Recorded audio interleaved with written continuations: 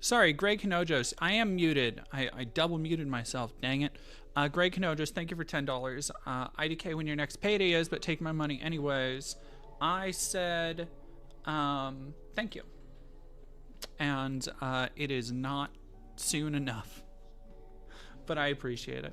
If anybody would like to help out and donate some money to like direct accounts, like to my Cash App, to my Venmo, to my Ko-Fi right now, it would be, again, no pressure. I'll be fine until I get paid from Twitch, but it would be like super chill and rad if you did. Yeah, I'm in a really weird spot money-wise. And I'm hoping to... Basically, right now, all of my money is going to paying off debt so I can move the fuck out of here.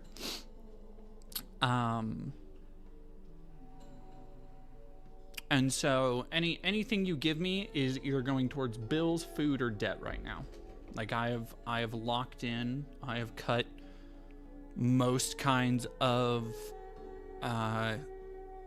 extra spending. I think the only 3 things I'm really keeping are, and granted, I still have, you know, like some streaming services and stuff, but I've cut most streaming services. I've cut most things that are not necessary for me to do my job.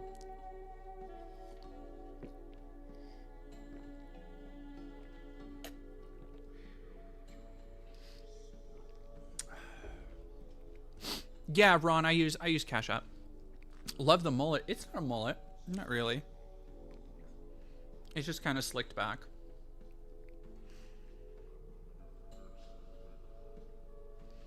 But thank you, darling. Have I found another place? No, not yet.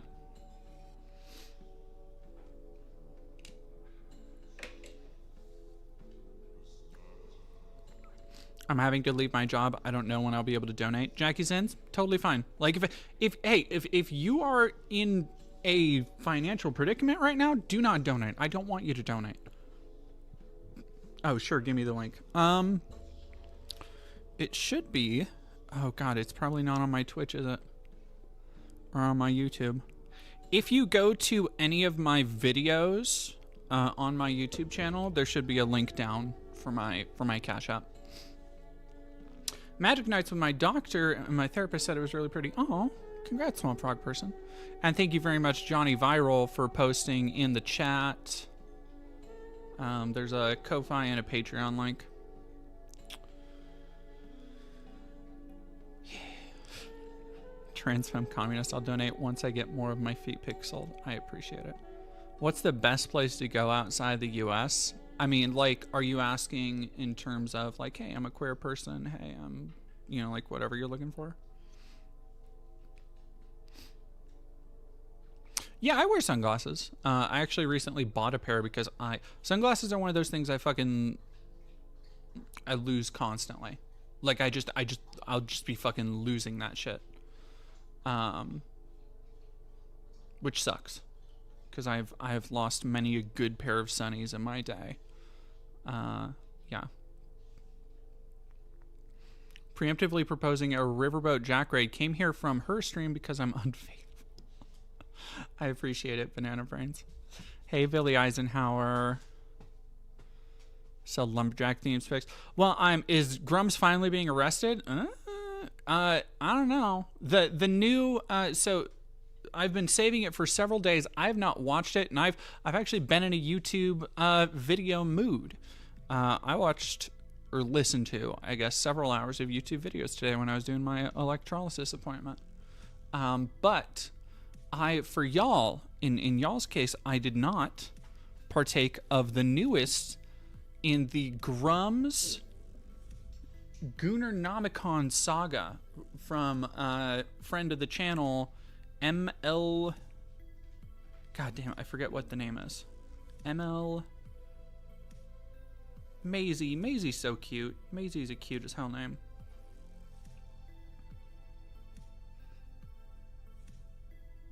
MLYP. I knew there was something else in there. Aw, thank you very much, Nala Infinity, for subscribing tier 1. Yeah, I've been looking forward to it. I spent most of the morning listening to uh, like college lectures, or Yale. Sorry, it's from the Yale lecture series on William Faulkner. So that's the fun type of shit my algorithm's been on lately. Devil Eater Jake, thank you for 100 biddies. I don't follow your streams that often because politics depress me, but I love your content because you serve country. I hope you have a wonderful day and keep getting at people. Thank you so much, Devil Eater Jake. I appreciate it so much. I am yeah, I'm it's hard to ride that line for people, especially right now, but I have a couple videos I'm working on right now that I think are a little bit more analysis focused, a little bit more cultural analysis focused. People really liked the critique I did at the beginning of the year for Captain America Brave New World, and I kind of want to do something, not just like movie reviews, but I want to do kind of cultural critique more in that vein. And to that end, I worked the last couple days. I kind of just worked on a new script out of the ether. So hopefully by the end of the week, I'll have this piece up. But I am working on a video that will be a artistic critique of Kanye West's new song and music video accompanying it. So that'll be really fun. Hopefully, I think people will like that. Juliana, thank you for 21 months in a row, and Devil Eater Jake giving Alex Wesker a little bit. Alex was such a baddie. Alex was not done justice in that game, and I should play. Yeah, I should play Revelations 2 again at some point, because I always start playing it and then I stop around like chapter 2 or part 2, just because it's like kind of but I really liked the story in that game. Yeah, Monty the Ogre, I mentioned that, the song written by Dave Bluntz. He didn't even fucking write it. Hi, Nala. Non-binary femboy, welcome, Nala. Appreciate you. Oh my god. Juliana, thank you for one. Oh my god. Dog. Hello. Lady, do you want to say hi?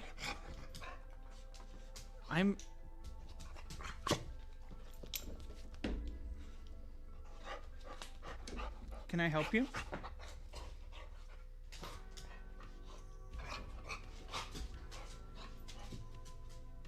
All of that just for pets. All of that just for pets.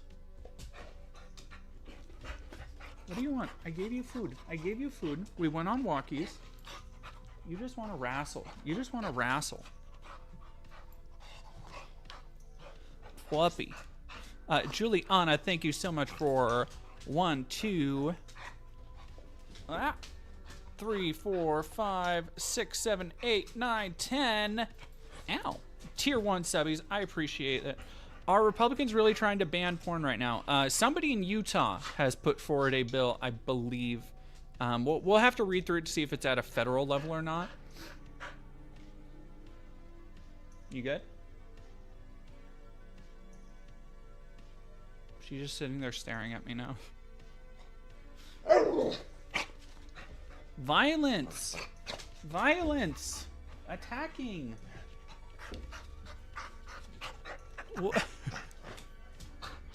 Hey, okay, sit. Hey. Sit. She says, okay, but I won't like it. Hey, that's enough. You're spiking the audio. You know the rules. Stay quiet. Thank you, baby. Worship of the Olympians, thank you for $5. Can you please look at the Senate anti-disability bill that's coming up, and you tell your community to call their representatives and senators? Yeah, let me look at that. I'll just pull that up real quick.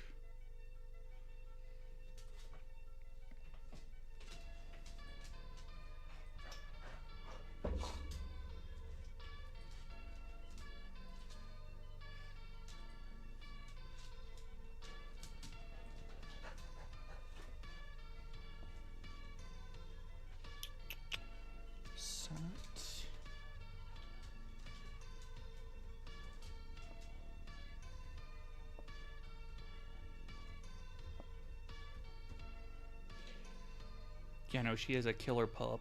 She's such a killer. She's such a killer. Do 3 hours ago.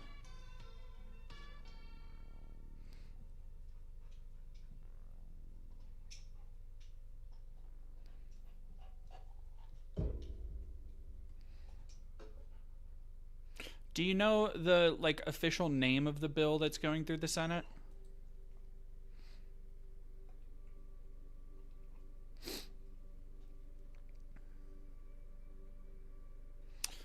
Gummy worms, if they try to ban AO3, they're going to get members of fandom. So that's the problem with so many of the things that are like aligned with fandoms, or you might ascribe to the online right, like anime and shit, is that it doesn't matter what, like, the people who are going to be banning this shit, or who are looking into banning it at a federal level, or looking into turning it into obscenity laws, they do not care about, like, oh, you know, X amount of our base are pedophiles, or X amount of our base like Lolicon, or any of that shit.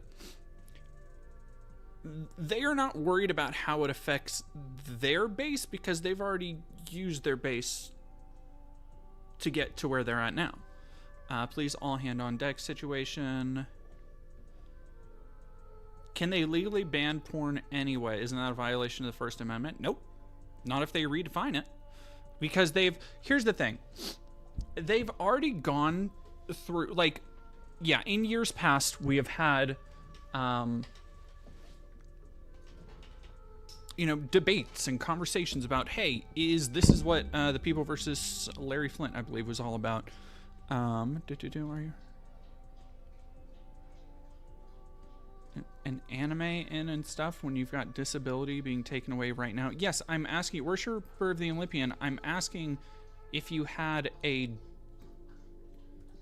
Okay, I might have found it. I've been looking for what the actual bill is. Introduced in House. Because I, like, just looking up Senate disability bill does not help. That's not it. Okay, here we go. Wait. I think this is one. Is this...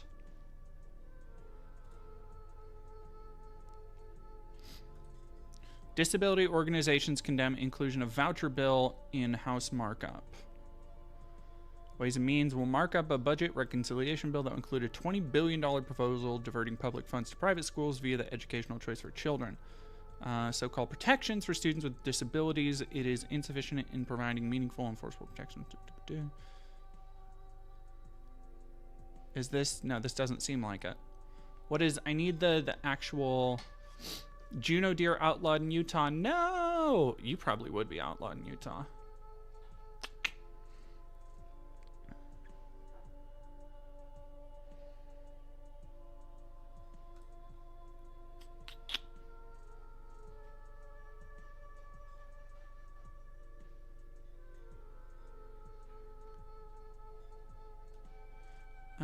Abyssal Donut, thank you for subscribing at tier 1.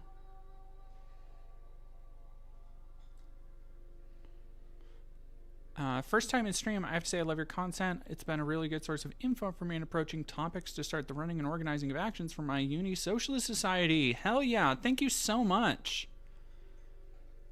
The Mormons hate me. Is it... It's not Think Different, all right.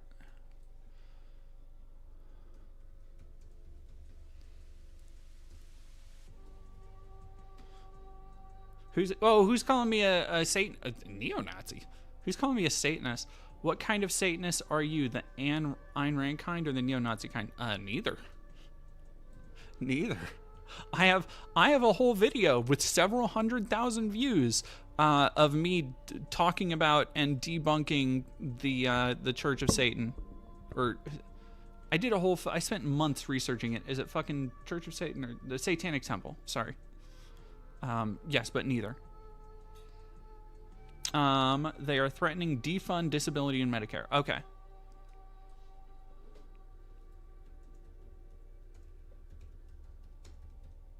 There we go. I just wish I could fucking... Can I not cut off the AI bullshit at the top? Feedback. Nope. Fuck. I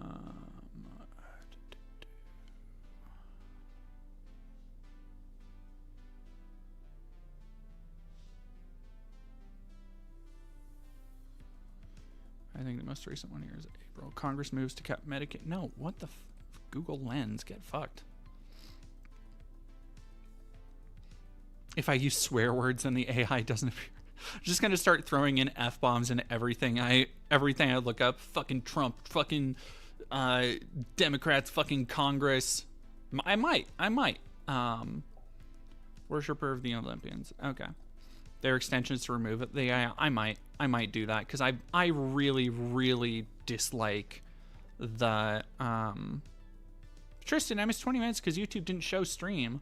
YouTube, what are you doing?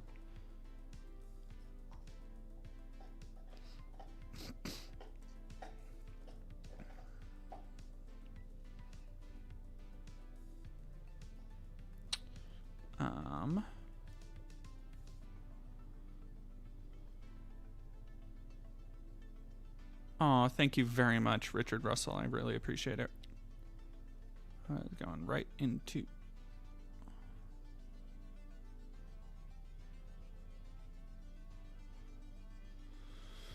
All right. New budget plan sticks to fast track.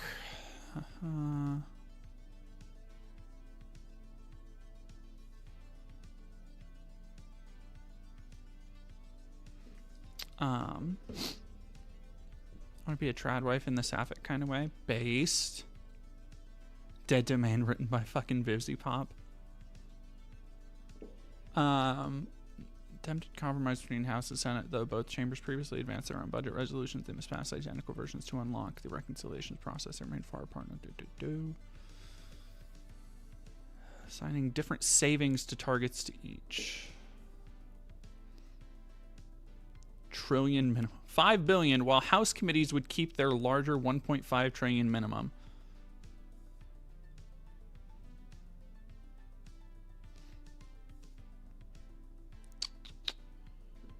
Now the plan's lack of detail gives them room to negotiate internally. Natsuki, thank you very much for $5. Thank you for being the one to get me out of the alt-right pipeline a few years ago. Oh, thank you.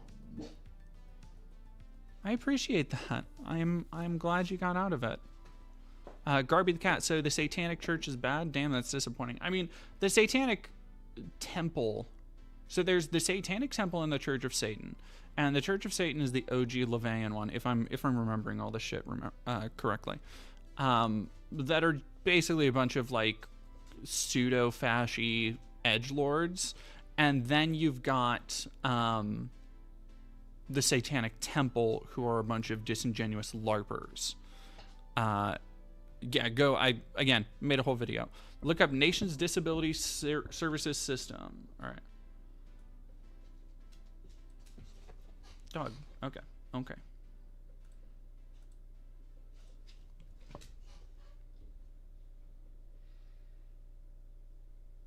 There we go. Disability Scoop. Okay. Thank you for another $5. Worshipper, you don't need to send in $5 every time. I am trying to keep an eye on the chat, but thank you. I do appreciate it. Oh, yeah, no, Lucien Greaves is a piece of shit. Yeah, I go over the whole thing with Lucien and him being just a predatory scumfuck towards multiple women in his organization, and him turning a blind eye to incredible, like, just awful sexual violence in his organization. All right. President Donald Trump wants to cut $163 billion in federal spending next year, potentially zeroing out key disability programs. Jesus Christ. White House unveiled a budget summary late last week known as a skinny budget that calls on Congress to slash funding for non-defense discretionaries. Fucking of course. 22.6 for the fiscal year starting in October. This would affect programs that Congress reauthorizes annually. Sorry, I'm cracking that right in the mic.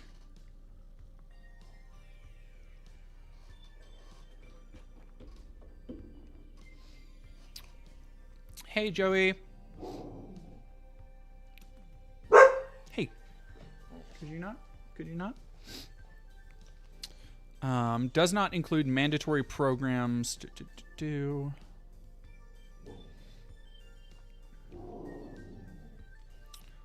Administration for Community Living with HHS. Fuck. Jill Jacobs. Sorry, there's somebody going through. I don't know. There's somebody outside doing something that's making Lady go. Whoa. Nothing about any administration or ACL funding at Administration for Community Living funding at all. Other operating divisions within HHS are identified, but there is nothing about disability, nothing about aging. This is making things even more confusing and worrisome. Already many developmental disability programs are being squeezed because HHS has delayed distributing funding that was authorized by Congress in March.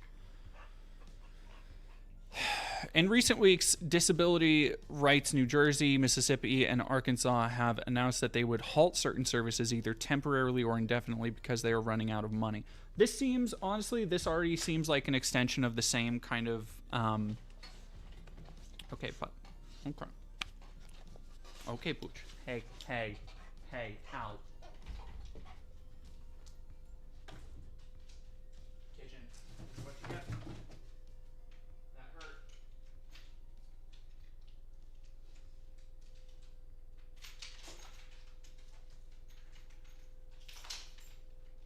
That one hurt, Pooch. Here you go. Relax. Okay.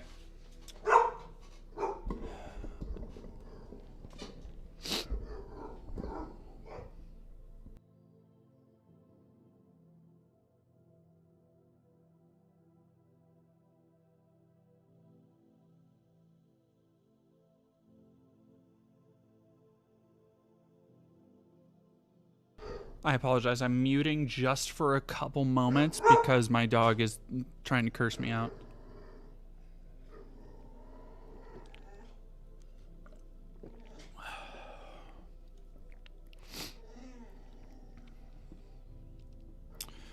All right.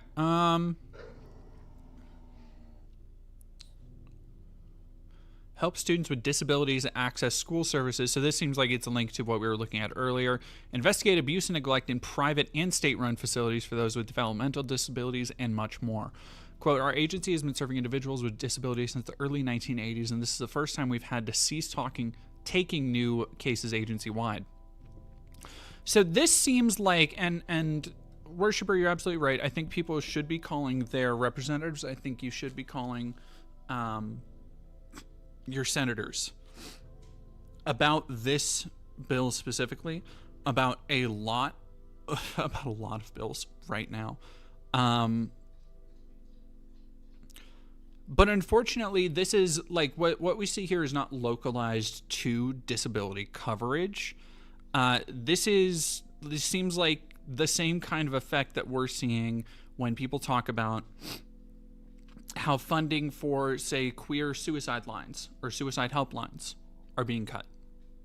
When funding for homeless shelters are being cut. When funding for educational programs and at-risk youth are being cut. This is a part of a larger focused effort. Well, focused is a strong word for what's happening here, but this is part of a larger, let's say, concentrated effort to just slash spending for anything they deem as useless.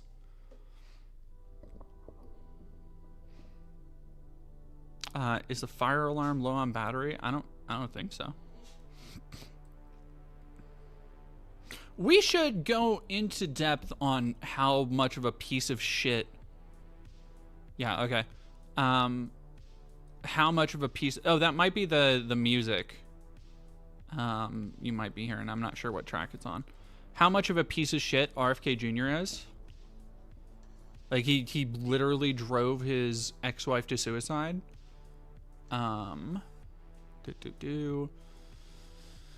Dealing with cuts. Yeah, here we go. Tribble noted that the other agencies they refer to are also dealing with cuts and delays in federal funding. Quote, If this crisis is not resolved immediately, we're facing devastating layoffs that will severely compromise our ability to protect and serve the disability community. These organizations are not likely to be the last ones curtailing services.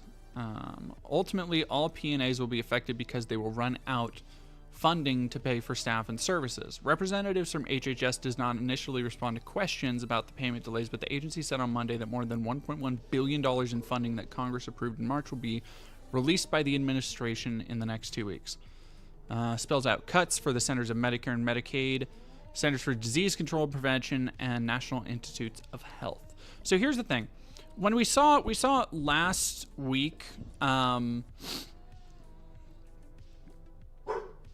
the interview with RFK Jr. and Dr. Oz, where Dr. Oz was saying that, we're spending, so much of our money goes towards these, these diseases and people who have diseases, and Americans aren't doing, basically saying that by Americans being sick and disabled, they are not doing their part to, all right, give me 1 second. I need to go placate lady.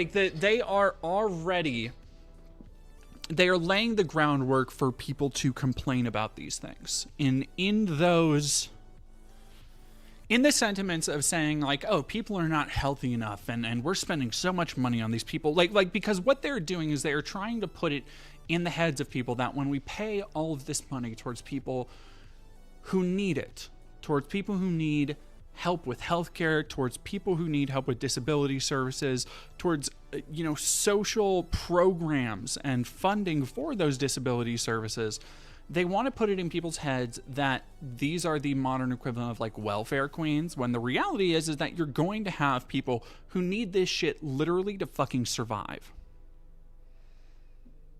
And this goes, it's not surprising that Oz would be out here saying this shit next to RFK Jr. because, yeah, like Brutus is saying, not just physically disabled, RFK has been talking about sending people on SSRIs and ADHD meds to labor farms. So the labor farm thing was something he speculated on over, I believe it was it was like a White House Correspondents' Dinner or something. It was some bigwig Washington, D.C. function.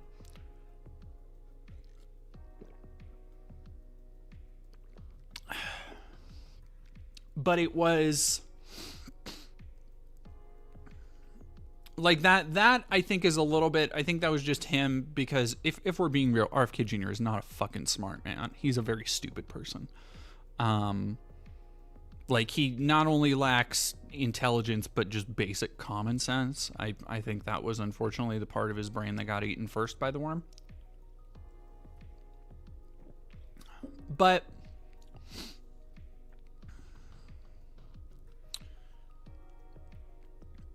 it goes hand in hand with what, again, all of these things, as I've talked about with how these things are interconnected with trans rights and trans issues, where they are seeking to cut these things is going to tie into who's affected and the definitions that are going to be expanded to affect other people. So you have things like RFK Jr. and Mehmet Oz talking about how people aren't working hard enough and how more people need to be, make America healthy again. And that, ultimately goes hand in hand with the sentiments of, oh, you're going to go through a rough growth period that, Trump is trying to spearhead with his tariffs and shit. When the reality is that, none of these people are going to have to go through the changing status quo that is going to continue consolidating wealth at a much more accelerated pace, shifting what little remaining wealth. It's kind of like a tube of toothpaste, actually, right now. American society is almost like a tube of toothpaste where you're just kind of wriggling up the end, and that's the lower class, and it just keeps getting squeezed to be concentrated at the far end, right? Yeah, no, Mehmet Oz has been part of the I don't remember in what capacity, but he's in with the NIH crowd right now.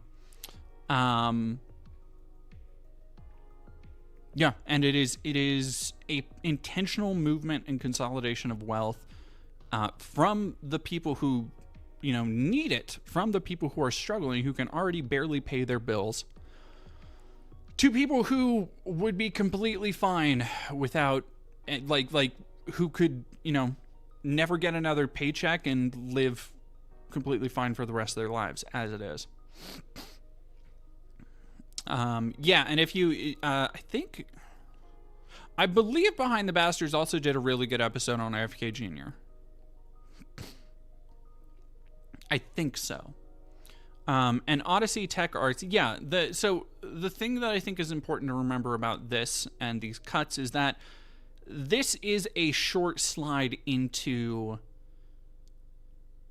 normalizing and rationalizing useless eater rhetoric. And the idea behind useless eater, for those who don't know, it is a inherently eugenicist concept where, like, you shouldn't, if it is this kind of might makes right social Darwinist idea that you shouldn't care for people who can't care for themselves. That if somebody isn't able to contribute overall to the tribe, if somebody isn't able to work, then they should be left behind, basically. And it's like,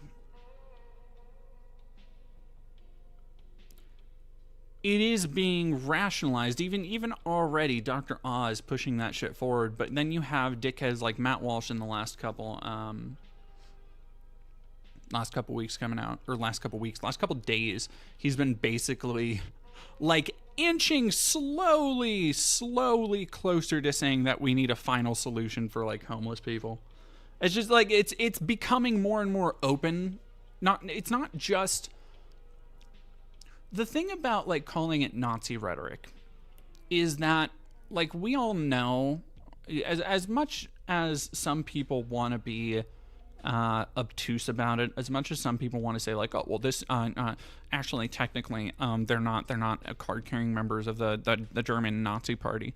It's like, okay, but if you say somebody's into Nazi shit, you generally know the beliefs they're espousing, right? You have a broad framework that if somebody comes to you and says like, hey, like Matt Walsh did, the Great Replacement is actually a real thing, and the libs are just mad that we're exporting brown people and importing white people, which is objectively good because look at all these. Like, if you go and say this is Nazi shit, you are not physically saying that, oh, Matt Walsh is a card-carrying member of the Gestapo. What you're saying is that these ideas really fit nicely into the moral outline of Nazism, of open authoritarian fascism.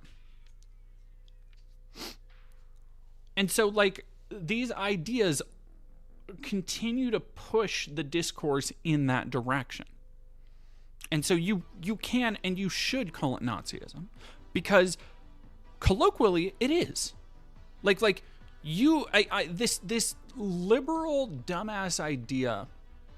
Well, okay, so I'm kind of divided on this, because on one hand, you've had these ideas pushed that are not accurate, where you say, oh, well, this is just like, Trump is doing this just like Hitler. And it's like, I think there's been a little bit of cry wolf when they're smaller, more specific things.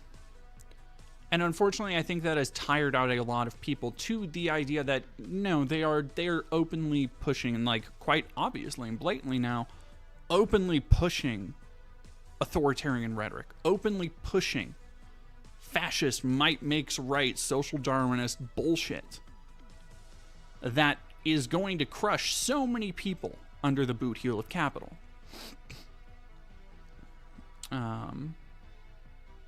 Swamp Frog person, I wonder if these people have been LA, like, have you done outreach in Skid Row or Venice? I haven't. I'll tell you one thing, they're people and they've been failed by our system. No. Go look at fucking Matt Walsh's tweets about homeless people, where he says that basically anybody who's homeless is like an entire failure and they're homeless because they're addicts, and they're addicts because they're like basically saying that they are morally inferior.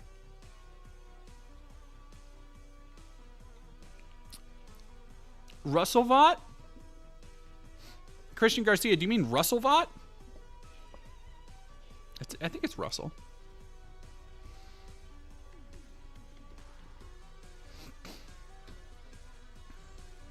Yeah, Russellvot.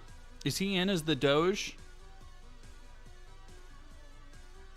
First up, the military. Great. Trump's budget boss Vaught plans $7.4 billion in cuts and firings.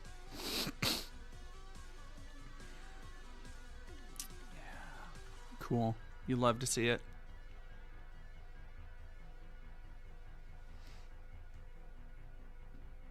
Oh no, they don't need to. Yeah, people saying they're trying to hide it. They don't need to hide it. Like that's the thing, is that like we've gotten to this point with liberals and Dems, and I'm gonna be talking with somebody about the David Hogg thing soon. Because the David Hogg shit, the way he's being pushed out of the DNC for basically telling the geriatric party to go take a fucking hike and let people who actually understand the state of the world take over, and he's being entirely pushed out. Fucking wild, dude. Fucking wild. The Democratic Party is so addicted to like losing, addicted to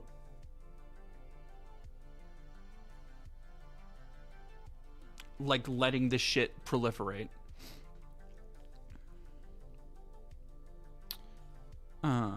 Media breakdown. Thank you for $4.99. I just thought of this. Might not be the first person to do so. You are welcome to use it. If you want to replace DEI with die, I don't think you're the first. I think I've seen that used.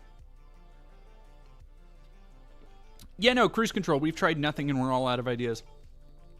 Like, it is so apparent that like,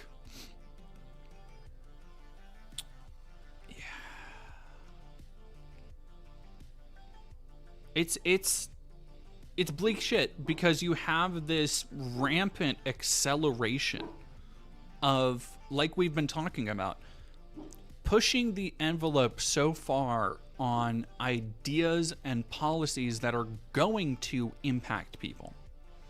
Impact in ways that we've already fucking seen, or we're already just starting to see. And it's even more frustrating when you have like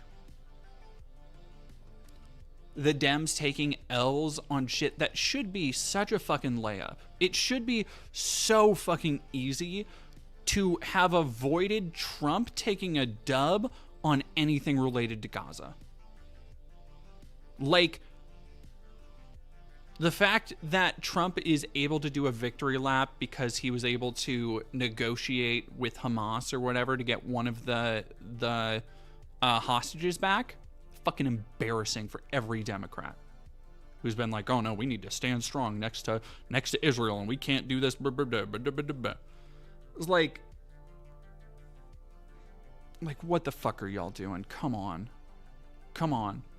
Stay away. I can see the live YouTube chat.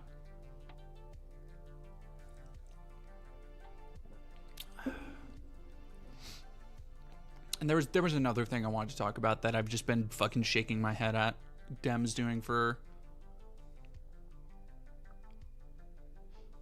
the price, the Medicare price fixing thing, which is just like, is not how price fixing should work. And the way Trump is like, okay, here's the thing, just like with tariffs, which guess what?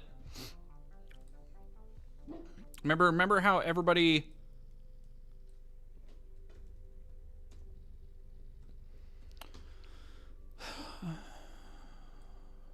not go so.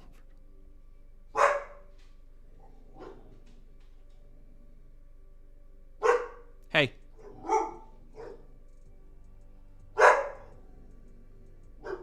Rolled back tariffs already.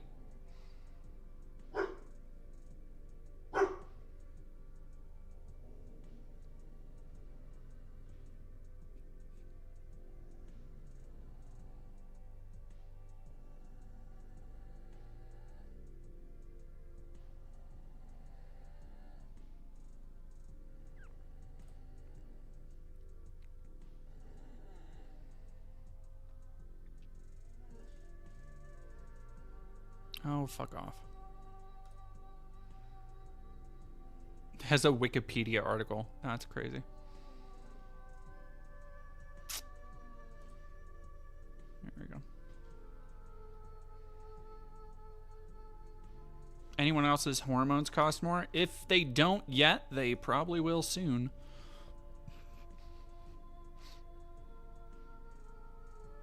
Men aren't even a real gender. True. Egg prices fell 10%. Some relief for shoppers.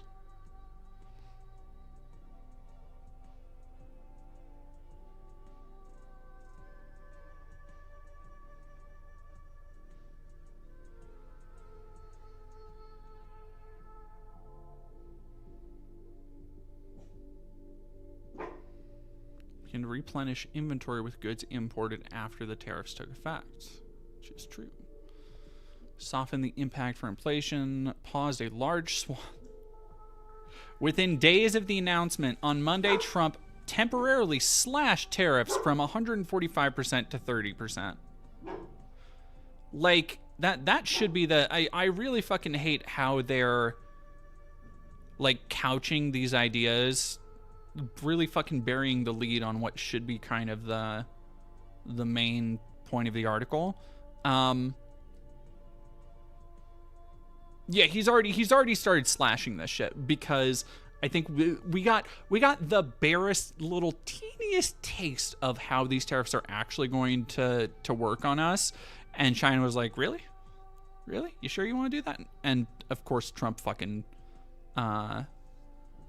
caved. Of course he fucking did. And of course, a bigger deal, this is the most frustrating thing, is that as always with Trump, the bigger deal is being made about the announcement of a thing than what actually happens with the thing. Like the announcement of the film tariff, which will almost certainly not fucking happen. The announcement of, you know, anything he fucking does. Pick a thing. And then you're like, what the fuck happens with this? And then it either quietly goes away because he's a fucking moron who's just tweeting out into the ether from Mar-a-Lago on a Saturday night or whatever. Or it gets dismantled in what, you know, little bit of oversight we have left in the judicial system by what are being labeled as activist judges.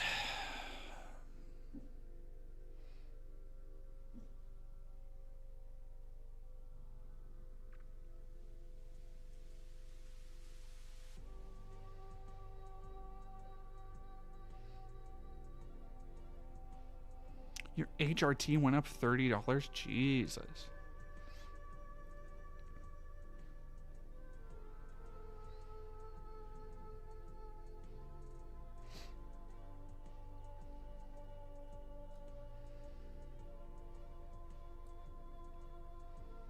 Does this mean the backlash is working? No.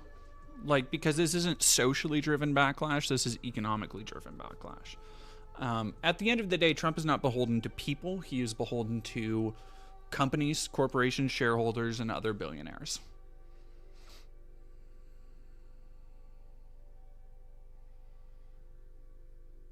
Yeah, no, so goth, she's black. He really just be trying shit to see if people fuck with it or not. It's so wild. Yeah. Like, yeah. Yeah. That's a good way to fucking...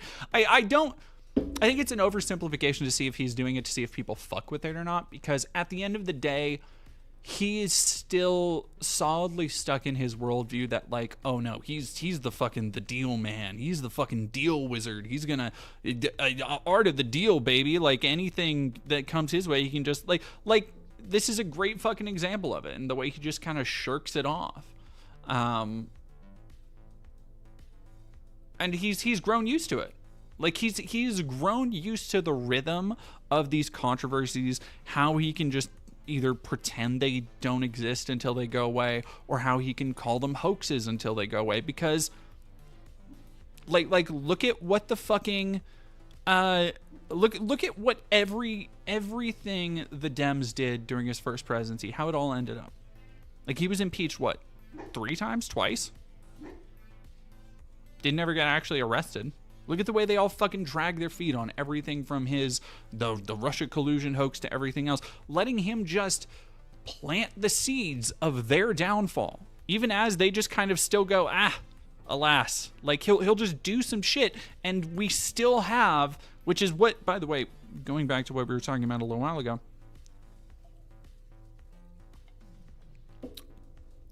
is what people like David Hogg are trying to fight against from inside the Democratic Party. These people who just look at what Trump's doing and will still just be like, well, actually, did you know the emoluments clause and what he's doing is actually illegal? It's like, okay, but they don't fucking care. They obviously don't care. And primarily now, because Democrats as an opposition party have not given any opposition to incentivize them to care. They have done nothing to actually enforce the oversight, the checks and balances that the system is supposed to have in place. Like, so now guess what? We're getting less of those fucking oversights. We're getting less of those checks and balances. And as they continue to push, we have this stupid fucking geriatric party that is just going, well, you know, like fucking Chuck Schumer is, now Chuck Schumer's setting down his fucking foot on the thing that got Chuck Schumer to set down his foot. This motherfucker. It was the Saudi jet. We are almost 6 months into this shit. Yeah, no, Monty Ogre. Did you know it's illegal for a dog to play basketball as they proceed to get dunked on every single time? Yeah.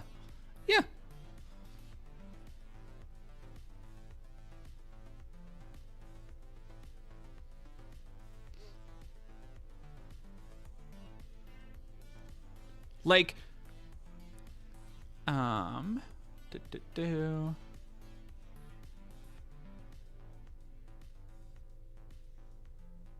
he is halting Department of Justice political nominations in protest of Trump's plans to accept a $400 million luxury jet from Qatar, which is, by the way, the most, yeah, it's blatantly open, brazen corruption, no shit. But now you're starting to care?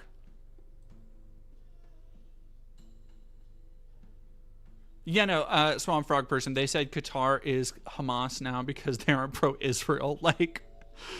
Which, by the way, is what it fucking comes down to. Is what it fucking comes down to. It comes down to defending the honor of Israel. And Israel, what was it just today?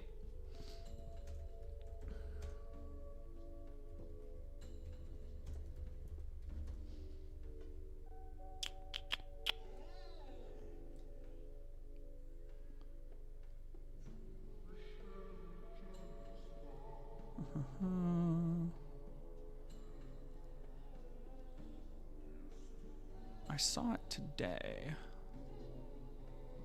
Was it today or was it the beginning of the month? Witnesses of aid convoy violence. Because there was the aid convoy.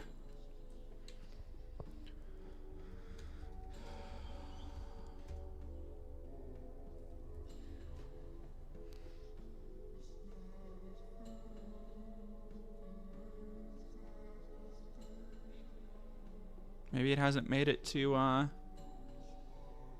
Yeah, interesting. I noticed that AI doesn't chime in on Israel. Interesting. Yeah, Israelis attacked known aid worker locations, calls it strike that killed aid workers a mistake. No shit. I can't find a source for it, so I won't say it. Schumer called on Attorney General Pam Bondi to testify before Congress to explain, quote, why gifting Donald Trump a private jet does not violate the emoluments clause. Why, like, his entire family, both of his dipshit sons are knee fucking deep in crypto scams right now. They're working every fucking angle to get goddamn, like, Trump Towers set up. Like, okay, here we go.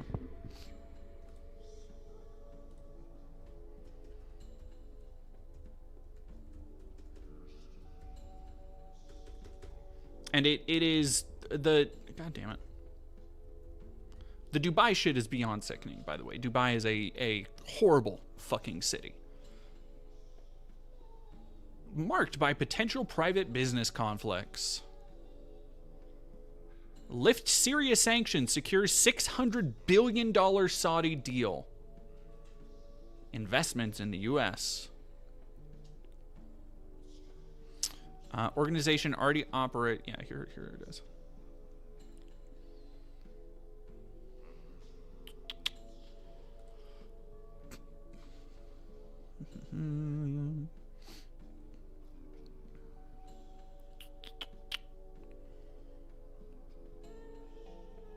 Inflated his administration's role in securing economic deals with Saudi, including a package of $110 billion in weapons.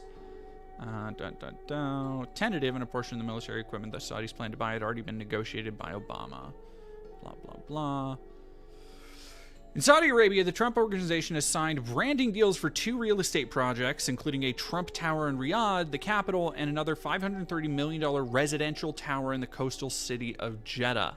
The deals, announced a month after Trump was elected to a second term, won't require the Trump family business to contribute funds toward building the towers. So they're fronting it all fucking up front. They're fronting it all. They will earn millions of dollars in licensing fees. Projects are spearheaded by Dar Global, a subsidiary of Dar Al Arkan, one of the largest real estate developers in Saudi Arabia. Blah, blah. Has also leaned on the LIV Golf League, which is funded by Saudi Arabia's sovereign wealth fund. God. Saudi Arabia might be one of the most evil countries on the planet.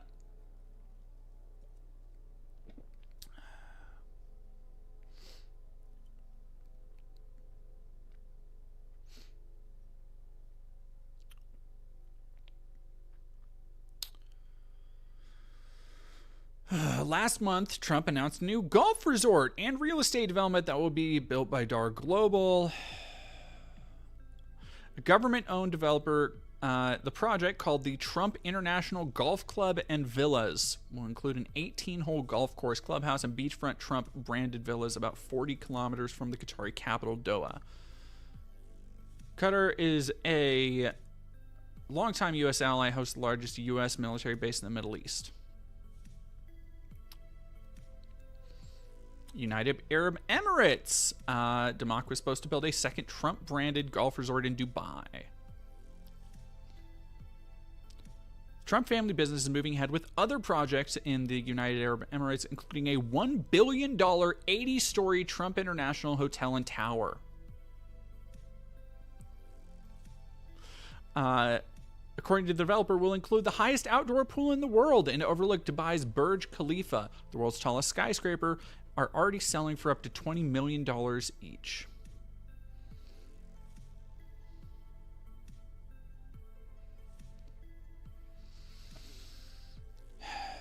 On 1st of May, Eric Trump, the president's middle son, who runs the Trump Organization, and business partner Zach Witkoff, who also happens to be the son of Steve Witkoff, the president's special envoy to the Middle East, revealed major new cryptocurrency deal with a venture fund backed by the government of Abu Dhabi, the richest emirate in the UAE. Fund would invest $20 billion using a form of cryptocurrency offered by World Liberty Financial, the Trump family's crypto business. Like...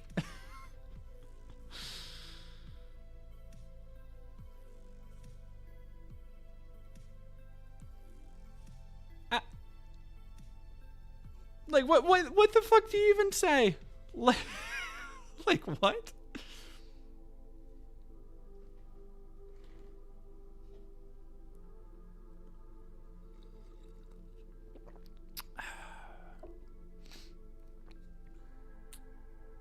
Yeah, America first, right?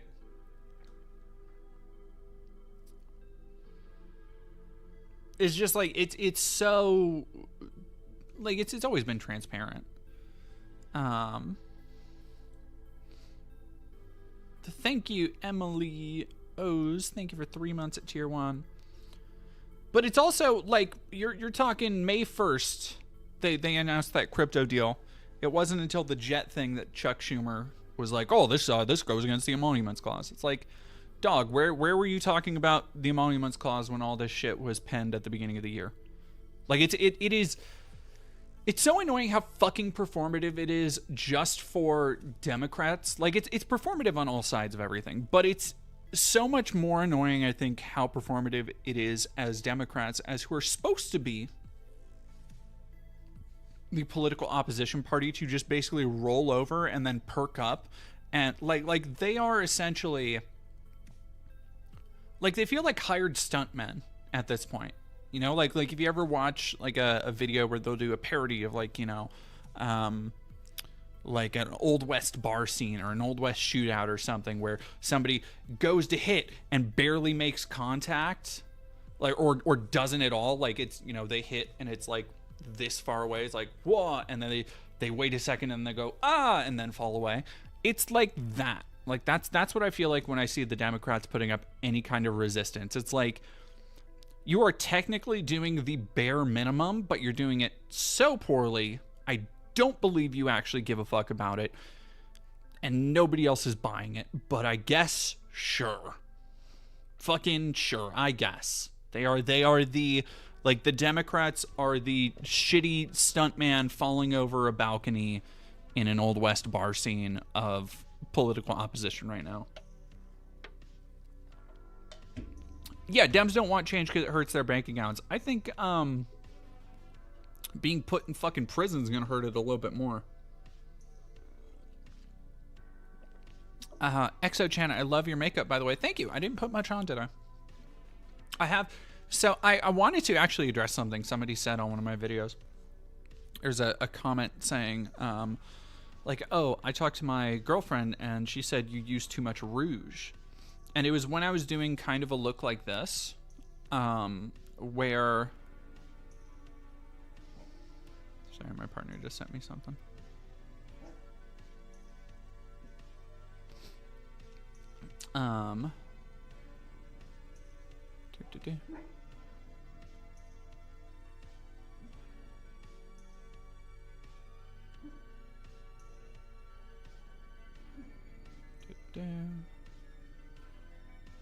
What was I saying?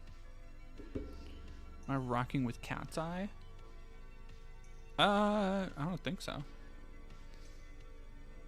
It's probably a microaggression of sorts, but when I was little, my grandparents would joke about mailing kids to Abu Dhabi purely because it didn't sound real. That's ridiculous. That's so dumb. That does sound like some old, I'm assuming they're white. That does sound like Cointel Pros. Thank you very much for following.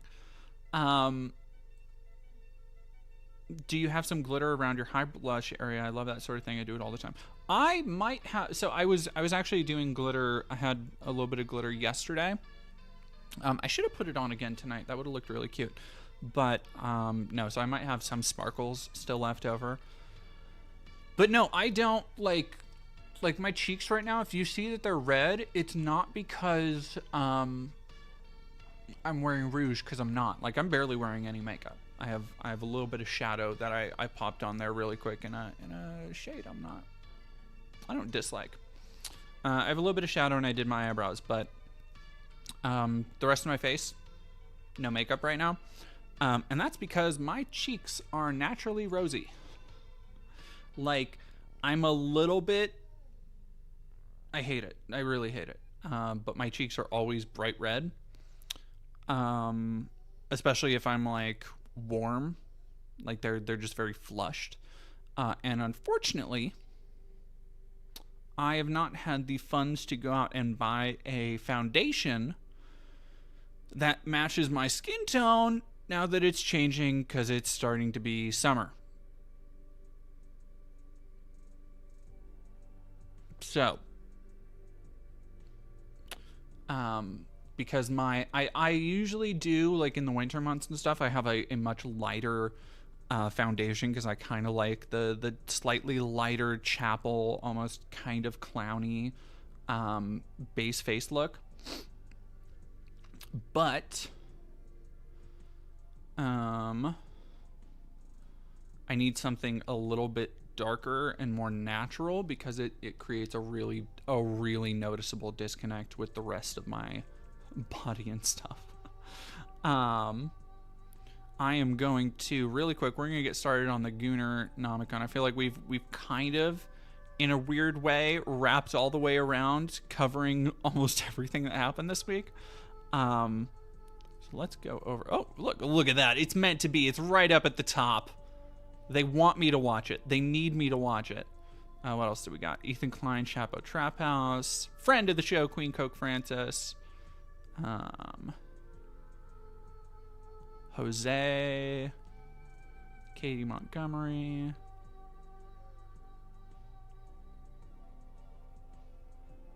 a lot of Magic the Gathering stuff. I'll be right back. I'm gonna let Lady out, and then we will partake in this.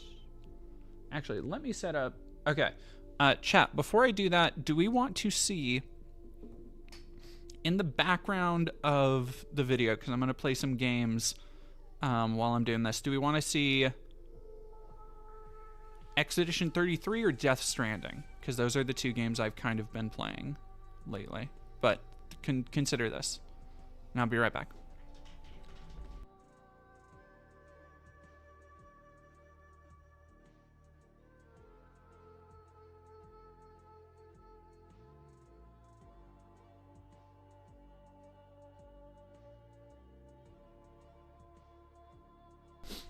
Okay. Death Stranding for show. Okay.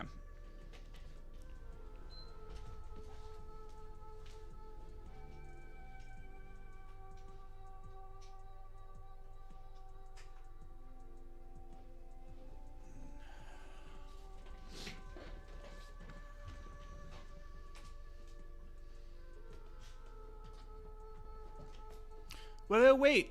Was Vivian actually on RuPaul? Nar.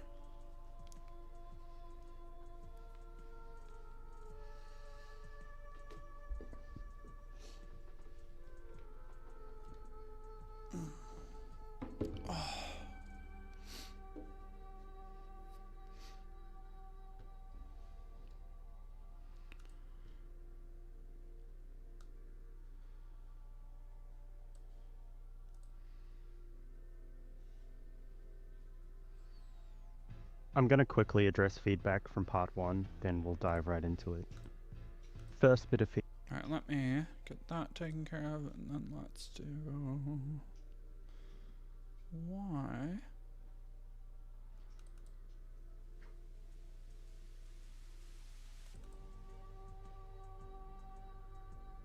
For why?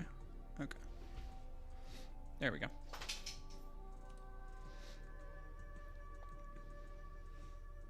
Guess I could play. I've been playing some Star Wars Outlaws for some goddamn reason too. Or Cyberpunk. I don't know. Decide amongst yourselves.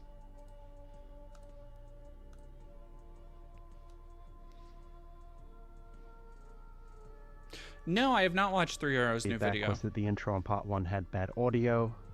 I'm sorry, I'm merely an oaf with a microphone. You're now listening to a new one. Second piece of feedback was that I'm cringe and soy. I'm aware.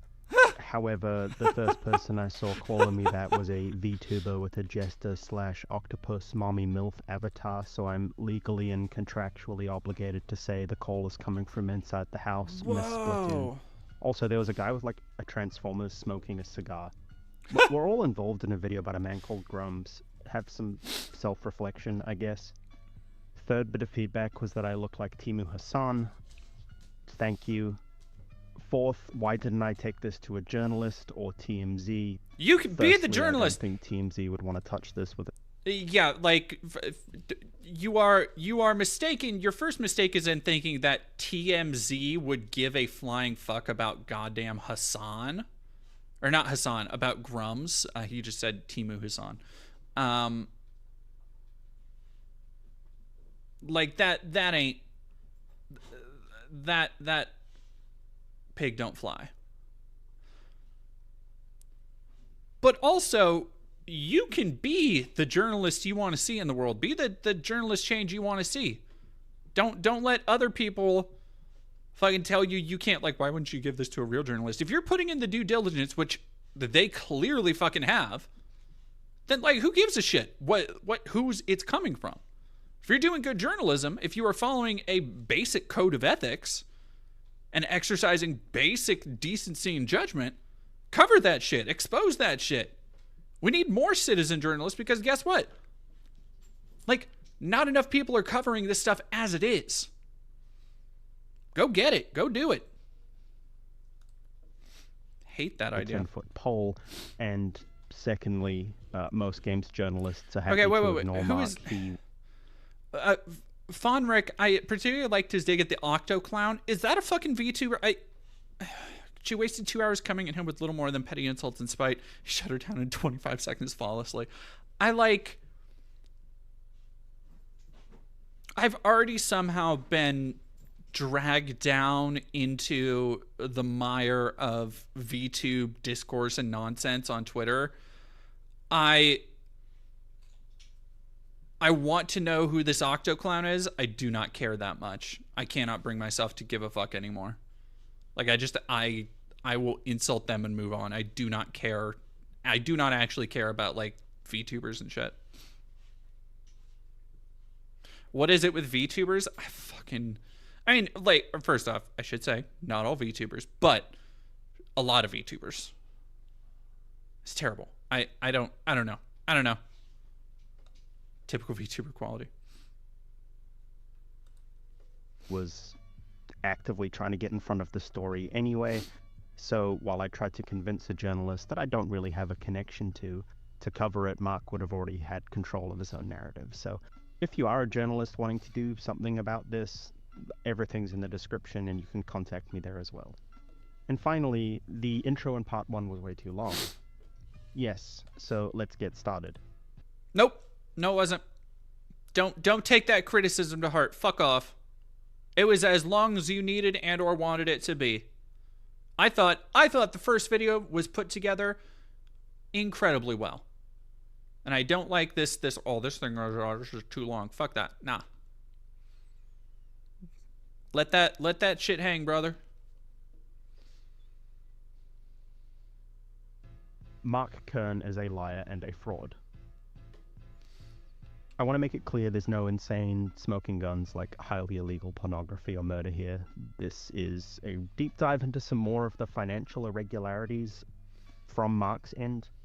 Some legally interesting things he's done around his companies, and also some thoughts and questions about exactly how much of a fraud he is in all aspects of his career. So let's get into it. Grummz had cruise control for cool. If we watched your video, the prior Grummz shit, is that all the first video covers?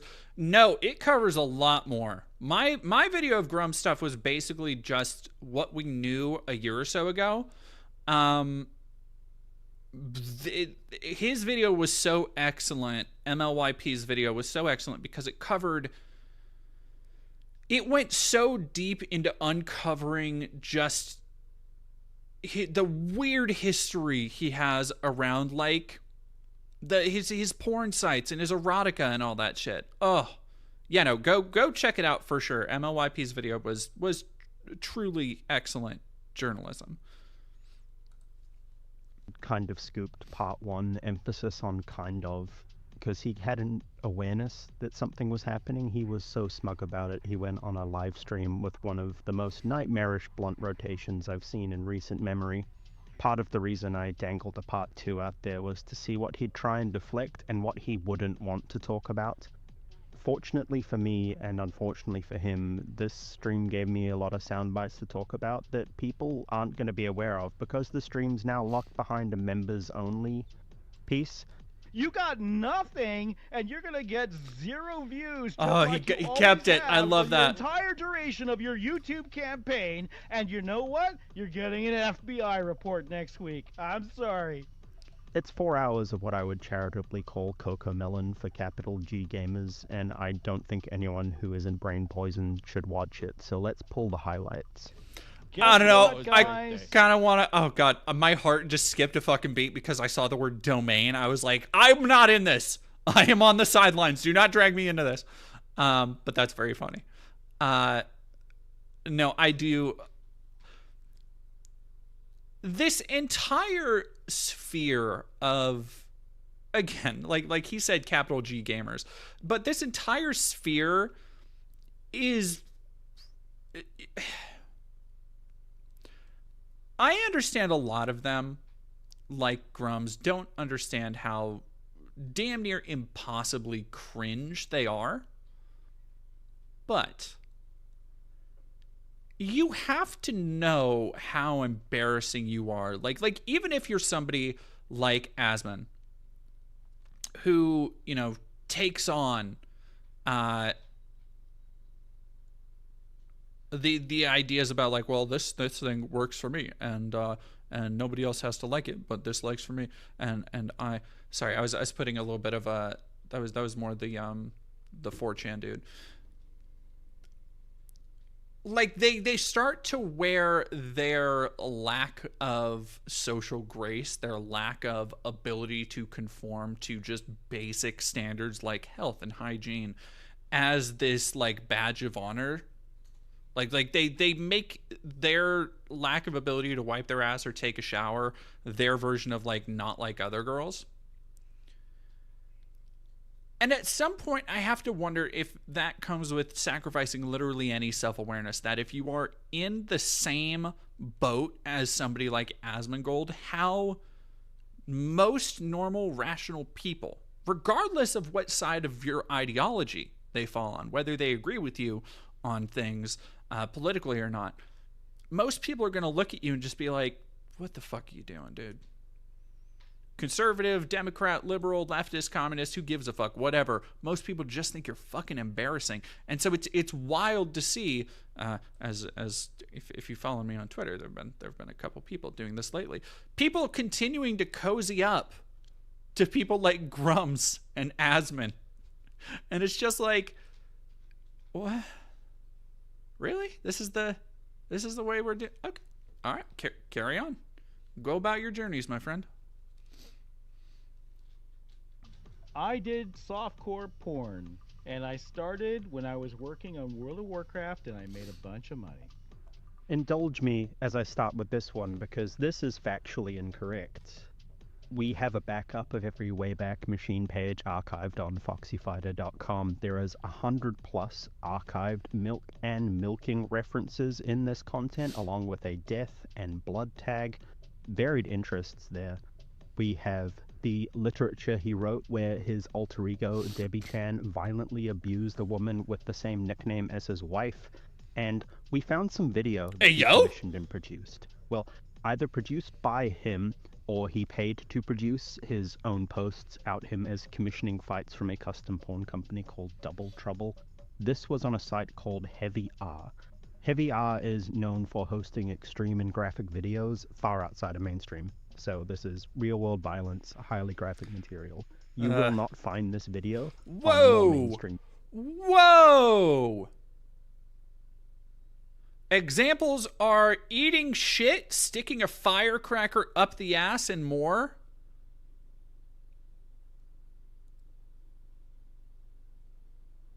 One of the things that a lot of, like, dork-ass losers in this kind of roughly alt-right, slight fash adjacent space love to talk about. They have this thing that they like to say. They like, you can't, like, your criticisms mean nothing to me. I've seen what makes you applaud, or I've seen what you like. And they'll talk about things like, you know, it's drag queen story or whatever the fuck. But it really feels like the most thin cover for not only the fact that they have to take shit incredibly out of context. Not only do they have to willfully misrepresent the stuff that they think is like bad or degenerate, but that like they are constantly in execution showing themselves to be far more degenerate.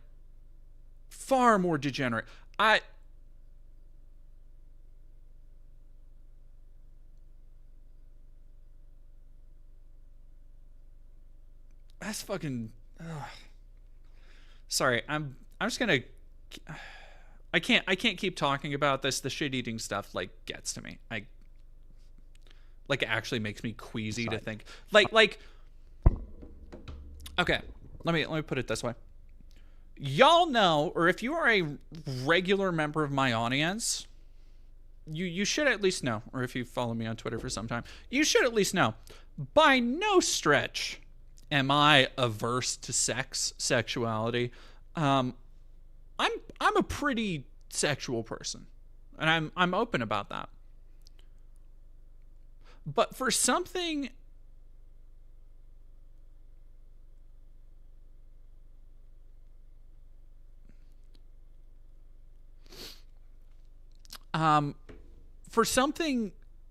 to make me like my stomach churn,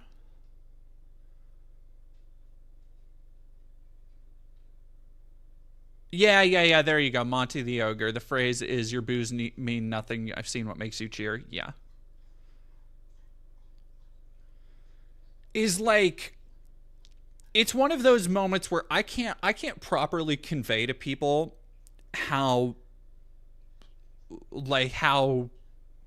I've been a pervert over the years. But when something gives me pause, it carries a weight with it. Like for me personally, if nothing else. Like if something makes me draw a line, it's like, it's too much. Don't like it. Bad touch. Yeah, Orla the villain. I'm sex positive, but that's a hard line for me. It's I mean that, but then like the gore stuff too, like the firecracker up the ass is like,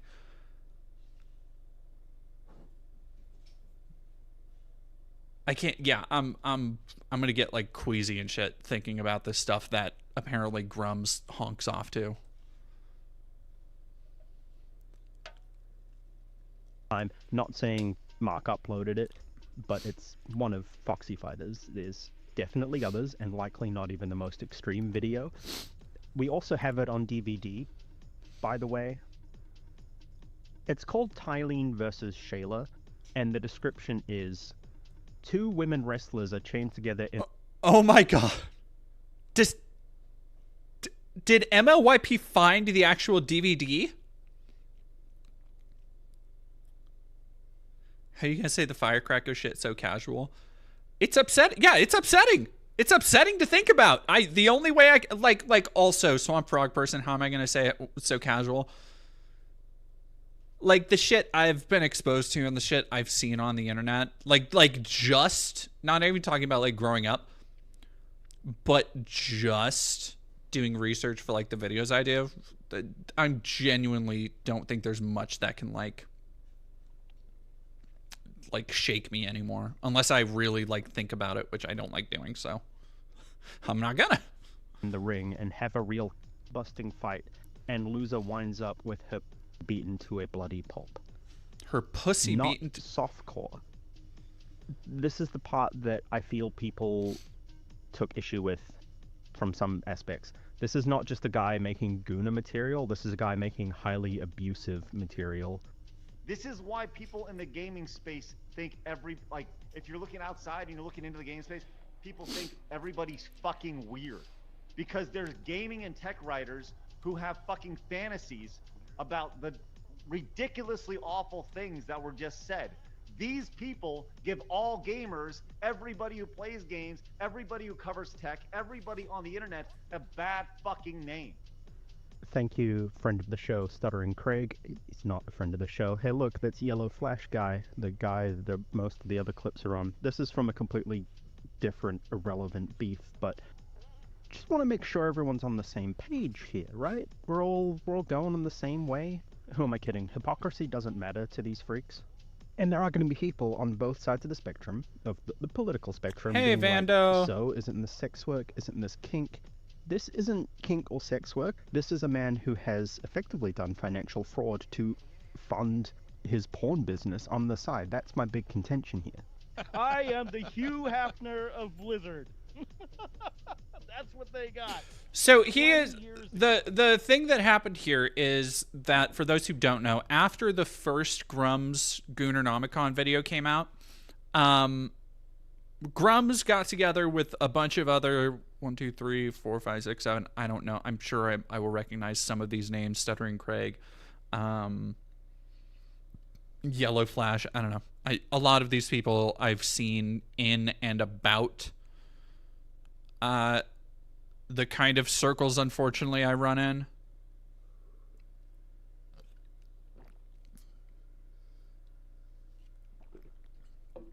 But I've never seen, like, I have not watched enough of their stuff, and I do not know them enough to be like, yes, this is like this person for sure, and here's what they've said. Because if I'm being honest, they all run the fuck together. They all run the fuck together. Yeah, Christian Garcia. I've seen Takashi Miike movies and a Serbian movie, but comparing them with Grummz, they are freaking Teletubbies. So I think there's also a vast difference between like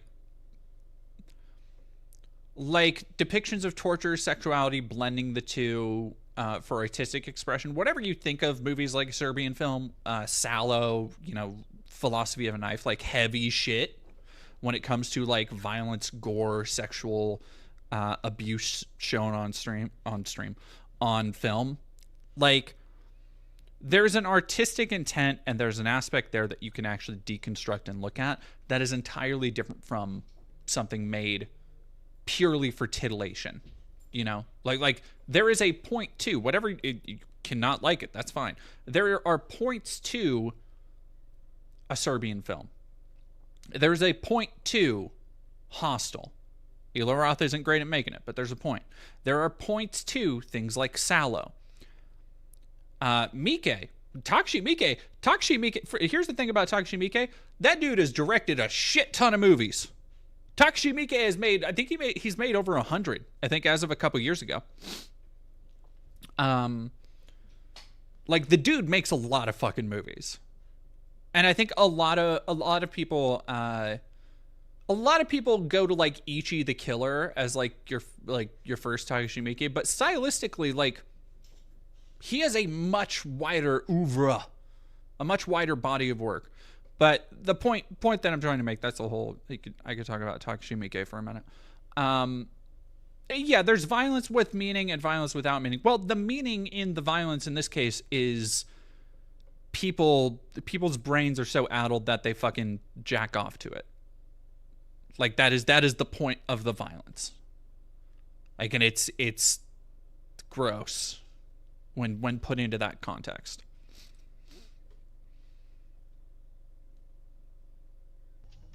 It was 20 years ago. I'll give him that.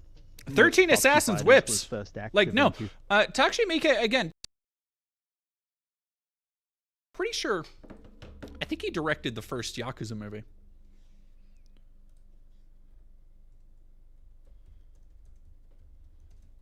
Did I imagine that? Was that a fever dream I had? Yakuza, Takashi Miike was the original Yakuza film.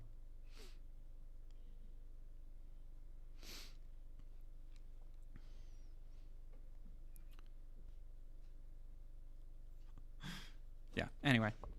2001, the same time he was working at Blizzard. It was also 15 years ago when you sold catfights.com to John Femfight. Insane username, by the way. I'm stealing that at some point. John Femfight. 14 years ago, 2011 as well, Foxy Fighter joined Quora, which you followed on your other Grummz account for some reason. Debbie Chan, you made a Reddit account where you fish in a strip club DJ's AMA on Reddit, asking if when strippers fight, a boob's a favorite target, and saying you'd put stilettos in nasty places.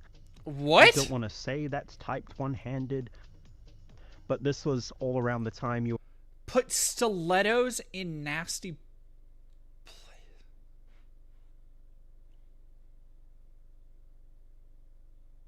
Like, again, you shouldn't be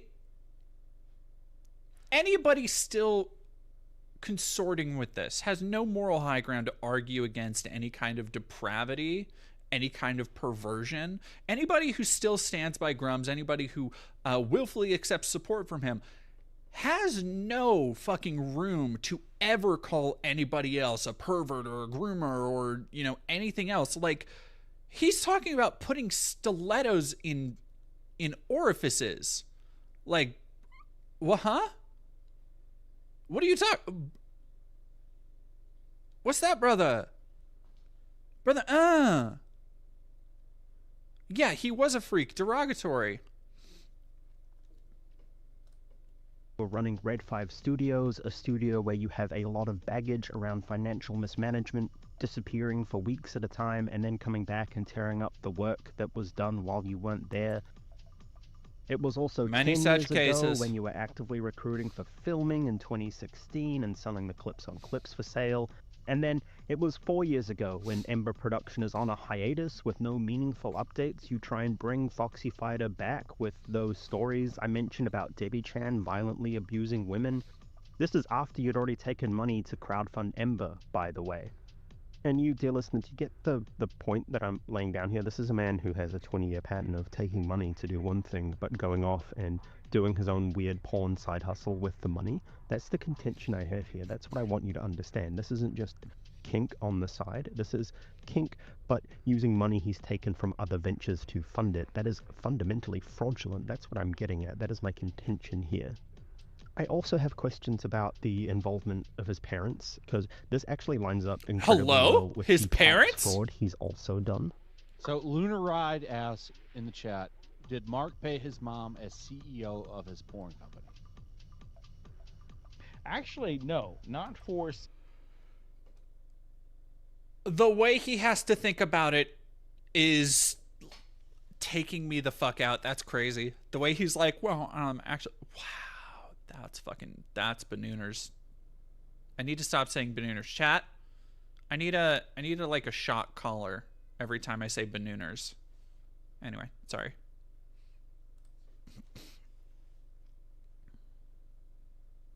CEO of the porn company. She does work, as the accountant, as the financial manager. Yeah, Zochan, we talked about that. I think you might be talking about God, what the fuck was that?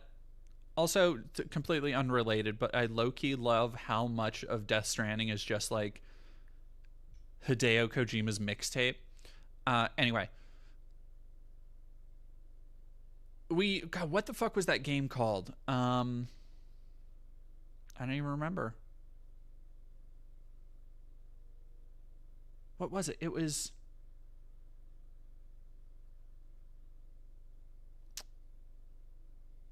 Yeah, no, we talked about that when it happened, and all these fucking freaks talked about it. Am I excited for Death Stranding 2? That's why I'm playing Death Stranding 1. So I think I actually just got to the point in Death Stranding 1 where I was in Death Stranding 2. Or in Death Stranding 2, originally, in the original version when I played it on PS4, because I never got very far. It just didn't grab me, and I kept like starting, stopping it. And I think it's a game that you need to like buckle down and actually play, which I've been doing. It's been, like I said, I've been listening to a lot of like Yale, not Yale. Was it Yale? I think it was Yale. Anyway, I've been listening to a lot of college lectures because I've been going down a Faulkner rabbit hole, which will be a part of the next video I'm doing on the video I'm doing on Kanye West, an artistic critique of Kanye's fucking dumbass Hitler propaganda. Anyway, side tangent, irrelevant to the point at hand. Yes, I am, because I want to play Death Stranding 1 all the way through before Death Stranding 2 comes out. But yeah, anyway. Freaky frogs in chat, ribbit. Hey, yo. For my current company. So this is the part that confuses me a little bit. Your mother was the CEO on paper, but not paid. Suspiciously around the time you got that previously mentioned massive lien from the state of California. She was just doing that out of the goodness of her heart, but also being the accountant, but CEO on paper. I'm just trying to make sure I've got that. And while I'm on the subject of your mum, why did you know off the top of your head that what year and month she was in Playboy magazine? Oh, she was hot, man. She was hot. So is that something that is like cool to explore, or is that something that you'd rather not? Yeah, Mr. Lone Wolf, it was, sorry, that hit me like a fucking psionic wave.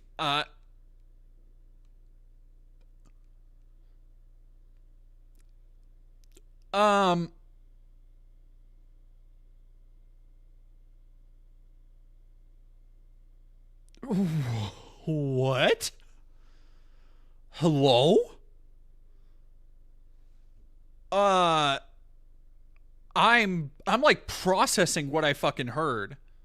Hank Wickland, gotta get into Faulkner. There's a good I fucking forget the name of it now, but there was a really good like crash course type thing that is like a good prep and giving the version that I have came with a really good introduction that kind of explained in broad strokes some of the hypocritical elements of Faulkner and how like he is incredibly racist while also a lot of his work coming across as almost satirical explorations of like all these miserable small southern people who are also racist. Yeah, Faulkner's a fascinating writer, and it's very challenging in the same way I've liked previous writers. He gets put in a conversation. One of the things I that turned me on to reading Faulkner was that he's in a conversation a lot with like Herman Melville. Apparently Herman Melville was a big influence on him, and it's been a minute since I read, it's been like a year or 2 years now since I read Moby Dick. But I have been kind of hankering and coming back around to that style of prose and depth, especially because I think I go and I ebb and flow, and I think it's good to have excuse me. Sorry. I think it's good to have like different levels of intensity to the stuff that you're writing. I talk about this a lot, where I don't think you can just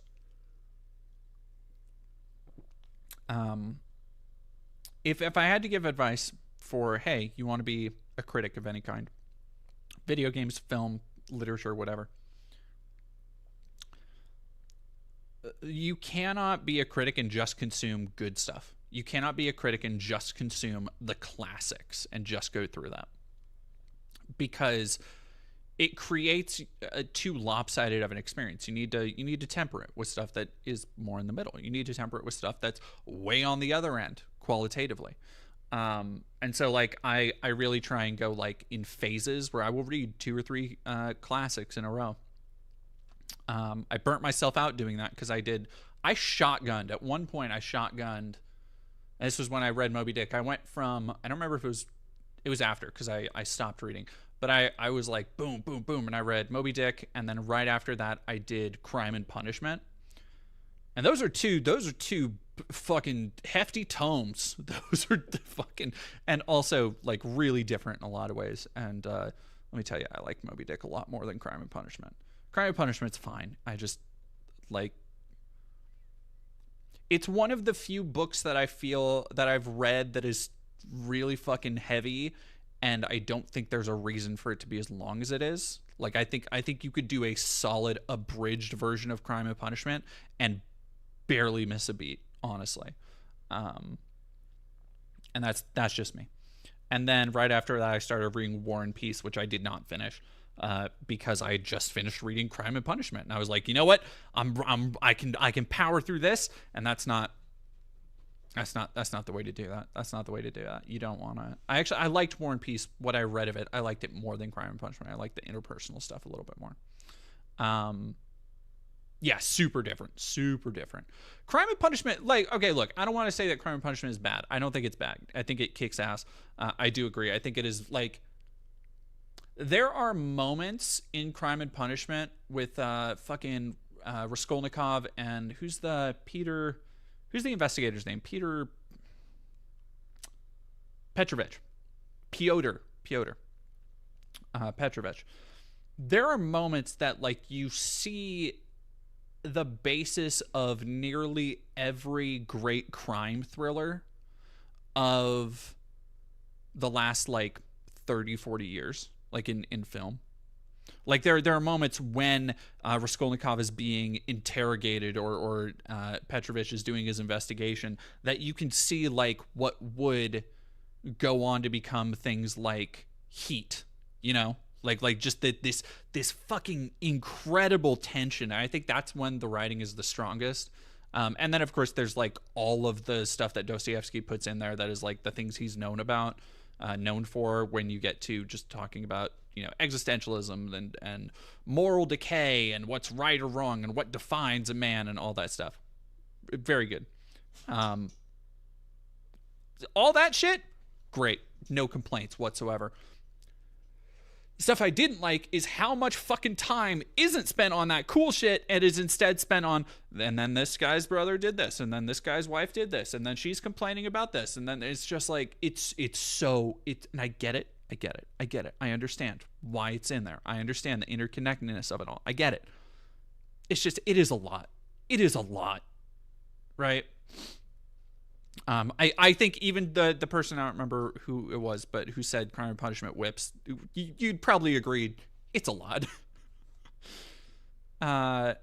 Would I say being unable to finish a work says more of the critic or the art? I think being unable to finish a work says more about the viewer. Like you can have...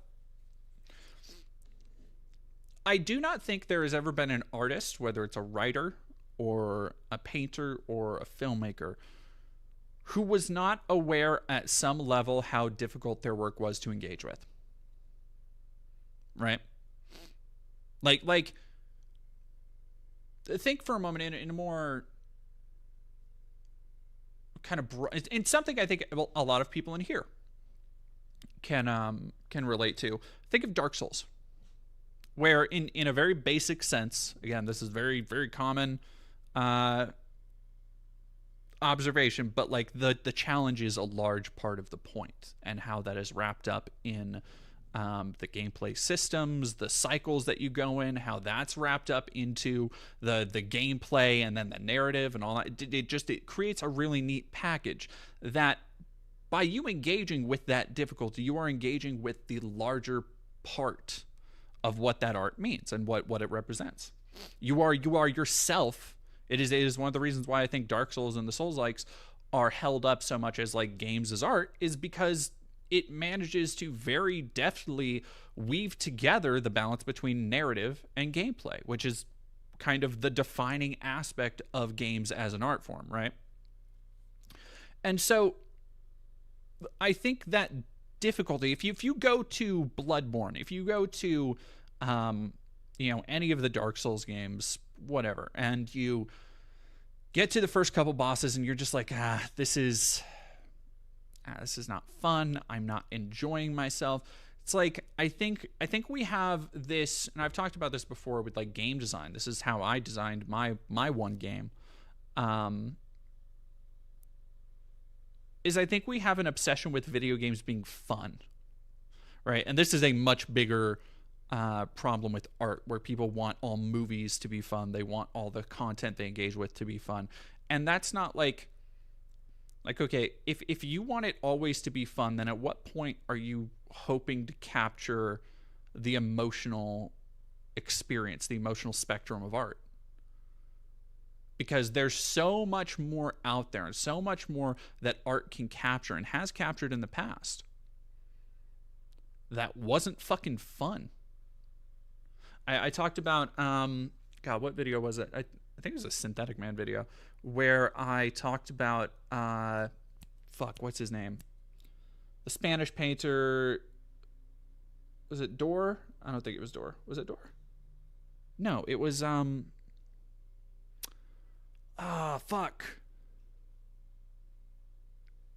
black paintings. The dude who did the black paintings. Anyway. Terrible, fucking, like, horrifying works. But, and by no means fun. But they go so hard. And so I think, like, judging the difficulty of a work of art, I think comes down more to the viewer and their will to finish it. Goya, thank you. Francisco Goya. And I think that, like, I think there's also an element of that where, like, you can also be able to say, like, hey, this just isn't for me. And I think that is another thing that people need to, if there are two pieces of advice I should give to everybody as they want to consume art or to try and get more out of art, it is that you shouldn't expect everything to be fun, because it's not. But also, sometimes something just isn't for you, and you shouldn't resent that. You should just go find the shit that is.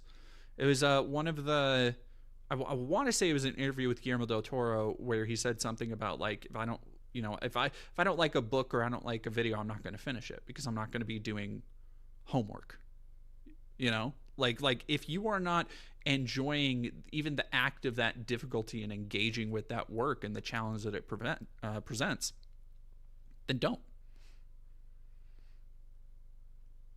Yeah, GGGG, I think there is. Isn't there a point where it becomes so difficult and esoteric that it kind of defeats its own point, like Finnegan's Wake? Yeah, let me tell you, as somebody, I think I talked about, I went through a Joyce phase earlier this year, and I started with Finnegan's Wake, and let me fucking tell you, not the way to start James Joyce. Not the way to fucking start James Joyce. I was like, man, fuck this guy. Until I read Dubliners, and I was like, yo, James Joyce, that's my boy. Dubliners fucking whips. I defy anybody to get through The Dead and not be like, and not go need to fucking look at a sunset forlornly. Like, that is some real Dark Night of the Soul shit right there.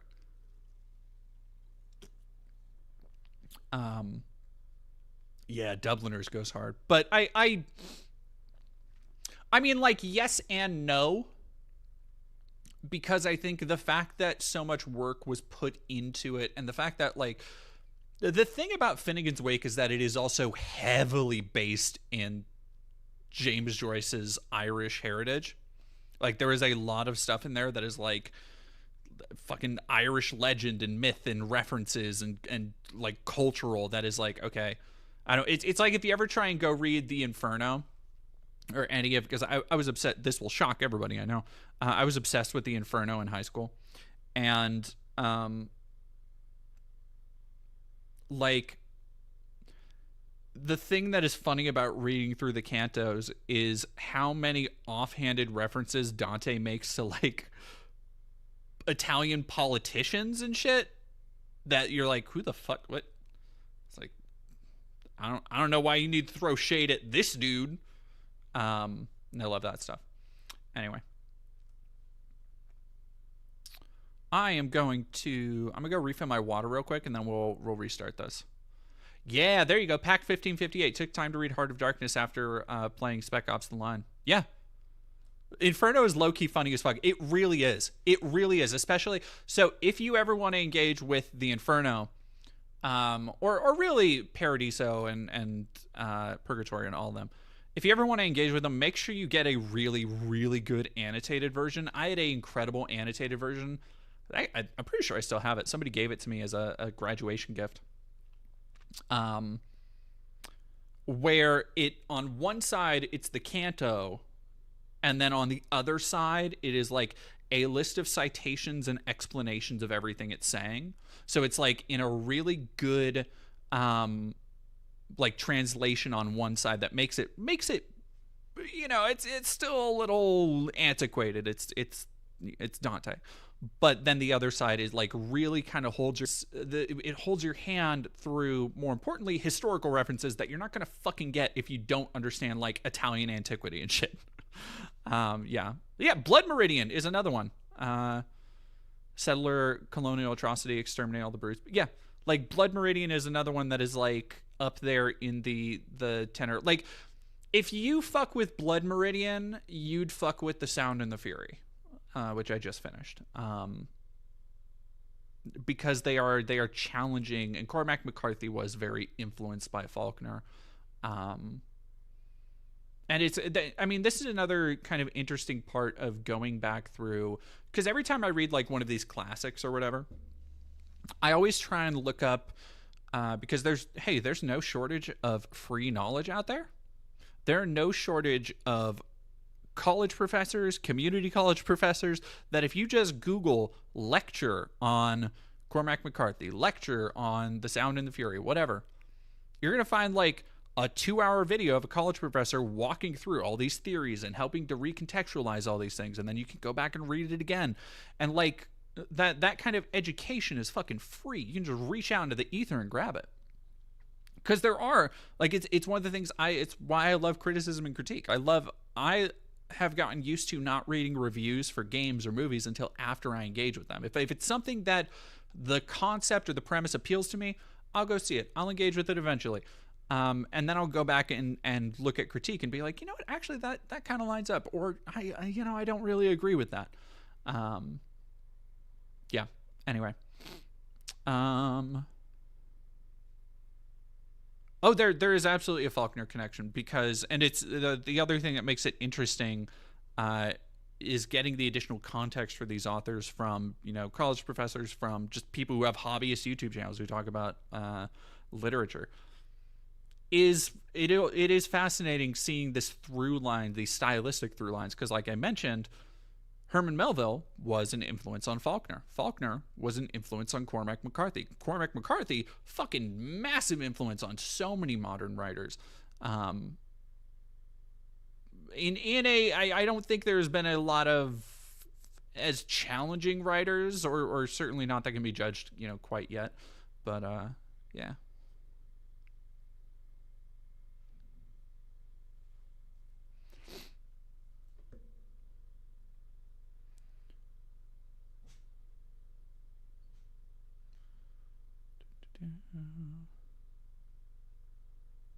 Yeah, no, Finnegan's Wake is like, it's just nonsense. Like, if you, again, I think it's one of those things that you need. I don't even know if there is one. I'm sure there is. There has to be a good. There's been so much academic discussion and dissertations and all sorts of shit over Finnegan's Wake over the years that there has to be a really good, like, guidebook through it. If you can find a really good annotated version that will explain all that shit, go for it. Otherwise, nah. Like, there are 24 other authors and books and classics that you can engage with and probably get more out of, instead of slamming your head against that wall. Anyway, I will be right back. I'm going to go get some water.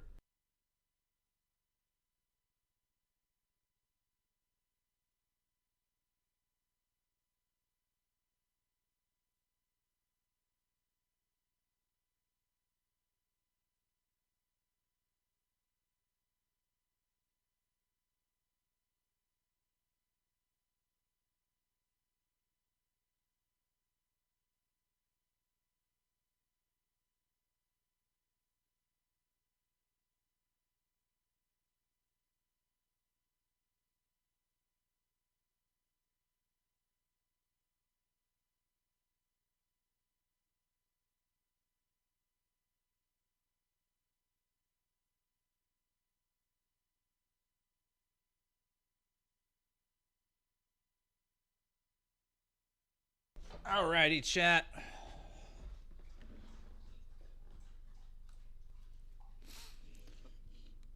In 1967, the year before I was born, Christmas edition, and I talked to my mom about this, and she's totally. I'm gonna be real, chat. First off, Finian Labar, stop fucking Fed posting in my chat. Stop Fed posting in my fucking chat, okay? Like, I obviously... MLYP is here. Hello. Oh, there you are. The DVD now exists like a cursed object. Hell yeah. Thank you so much for being here. Sukuru, MLYP, I don't know how much you've been here for. I think I went on a, how long was I talking about Faulkner and shit? Yeah. Sorry, and I completely forgot that we were talking about Grummz's mother. Can I turn the video up, please? Yeah, I got you. That's, how did we even get there? I don't even remember. We were talking about, yeah, I was talking about Faulkner, and then we were talking about Herman Melville.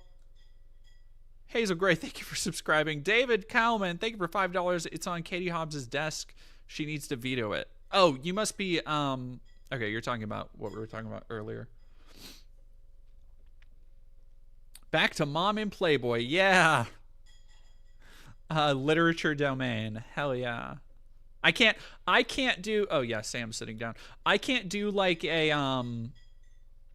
like consistent, because what I was talking about earlier is that I just got done reading through like the first 3.5. I'm over halfway through the fourth one, but I've lost interest. The first 3 books of the Magic the Gathering, the Antiquities cycle, the Urza saga, and all that stuff. I've been reading through those, and so I've been kind of like, I still want to read. So that got me into Faulkner, I guess. I don't know. Anyway, pass. Cool with it. If you want to go find that issue and find a section called Women of Asia, she's in there, and she would actually appreciate it. Dog! If you actually talked about that and posted it, she would get I do like the Asian women. If I knew that. That's fucking insane. My mom in the 70s was a Playboy model that was an Asian fetish doll, and she would love it if you actually brought it up. Huh? Oh.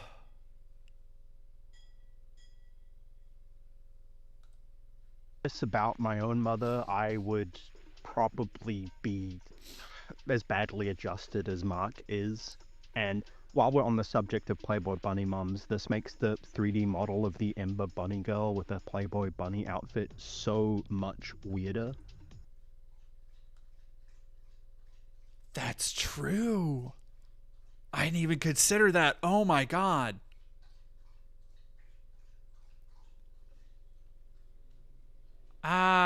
Okay, video seemed quiet. Does it still seem quiet? I'll crank it up just a skosh. Anyway, moving on, I just want to point out that that's just kind of weird. Let's talk about the Firefall bus. Grummz claimed in this tweet that his bus was cool. His bus was cool and far more useful than the South of Midnight bus. And I'm not here to judge which bus is better. The part that sticks out to me is that he says it saved him millions from an E3 booth. And look, a lot of people are going to hyper dunk on Grummz for the bus. What you're not understanding is that if there's anything famous for maintaining its value, it's a poorly modified bus filled with computer equipment.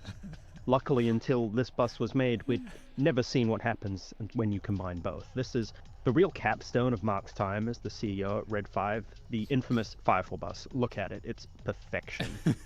I get the vision. A modified vehicle turned billboard that would travel across the country to host localized competitions for your Firefall esports. Like, definitely a thing that was going to exist. This thing was stuffed full of the latest computer tech and had hydraulics that let it expand so you could fit more people inside. Reportedly, damn, dude. The bill from West Coast Customs was about $3 million, and you say this bad boy saved you money? I found probably not the most ideal source, it's gamesindustry.biz. A 600 square foot booth at E3 around this time cost $10,000 a day. So for a 3-day event, that's $30K. Add in your booth fit out, labor, and incidentals, that shit starts adding up, right? Your own budget for the E3 you skipped for the Sopa Piper protest at Red 5 was $50K, by the way. So fuck it, let's make it $200K a year. Were you planning to bring this same bus to E3 for the next 15 years? Let's include the other events that cost pennies on the dollar compared to E3. It would still probably, I want to ballpark it at about 10 years to make this money back. We're not even including labor costs. Brand ambassadors aren't cheap. I've paid for those before. And what about the cost of an inevitable refurb when a neckbeard spills a drink on the keyboard and seat? Maintaining those hydraulics costs a pretty penny, most likely, and we'll need to upgrade the computers every few years as we go through graphics creep. Plus the cost of moving it everywhere. The bus didn't work and had to be towed everywhere. How much towing is that going to cost? I have it on good authority that the air conditioning in the bus failed so quickly in the E3 parking lot that people couldn't even get inside.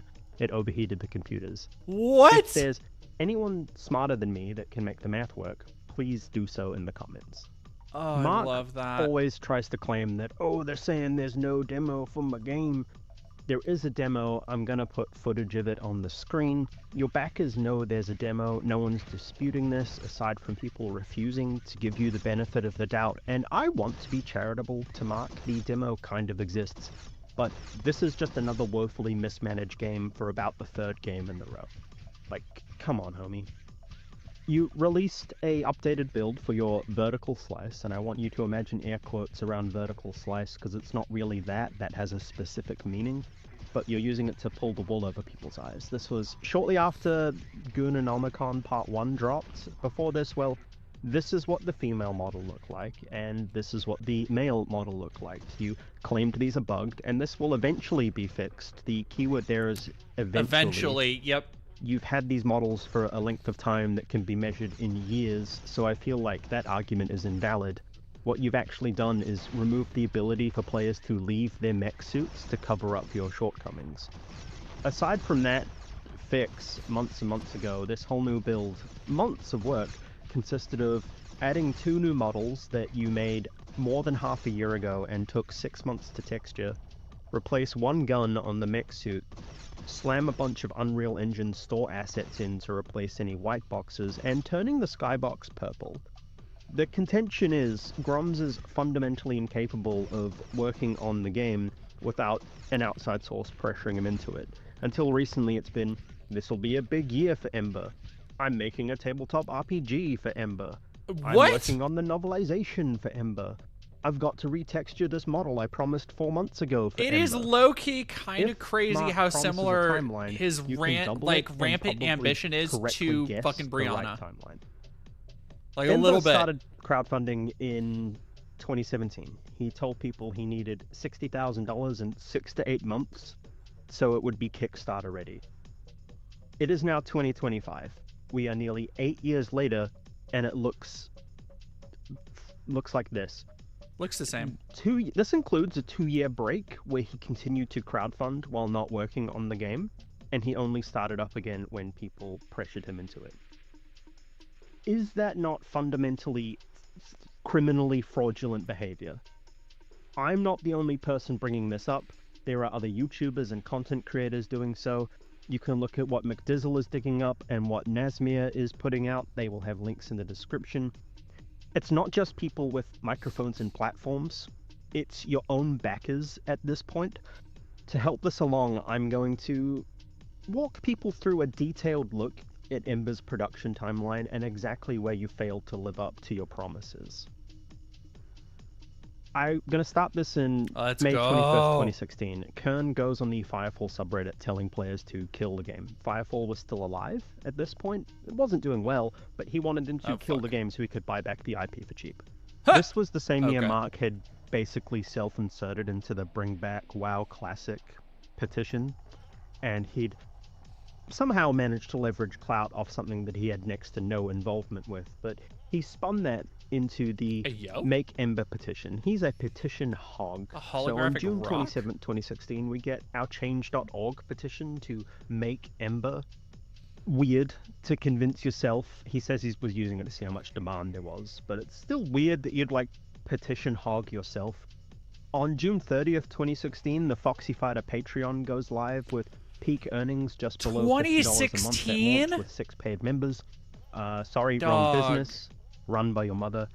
July 6, 2016, you launch an Indiegogo campaign for Ember, forums, website, and art. That is a nice and respectable $500 goal, raising $3,065. And I think, to be honest, you can make a forum for like $20. And as a forums lover, we haven't talked about the porn thing yet. Well, we talked about it a little bit, but we didn't talk about it. Props to commissioning an artist. I will give you that. Time advances to August 29, 2016. A second Indiegogo campaign hits the crowdfunder's wallet with Ember, massive planetary wargame, wage full-scale war against alien kaiju in a massive co-op shooter. This one is a $5,000 goal, eventually raises $23,000. You want to build phone wreck design assets, really take Ember to the next level. Your deliverables are pretty respectable, to be honest, like grounded and simple, which is what we want for a small developer.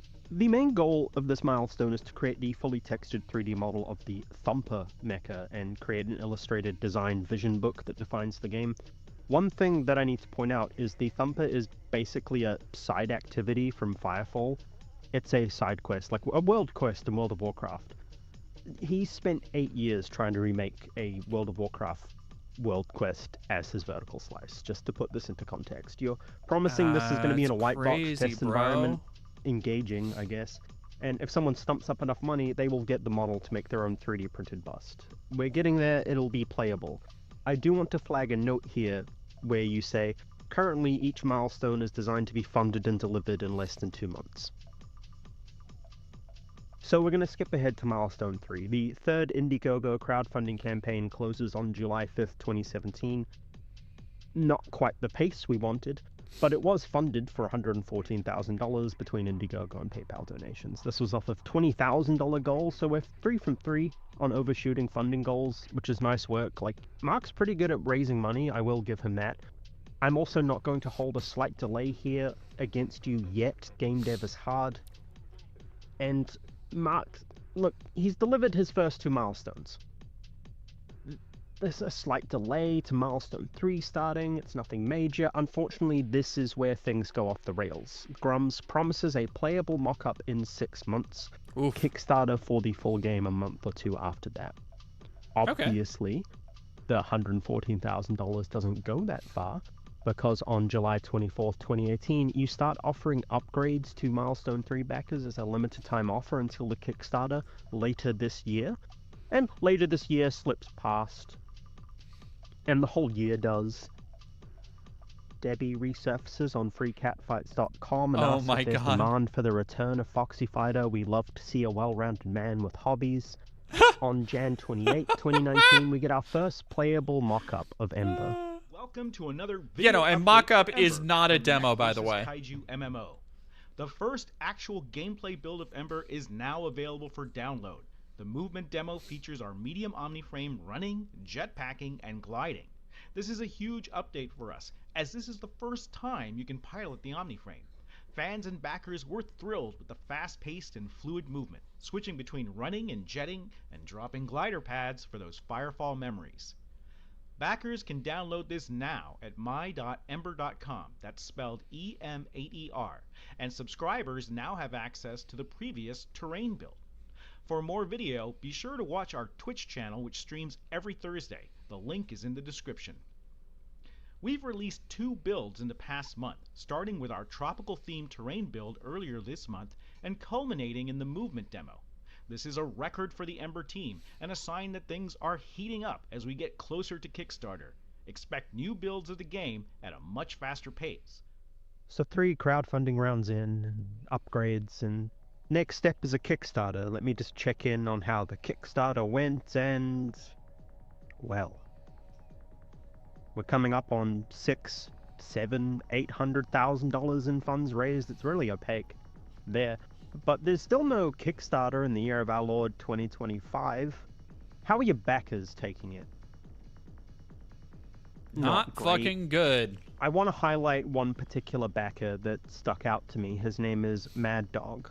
Mad Dog has donated close to $700 to Ember. He has unfortunately lost hope, and he's been losing it for a while, even as far back as 2021. He was concerned, wanting to know when we might get to an open alpha or beta. As of writing, he's at least 75 years old, and he's been strung along for close to a decade over something that's still not to the state you said it would be at the end of 2018. I'm going to try and put aside the fact we're on wildly different sides of the political spectrum and approach this hopefully objectively. If this timeline and neglect was done by any other game developer of note, Mark would be pissing, shitting, and crying on Twitter that it was a scam. That's not a particularly partisan opinion to hold.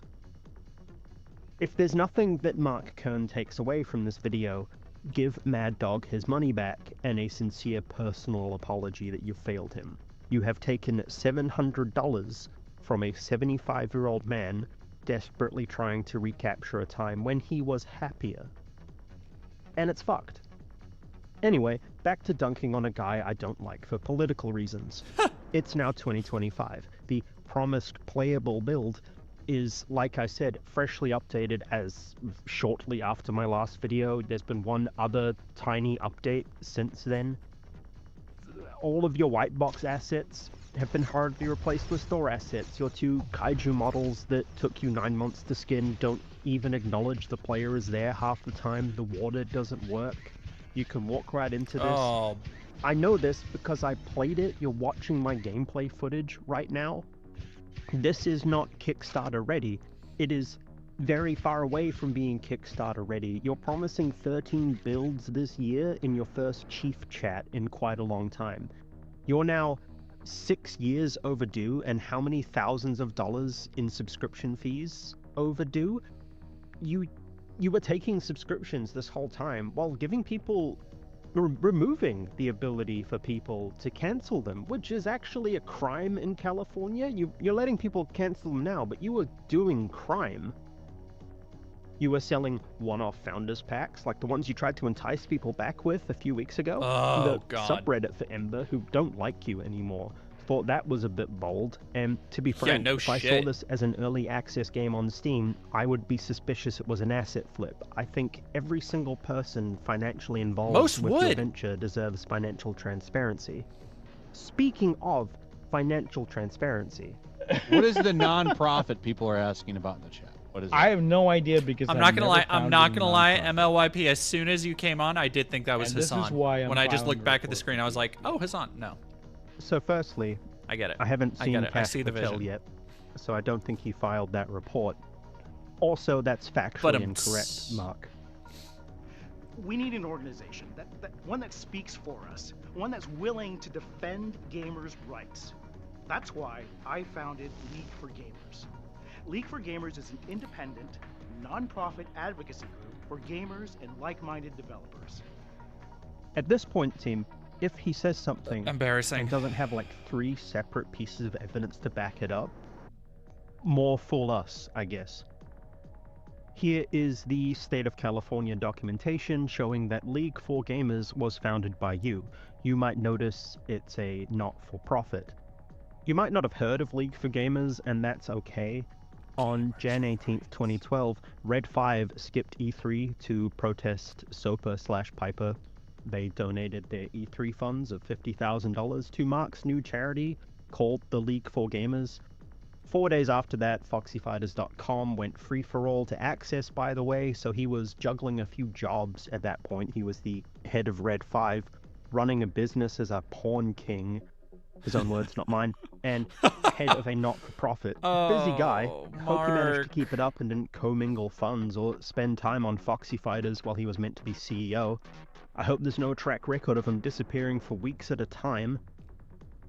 I'm busting his balls. On November 12th, 2012, League for Gamers' first tweet directs readers to join an email campaign at leagueforgamers.org. And on Jan 13th, 2013, League for Gamers posts its first and last weekly update at leagueforgamers.org. Stop asking this man for regular updates, by the way. I think it's here. Mark gets a bit busy. He leaves Red 5. I say leave because others claim... Somebody said, so it's No Man's Sky without the redemption arc? No, because No Man's Sky was actually a game. Like, when No Man's Sky came out, people... All right, the thing with No Man's Sky is that it's, like, weirdly remembered in the same, like, conversation as, like this, like a asset flip, like a fucking swindle. But it wasn't. It was just incredibly light on the stuff they had planned for it.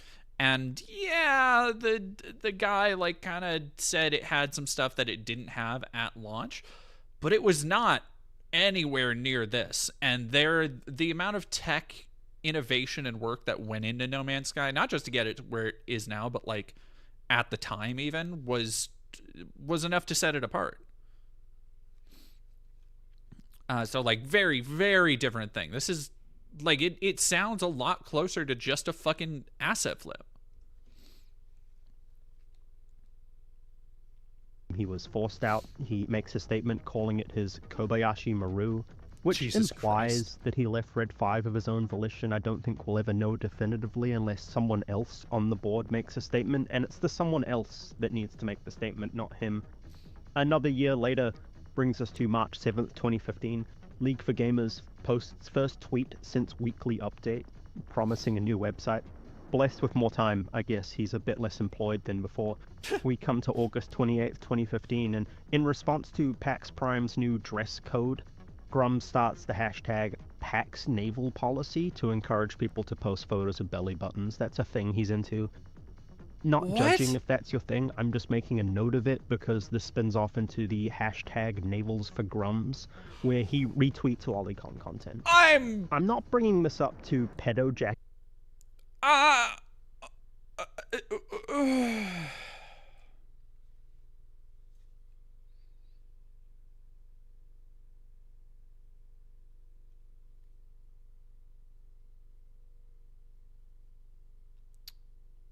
I appreciate the due diligence MLYP is going through. That he doesn't want to pedo jacket Grummz. That's fine.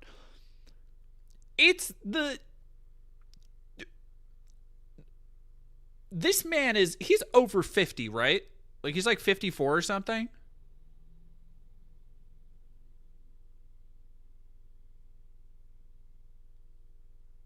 It's so weird. It's such weird behavior. It's just fucking weird.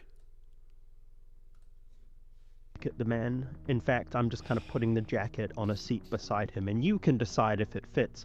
I'm just making a note of it because this spins off into a section exclusively for this stuff right on the League for Gamers website. For some reason. This is a part I've been stuck on this whole time. He's real public with the lolicon, but real private with the sexy lesbian cat fights. The human psyche is fascinating, but eventually League for Gamers shuts down. Its website is open source on 58? April 3rd, 2017, so you too can start your own League for Gamers. My big question about this here, aside from the lolly and gamer content, is the legal status and where that 50k that I mentioned went. The original non-for-profit was dissolved in 2015 by the state of California because documentation wasn't filed in 2013 or 2014. That's a real big pattern there with Mark's businesses, by the way. The man just loves saving trees. However, a second League for Gamers was registered in Delaware about 5 months later by a broker. I do want to say Grummz is 62.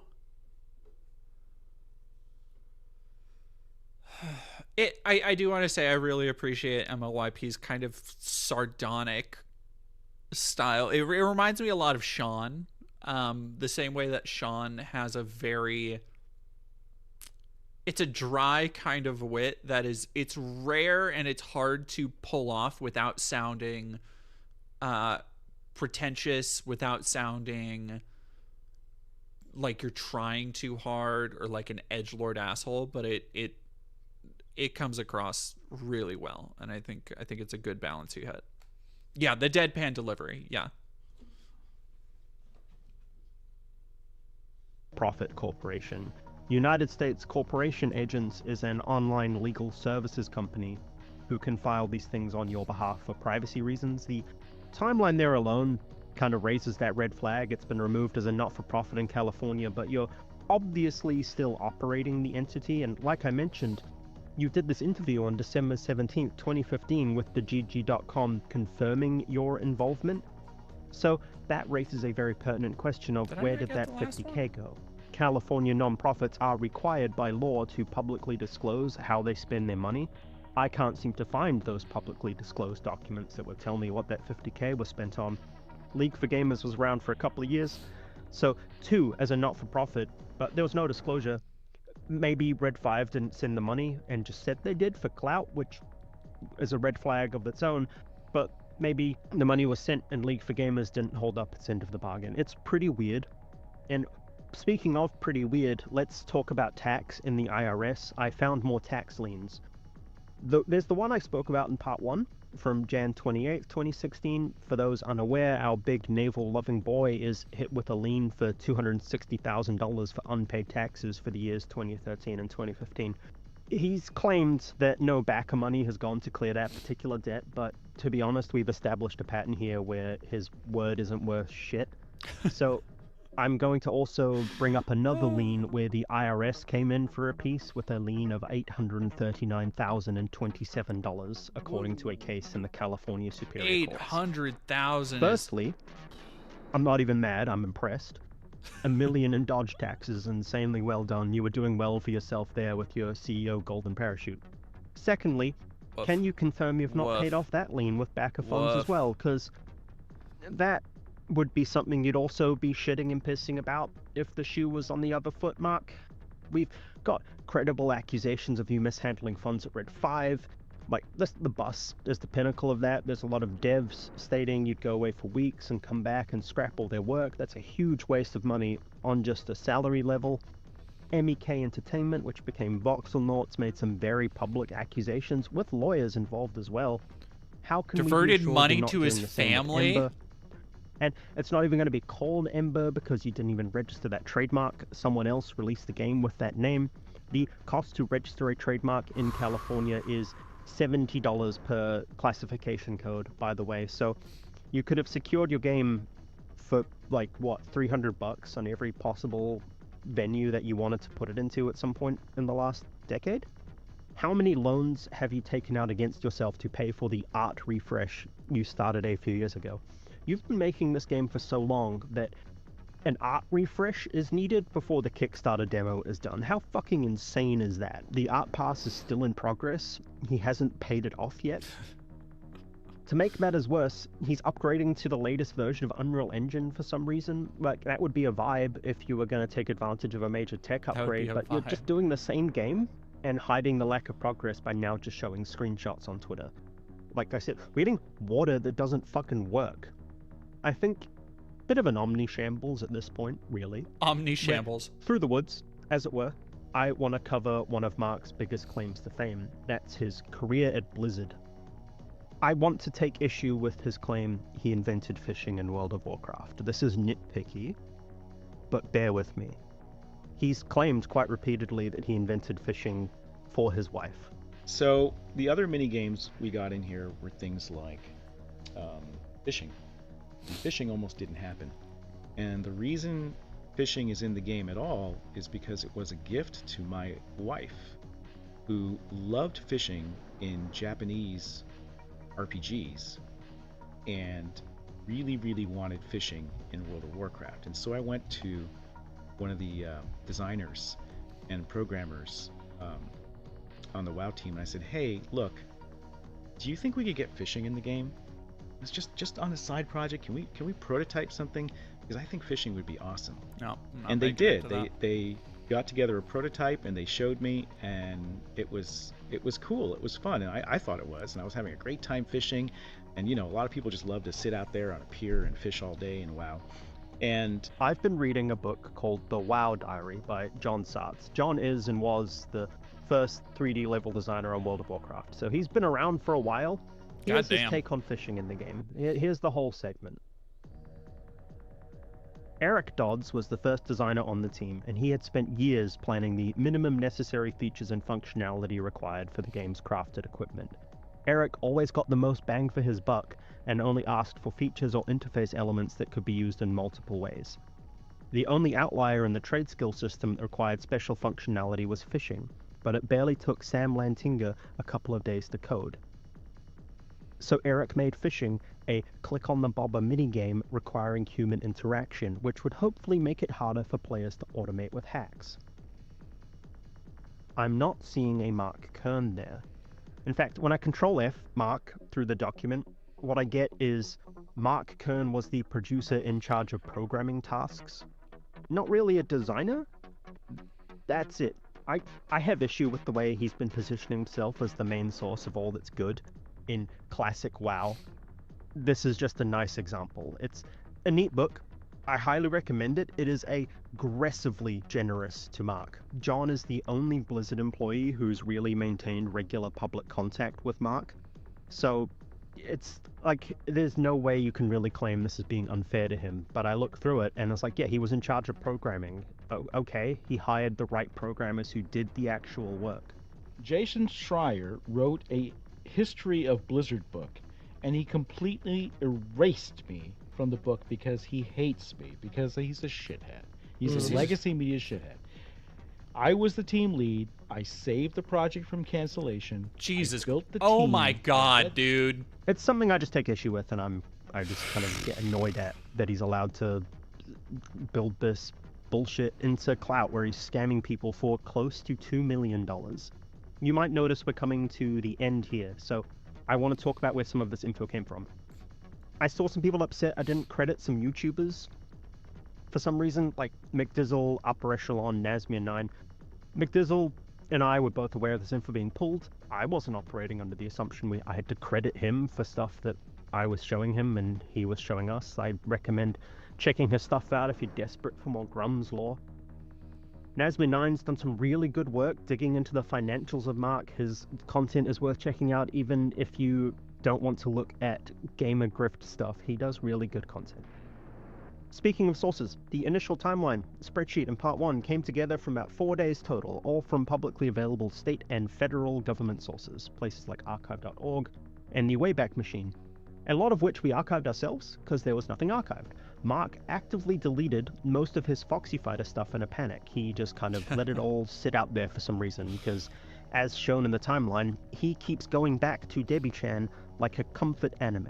There's claims from Mark that even possessing his plaintext password is illegal, and I'll be frank, I've never seen the full password dump that Grummz is mad about. I saw a single screenshot that showed that Grummz and Foxy Fighters shared a password.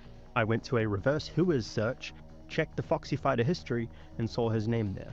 Also, the Foxy Fighter email address shows up on his $11 background check. Those companies are fucking scary. In the glorious United States of America, the First Amendment protects the publication of truthful information received from a human source, which is the case here. Even if it wasn't, it's lucky there was a case in 2001 called Bartnicki v. Vopper, the Supreme Court rule that doesn't matter if the source was obtained unlawfully as long as the publisher did not participate in the illegal action and merely received the information from the source. So people keep threatening to sick Kash Patel on me. That's pretty funny. The man looks like he's just seen a Scooby-Doo ghost. Anyway, when you have credible tax dodging allegations, why are you threatening to go to the cops? And this is why I'm filing a report with the FBI. Yeah, sure. Here is what I think is going to happen. Perhaps one of the funniest parts about all of this is the idea that, like, because they're ideologically aligned with a broad right-wing movement, that the Trump administration, that people like when Grummz, because fucking Elon follows Grummz or whatever, that like all of a sudden that means Grummz or Stuttering Craig or any of these losers have like the ear of the president. Like they can fucking bring down the wrath of Kash Patel upon you. And it's like, they don't give a fuck about you. They don't care about you. Like what do you think Kash Patel is gonna do for you, Buckaroo? Like, come on, be real here for a fucking minute. No, that's somebody saying I saw a picture of Kash Patel who looks so scared. That is the picture he chose to use as his that's his government picture.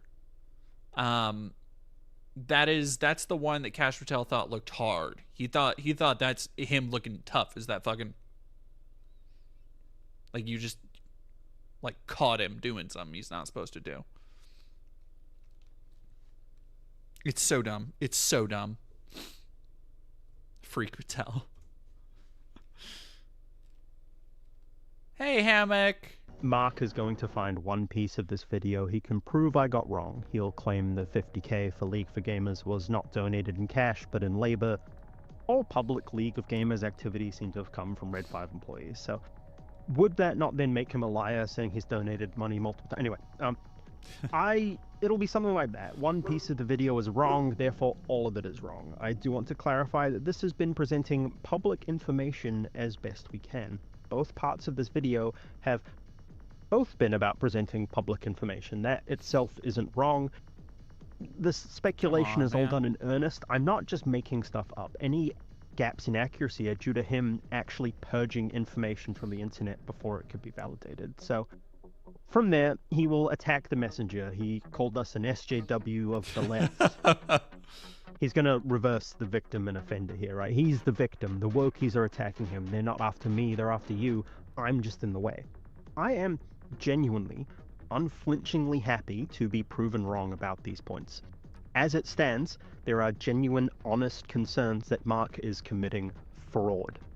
He is a chronic and habitual liar who will do anything under the sun to whip people into a frenzy so they stay angry and they keep liking and subscribing to him and giving him money. I think anyone who takes crowdfunded money for close to a decade deserves this level of scrutiny.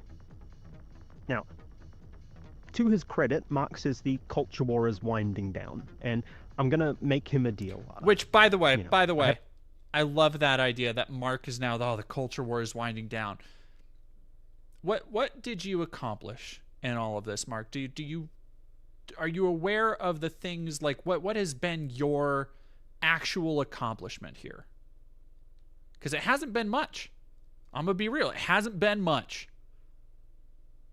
Oh fuck. Okay. Whew. Did I didn't lose anything. Okay, cool. I have a list. I'm blatantly taking this one from Nasmin9. Grummz has refused to answer quite a few questions. Do you deny the allegations you misappropriated funds for Voxelnauts, funneling it to your family and friends? With that accusation on you, do you see the highly suspect nature of a tax lien of $265,000 levied against you in January 2016, and your first crowdfunding, with intentions of many more, being June 2016? Can you prove that you did not spend your backers' money on the tax lien or any other past debts? Your word is not enough on this. Let's add the federal tax lien to that one, milli plus. Why did you go radio silent on backers for 2 years, only coming back when they were about to pull their subscriptions with the reasoning your family was sick? Why did you not update the backers about this from the very start? Why does it take you a year to release one update from the demo, the contents of which is what any other solo indie dev can achieve in a fraction of the time? And I'm going to add one onto the end. Can you address the allegations about misappropriation of funds as the head of League for Gamers? Because as it stands, I'm seeing, a few crimes done there. Answer those, log off and release your game. I know it's hard. You had a no 0 days channel in the Discord that rapidly turned into mostly 0 days. You tried to move the entire community back to x.com, only back to Discord. You took 2 years past the due date to even get it to a playable state. In 5 years, it's barely improved. To top it off, you took the forums down 6 months ago. More than 6 months ago. You promised they'd be back up soon. We're still not ready for a Kickstarter. You're going so far as to build consent for not running a Kickstarter in your most recent chief chat that I listened to. There are a few things that piss me off more. As a capital G gamer, I have been playing video games my whole life, than someone scamming people in a crowdfunded game. If Mark wasn't squeaky clean, this video wouldn't exist, and I'd just be on Twitter or Blue Sky calling him a sad lolicon pervert and ignoring him. Many people would be too. For those listening, if you're wanting to just move on from all this, I don't blame you. I'm going to after this. People in Mark's position pay their bills from this attention. They want cheap YouTube views, and they want the X.com blue checkmark dollars. It comes from you being angry and them keeping you angry. I'm not telling people to not criticize games. Far from it. Assassin's Creed Shadows fucking sucked. Not because it nebulously woke. It sucked because it was just the same Ubisoft bullshit for the 4th game in a row. I and many others would respect your opinions more if you complained about how games cost $20 more than they used to for slightly shinier graphics. That if you complain that they take a year and a half longer than they used to and ended up with 3 times the bugs. If you complain that AAA studios are just reheating the same stuff with endless remakes. How many versions of Skyrim are there now? By the time between I made part 1 of this video and now, they've made a woke Oblivion remake. I think a bunch of people, some of you watching them right now, have let yourselves be negatively polarized in your own hug boxes so you don't actually enjoy video games anymore. Yeah. And you have to wait for permission from your favorite blorbo rage-baiting YouTuber to play it. Like, is Marvel Rivals woke? These people cry as they transvestigate Emma Frost. Like, it must be fucking torture to be this eternally miserable with every game release. Getting that angry all the time over a woman with a side shave and a slightly too angular jaw. And it's that part there. Like, please do your own research about some of these topics. Come to your own conclusions. Don't let people whose entire incomes and popularity come off the controversy they're selling you, telling you how to feel and act. I guarantee your life will be much happier if you approach things a bit more constructively, instead of letting a man who has not released a commercially successful game in 20 years telling you what to be mad about. Find a cool indie game with a unique premise, try it, and if it's good, tell the dev they're doing a good Let's job. fucking go. You have statistically 25 games in your Steam library from those Humble Bundles 5 years ago. Go play those. Just try and enjoy something for once. Try and actually get genuine enjoyment instead of looking at a trailer and going, it must be woke. There's a lightly brown woman in there. Buddy, I'm playing shit on itch.io you've never heard of, and I'm having Let's a great fucking time. go, dude. MLYP, rules. you're such a fucking real one. Holy shit. Because a bunch of you are typing in the comments angrily right now, don't do that. I'm not your dad. You don't owe me anything, and you don't need to take advice from a woke leftist soy boy. You are welcome to ignore me entirely. It's up to you, dog. The important part here is that you make your own decisions and come to your own conclusions. I won't be making another video about this dude unless he does something horrendously fucking stupid. He fucking sucks. Stay subscribed to me if you want. I'm going to be making cool videos about other parts of the internet. I'm almost done with a complete history of 4chan and its ancestors going back to 1995. And some of the episodes from my podcast I'm going to do into like proper YouTube video stuff. So, namaste. Have a nice... Fucking well done.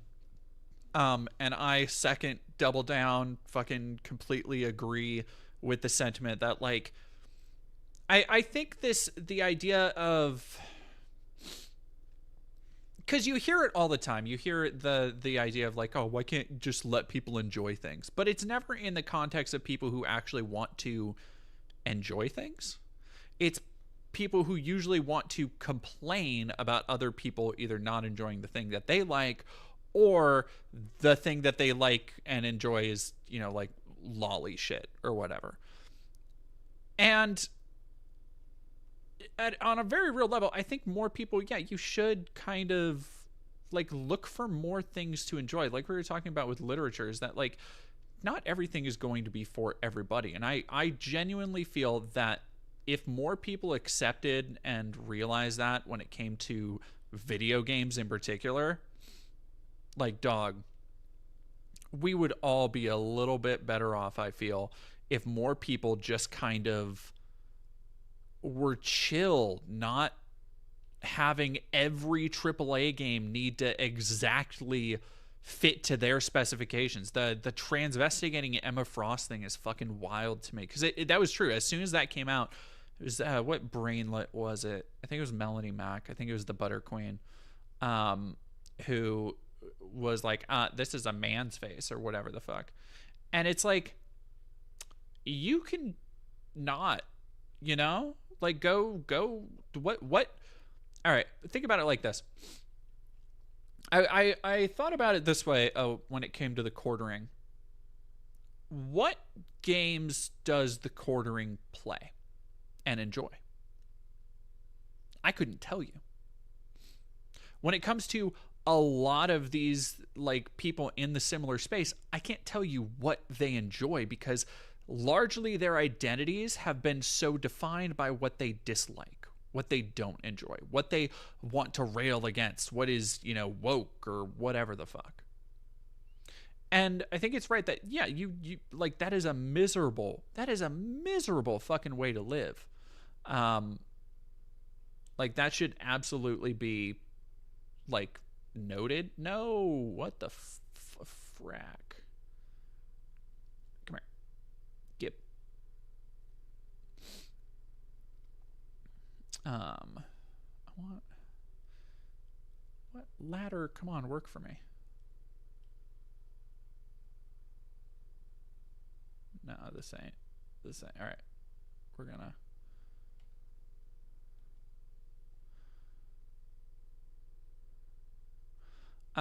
the Gooner Plague. It's the thing that gets me, right? Wow. Okay, we're gonna... This could go real bad real quick, so we're gonna...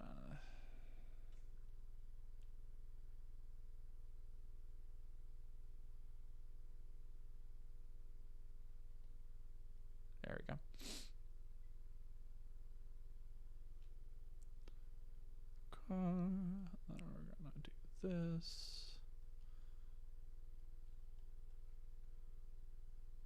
Hell yeah, there we go. What is this? Some kind of Death Stranding? What's gooning? Oh, did I fucking man? Kojima? What's gooning? Discovering Peach Fuzz hair. Yeah. Oh my god. Am I excited for Death Stranding 2? Somebody already asked that. I haven't finished Death Stranding 1. This is me playing through. I'm now farther than I got last time, first time I played it. But ooh, this is rough. All right, let's what?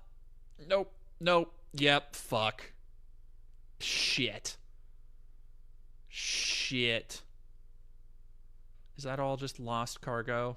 Yeah, I think it is. All right, come here.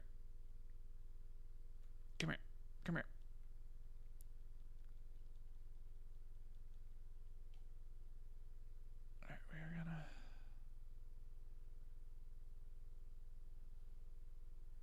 Let's see if I can drink some energy drink real quick. Dead or Alive Beach Volleyball. All right, we're gonna stand here for a moment, and then we are gonna go. Okay, there we go. We got it, chat. Hell yeah, let's go. The fact this guy can carry, I have a exoskeleton that helps. See the stuff on the hips? Exoskeleton, son.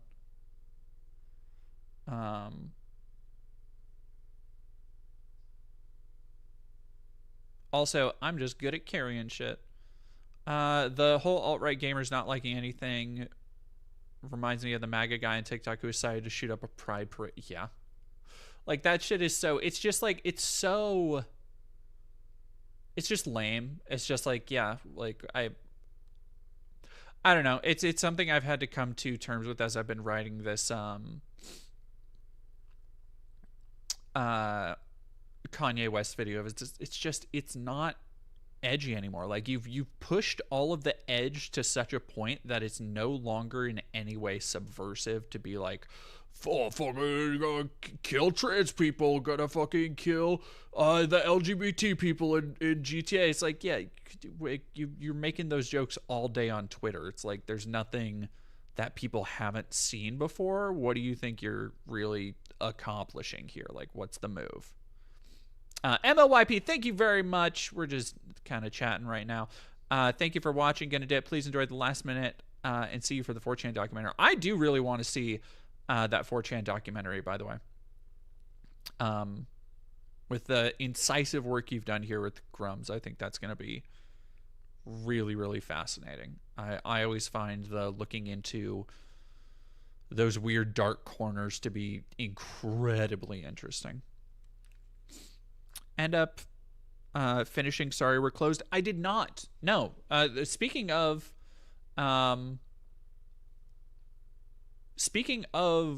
like games that you should go play, Sorry We're Closed. Great. One of the best games of the year. What's the other one? Promise Mascot Agency. Also one of the best games of the year.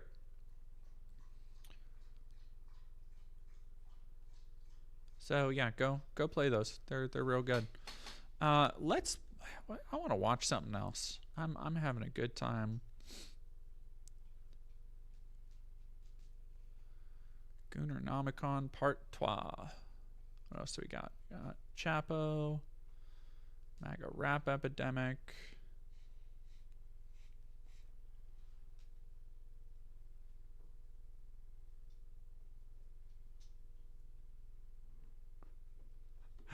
A fucking Riverboat. Matthew Walsh at the...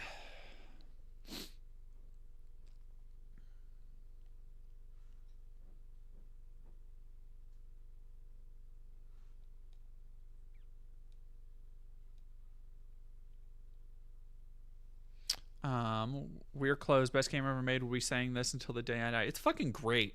It's fucking great. Guy spends all his day on. Yeah. Weirdly enough, it turns out he's still a creep. I think the biggest.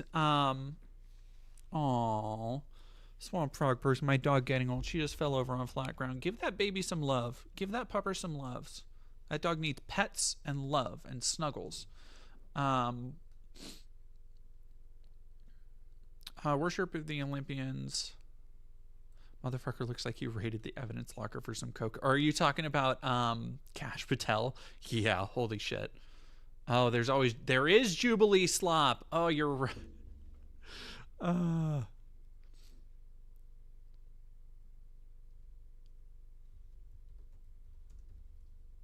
I was about to look up Jubilee slop. That's funny.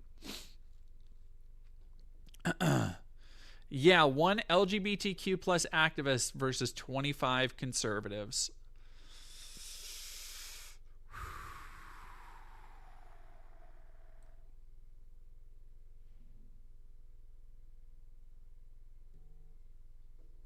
Let's get it. Let's get after it, chat. I'm so ready. I'm so ready. You're saying no. Participating in homosexual Don't do acts it. is It's too inherently late. not Already loving done because it. it's damaging. Already done it. It violates They're not natural inherently law. damaging. It doesn't violate natural law. There are Yes, it over does. 1,000 Your body is species not that are designed proven for to that. have queer relationships. So Your body is not designed for that. So that bitch has been going around. Hello, pupper. Lady heard there's a pupper who's sad. I want to. Attacking. Violence. Killing me. That bitch has been going around Twitter all day. And I have gnocchi soup to confirm. Gnocchi soup. This sounds delicious. Oh, I haven't had gnocchi in a minute. Fuck. Gnocchi is... Ooh. Something about gnocchi sounds like it hits. Orla the Villain, I've always hated them. Oh no, don't get me wrong. Jubilee is dog shit. But it is low-key, like the thing that they do... White supremacist Barbie returns. Is she a white supremacist Barbie? Is she one of them? Oh, she's a Nazi? Oh, no. I didn't talk about the Ohio bill outlawing porn. Let me grab that real quick. We can talk about that. I know my ex-wife used to love doing gnocchi. Gnocchi and what was the gnocchi and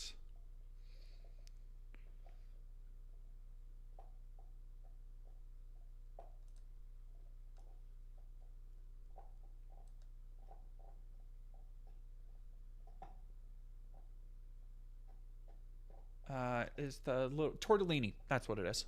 I kept wanting to say ravioli, but it's not. Tortellini. No, my ex-wife used to like tortellini. Yeah, Mike Johnson, Senator Mike Johnson. So let's go full screen for this. Pupper attack. I just said that and she just looked back at me. There's some NATO thing going on in my downtown. I don't know what that means. Yeah, like Orla the Villain. Do not take me advocating for Jubilee. I would honestly, if they ever fucking reached out to me, I'm going on Jubilee. I would love y'all.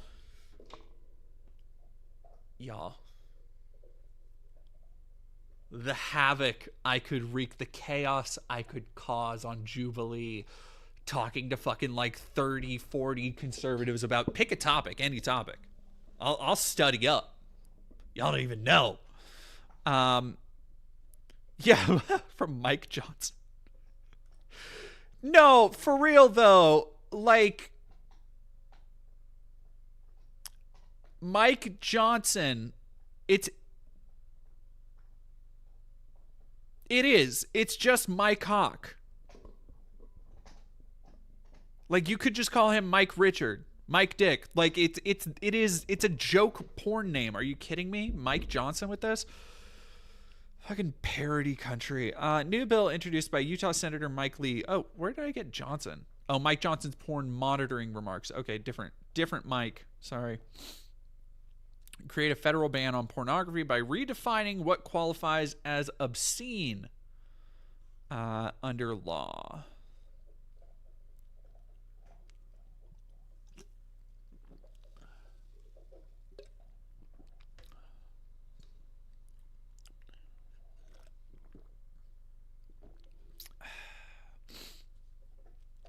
Legislation called the IOTA, Interstate Obscenity Definition Act, seeks to modernize the standard for prosecuting explicit content online, replacing a decades-old test established by the Supreme Court. If passed, IODA could dramatically change how sexual content is treated under federal law, especially in online spaces. The bill proposes stripping the, quote, intent requirement from the current Communications Act of 1934, meaning individuals could face, Jesus Christ, prosecution for sharing or hosting content deemed to be sexually explicit and lacking, quote, serious literary, artistic, political, or scientific value. The big problem there is that, as we've been talking about, let me actually, where's my, sorry, give me 1 second. I'm getting sniffly again. Yes, I'm getting sniffly, puppers. I'm getting sniffly.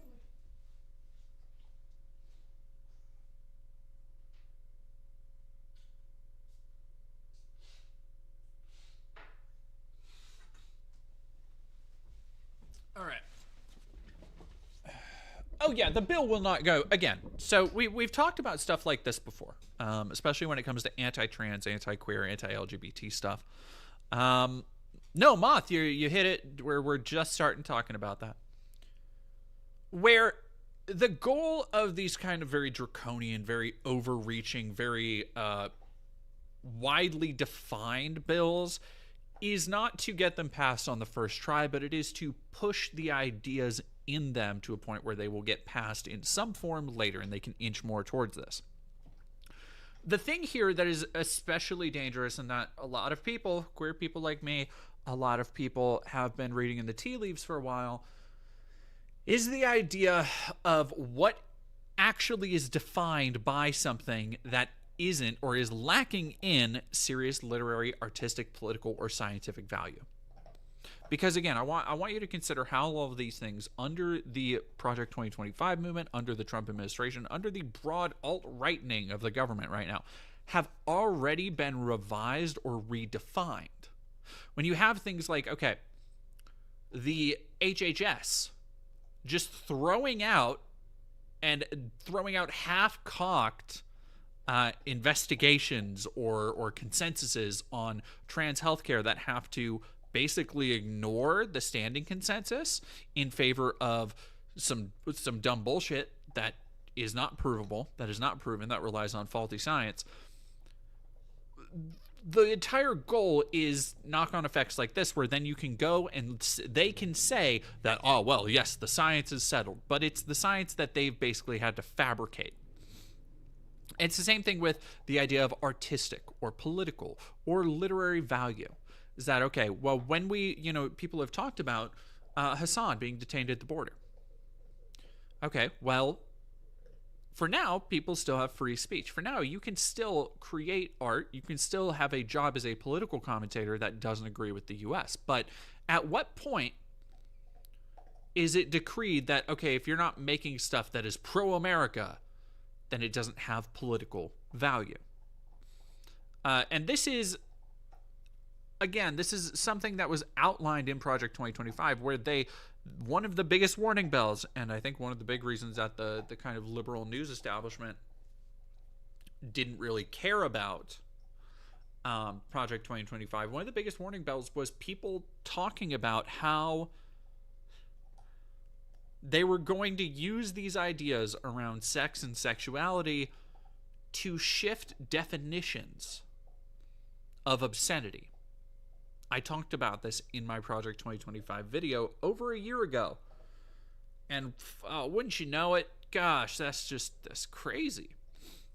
The bill, introduced on Thursday, is co-sponsored by Illinois Representative Mary Miller, another Republican, shocker, represents the third attempt by Lee to pass such legislation since 22. Revise the obscenity standard that authorities have used since the Supreme Court's 1973 Miller versus California decision, which critics say is outdated and difficult to enforce, especially in the digital age. The Miller test, named after the decision, currently includes 3 criteria: whether the average person would find the work appeals to prurient interest, whether it depicts sexual conduct in an offensive way, and whether it lacks value. In place of that test, the new bill's definition of obscenity would now include any content that... So they're taking away an actual, like, well thought through way to define something that works on multiple levels and just replacing it. Any content that, quote, appeals to the prurient interest in nudity, sex, or excretion, and, quote, depicts, describes, or represents actual or simulated acts with the objective intent to arouse. So under this, porn, hentai, all of it is categorized. An entire pocket industry, by the way, not considering the entire pocket industry of, like, OnlyFans, which has now become a staple of America's gig economy. Nobody's really talking about that.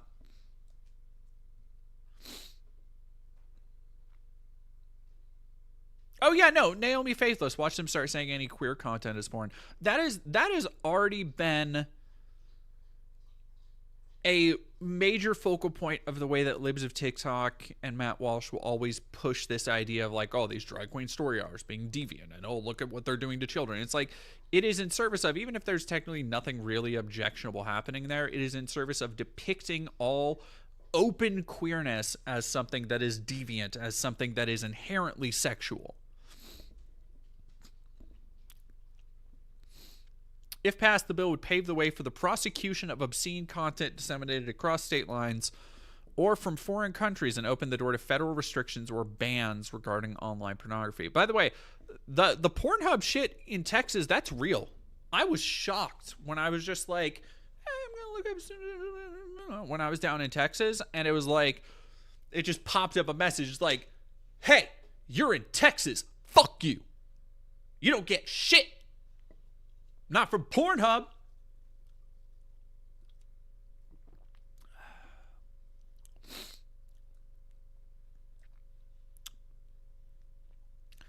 It would broaden what kinds, and here's the real problem. It would broaden what kinds of explicit content may be considered a federal crime, potentially criminalizing large amounts of adult content, including consensual expressions of sexuality.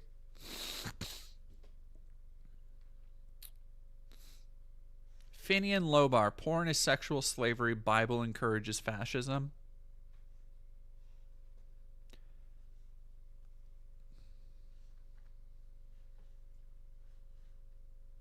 I don't know, dude.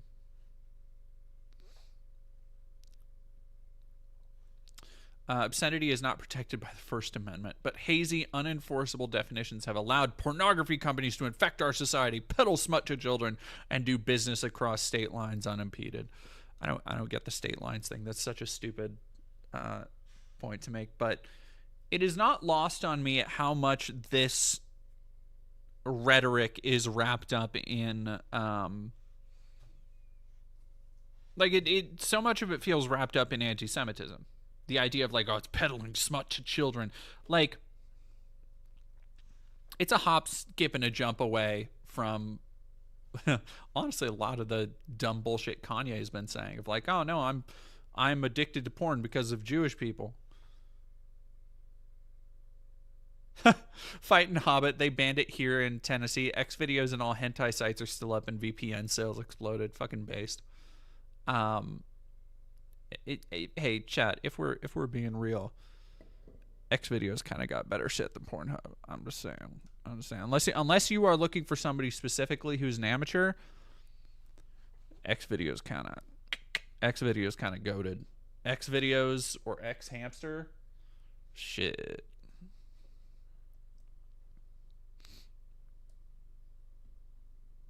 for Congress to get involved, it has to cross state lines. Okay. I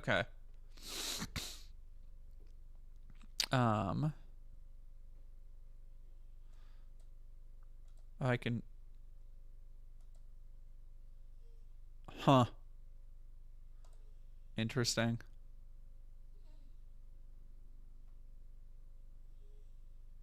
X videos banned in Texas too. Yeah, because they don't want you to have that good shit. I'm just saying. I go on Pornhub for like 2 people? 3 people specifically?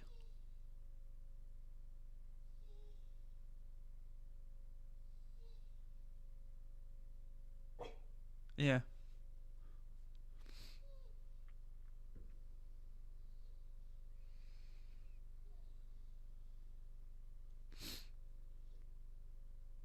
Anywho.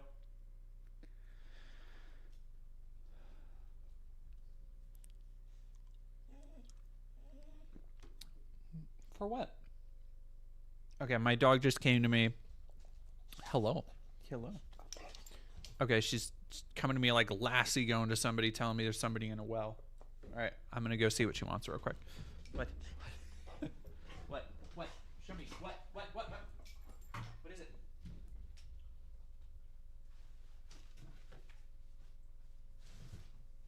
Oh, there it is. Okay. I don't even know how you found that. Okay. There was a bone under a box in the corner. I don't know how. The era of having multiple faves is over. Never. Fighting Hobbit. I met Mia Khalifa and Elsa Jean. I don't know Elsa Jean. I promise it wasn't weird, and they're both super sweet. Mia seems super cool. Mia Khalifa seems super cool and based. I think I'll win Twitter when I get Mia Khalifa to follow me. The beast craves attention. No, she just wanted her bone. She's fine. She's so fucking funny though. I don't know how she'll lose her bones just like in the corner of the room, and then go and like come get me and then be like, because I know she wants me to follow her, and then she'll just like look and make sure I'm following her to wherever she is. Yeah, Mia seems super cool. If you follow Mia, because Mia doesn't do porn anymore, and she just like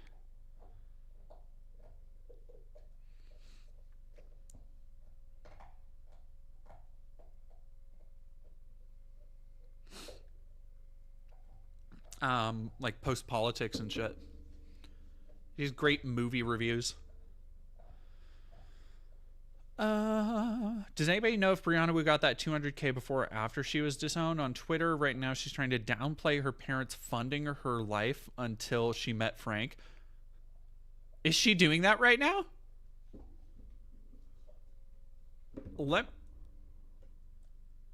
That is fucking funny. Because there are literally tweets that I have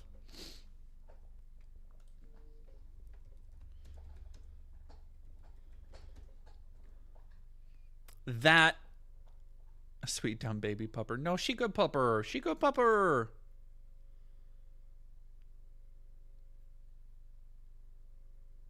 Fighting Hobbit. I was shuffling, kind of shyly asking for a selfie. What do you say to a former porn actress? I mean, you can.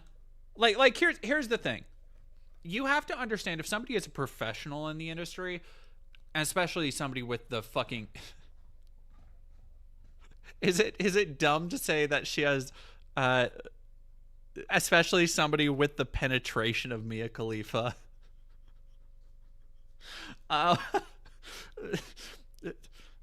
It's a choice of words. I'm sorry.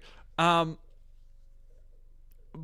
like, you have to understand that they've gone to AVGN, they've gone to like the award shows, they've gone to so many like cons and shit where there are infinitely weirder fucking people than somebody just being like, hey, can I get a selfie? Like, that is you. If you just going up to, if you see Lisa Ann on the street, if you see Ryan Keeley out and about, and you're like, hey, would I be able to get a picture with you? My friends aren't going to believe this, blah, blah, blah. You just say hi, you go on your way like any other celebrity. Fine. Totally fine. Totally fine. Totally normal. You are the most normal person I guarantee they've interacted with in a while. Most likely.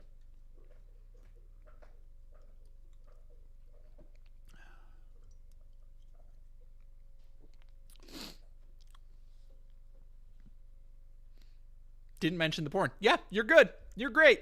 You're great.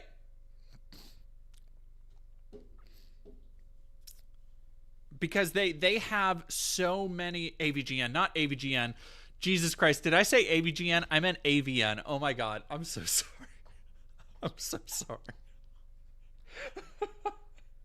I meant AVN, the AVN Awards. Oh my God. Oh, that's so good.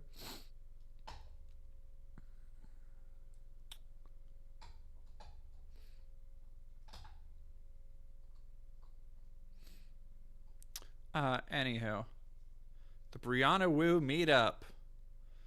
All right. My family disowned me. The reason I have no college degree. Oh my God! She fucking admitted it! Dude! She's never admitted it! She's never admitted she never had a college degree! Also, she said that she went back to college after her parents disowned her. Like, on her page, whatever. Her LinkedIn has it as a different date that would have lined up with her meeting her husband and after transitioning. So, you know, take everything she says with a fucking grain of salt. But,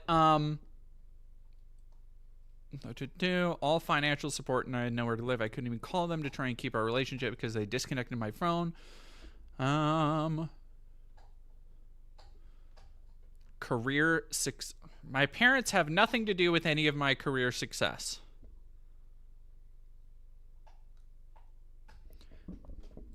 Look, I don't want to be a dick, but what career success?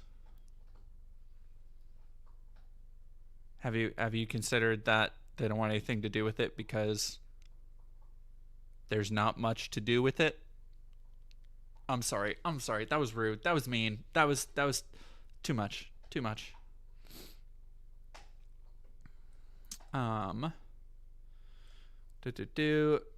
A trans person just making shit up about the worst thing, just literally go rot in hell.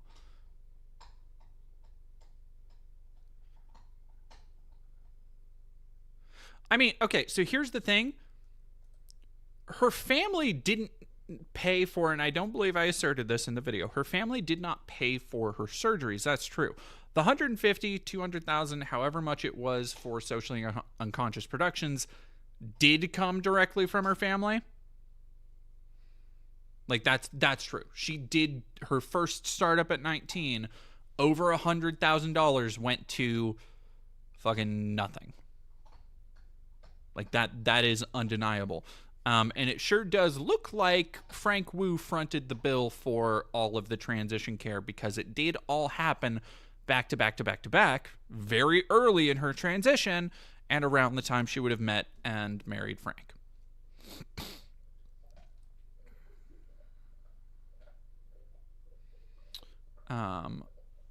Jesus Christ.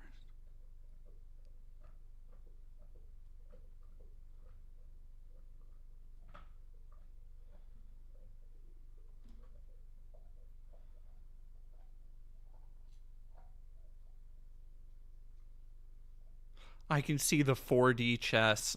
It's just, the rest of it's just more of Brianna being like, oh yeah, I don't agree with this, but it's actually good if Trump's doing it.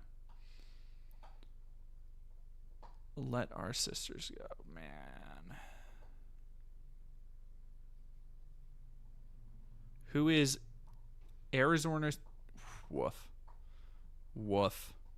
Some random dude. Proud Jewish American, 1,000 followers.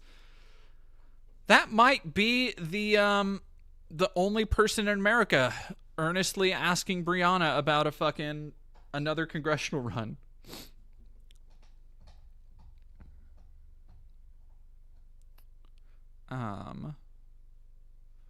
Progression run handicapped like this.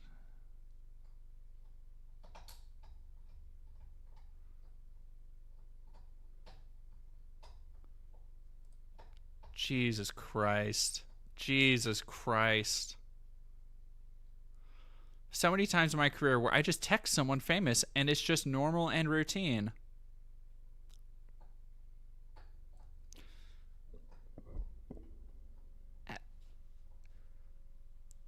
I talk about it in the video. And I try not to linger on it too much, but it deserves to be said again that Brianna has such a fixation on her proximity to fame and the fact that she can name drop people because she's been in the same room with, you know, Kamala Harris or Hillary Clinton, whoever the fuck. And it's just like, it's so obvious what she's doing that even too, I've had people reach out to me because Brianna reached out to them, people who would be defined as famous, mostly just to like kind of vent to me about like, yeah, here's what she did. Here she did this. This is like, look at how fucking weird she acts. And it's constant. It's constant. I try to think about my 19-year-old version of myself, what she would think. Successful transition, a house, my own Porsche collection, ability to work on any project or cause I care about. Do you though? Brianna, do you have that ability?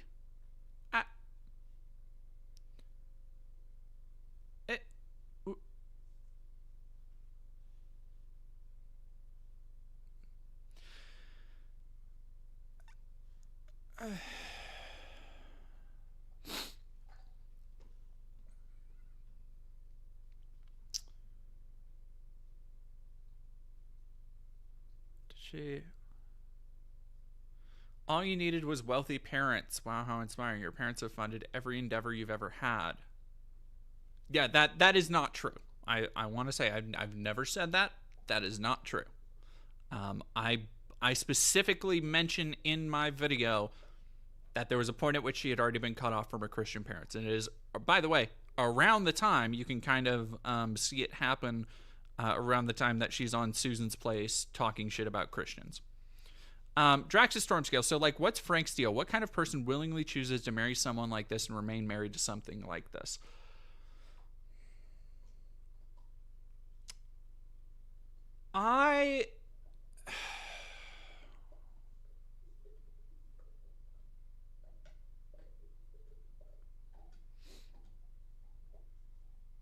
Greatest insult I can give.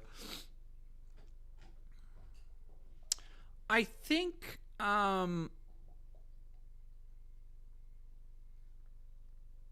so when I put the video out, I got 3 or 4 emails from various sources turning me on to new information that I did not have when the video came out. And I have chosen, unless I kind of feel like the same way MLYP does, unless something else comes out, unless people reach out to me with more stuff, I feel I did as comprehensive a job as I needed to do. And I don't really need to do more, right? But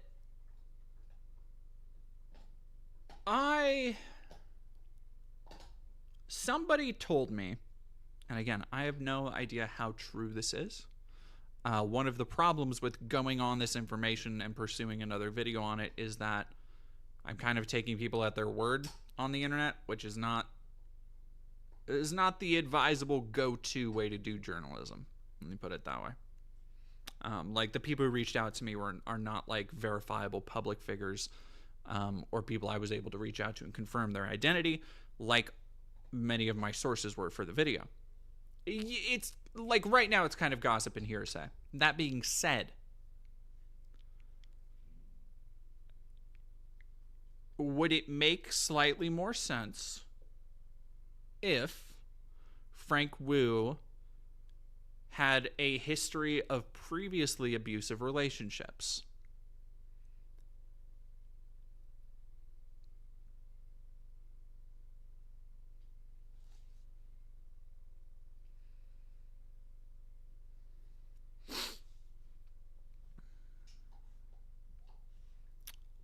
Allegedly.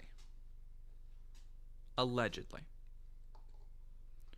And again, that is something I absolutely cannot verify.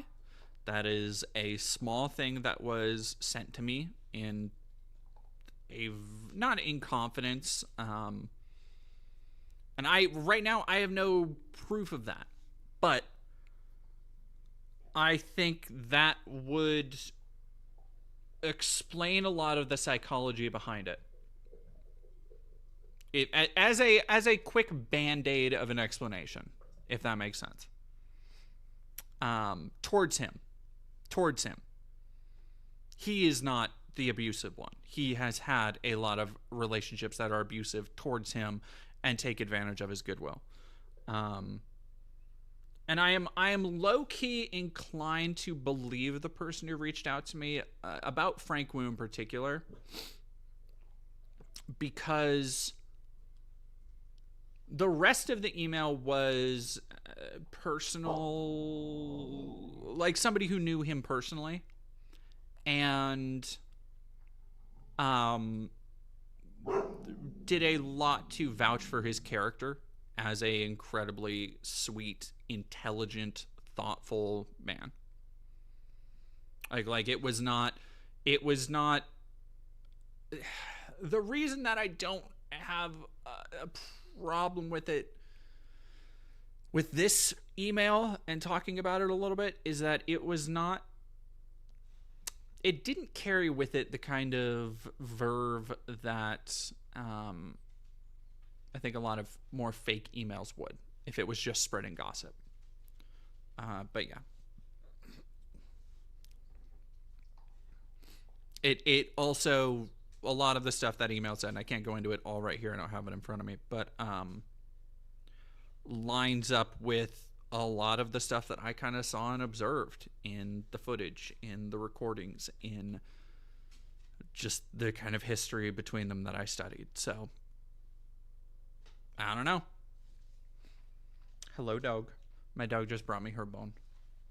She just sat it on my lap and then put her head right here.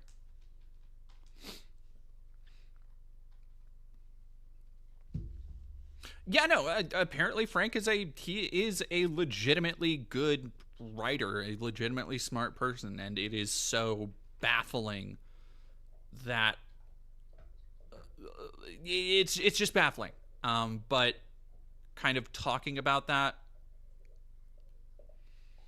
I think, does color in a little bit of that.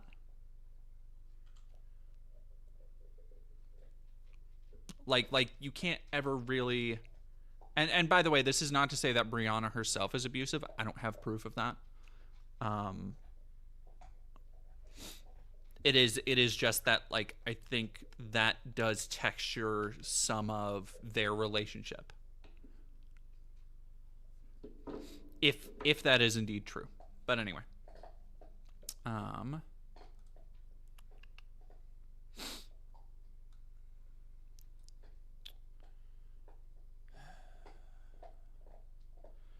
Her entire, like, the way she oscillates between rabid, bloodthirsty Zionism and her hyperfixation with Kylie Minogue is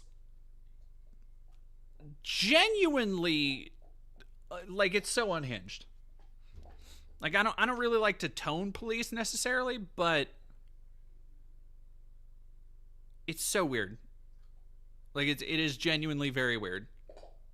Her obsession with Kylie Minogue is like a 90s pop star that fucking Brianna Wu imprints on to a wild degree. Like, wild.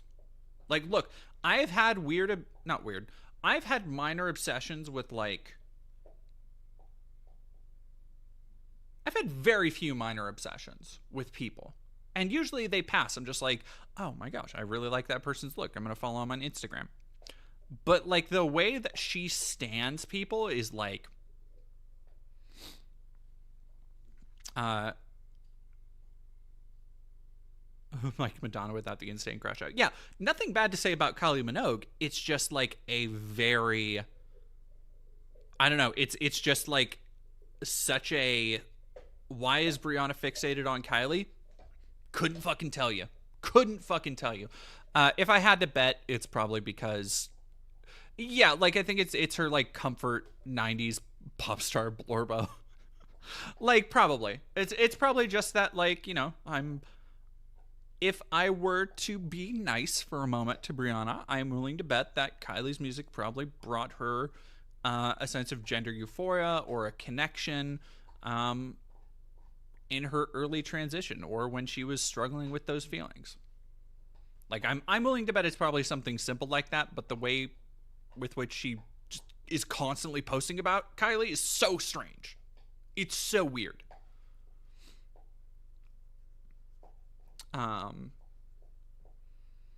Yeah. Hey, Emma, your most recent What the Fuck Now podcast inspired me to start reading theory. Let's fucking go, chat. We talking celeb crushes, David Tennant. I like how you GGGG, I like how you snuck that in there when I didn't say that. I didn't say we're talking about celeb crushes, but you were like, "Oh, celeb crushes, David Tennant." I like how you barged in the room there. You just like knocked it down. Like fucking Ice doing a no-knock raid. Yeah, maybe her music cracked her egg. Yeah, I don't. Fighting Hobbit, correct me if I'm generalizing, but my experience with trans people have them seeing someone famous that clicks with them and they go, that, I want to look like that. Not always. I mean, like,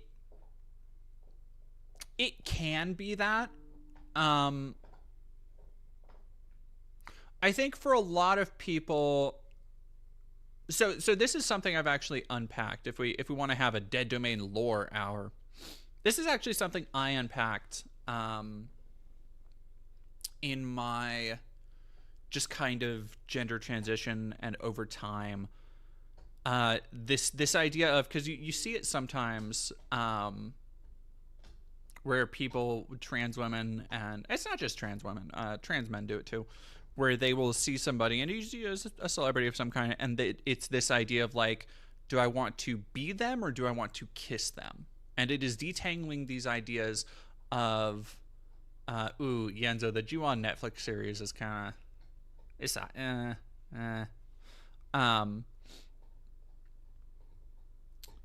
like, what was I saying? Alan Cummings is the MC in Cabaret. Now you're talking my name. Now you're talking MCs.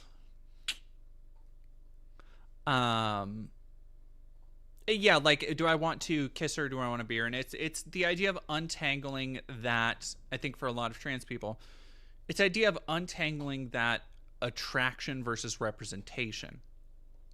And like for me, there have been a lot of characters that over time, a lot of characters or a lot of fictional depictions or a lot of just like actresses, actors who I look back on, or I'll go and watch a movie again for the first time in a while and be like, oh, okay, this is huh,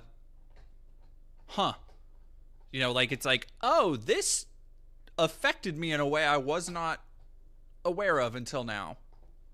Mila Jovovich in the Resident Evil movies, particularly part 3, where she has like a really kind of like boyish androgynous look,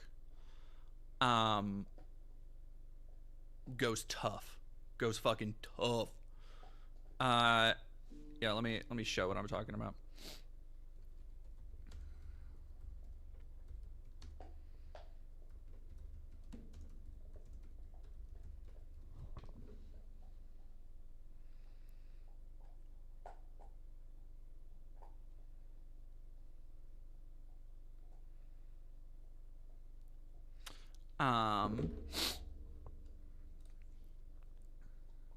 Yeah, this fucking look,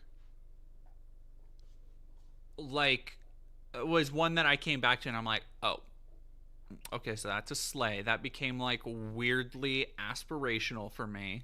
Don't know why. Couldn't tell you. Who's another one? Trinity in the Matrix is another one. just like androgynously I was always very attracted to. Not just like attracted. So again, it's this weird kind of detangling of like, I love this character and this representation of like femininity or androgyny, but even though I am not like, it is not a sexual or purely sexual thing, right? It is not like, oh, this is getting me so hot. It's just like, for a reason that I cannot even quantify as sexual, I am drawn to this character. Yeah. Oh, Firuza Balk. Oh my god. Oh. Yeah, Swamp Frog person. I confused gender envy for attraction for a long fucking time. Pam Anderson. Another one that is very like very steadfast throughout my life has been Gillian Anderson, who is just fucking insanely gorgeous as a woman. Like legitimately one of the most stunning, perfect people I've ever seen in my life.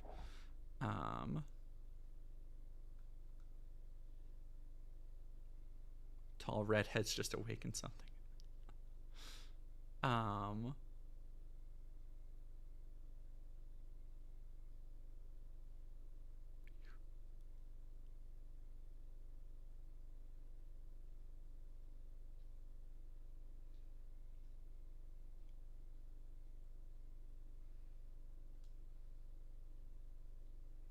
Tim Curry, corporate carrots. Many such cases. Yeah, many such cases. Many such cases.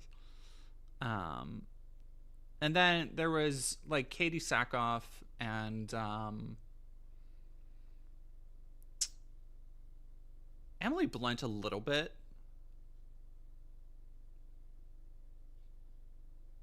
Yeah.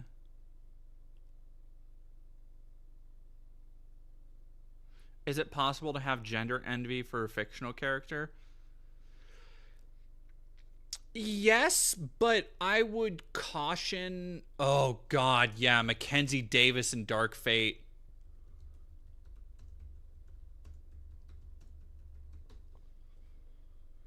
Whew. I'm saying like, y'all fucking, you had to be there for Mackenzie Davis in Dark Fate. Oof.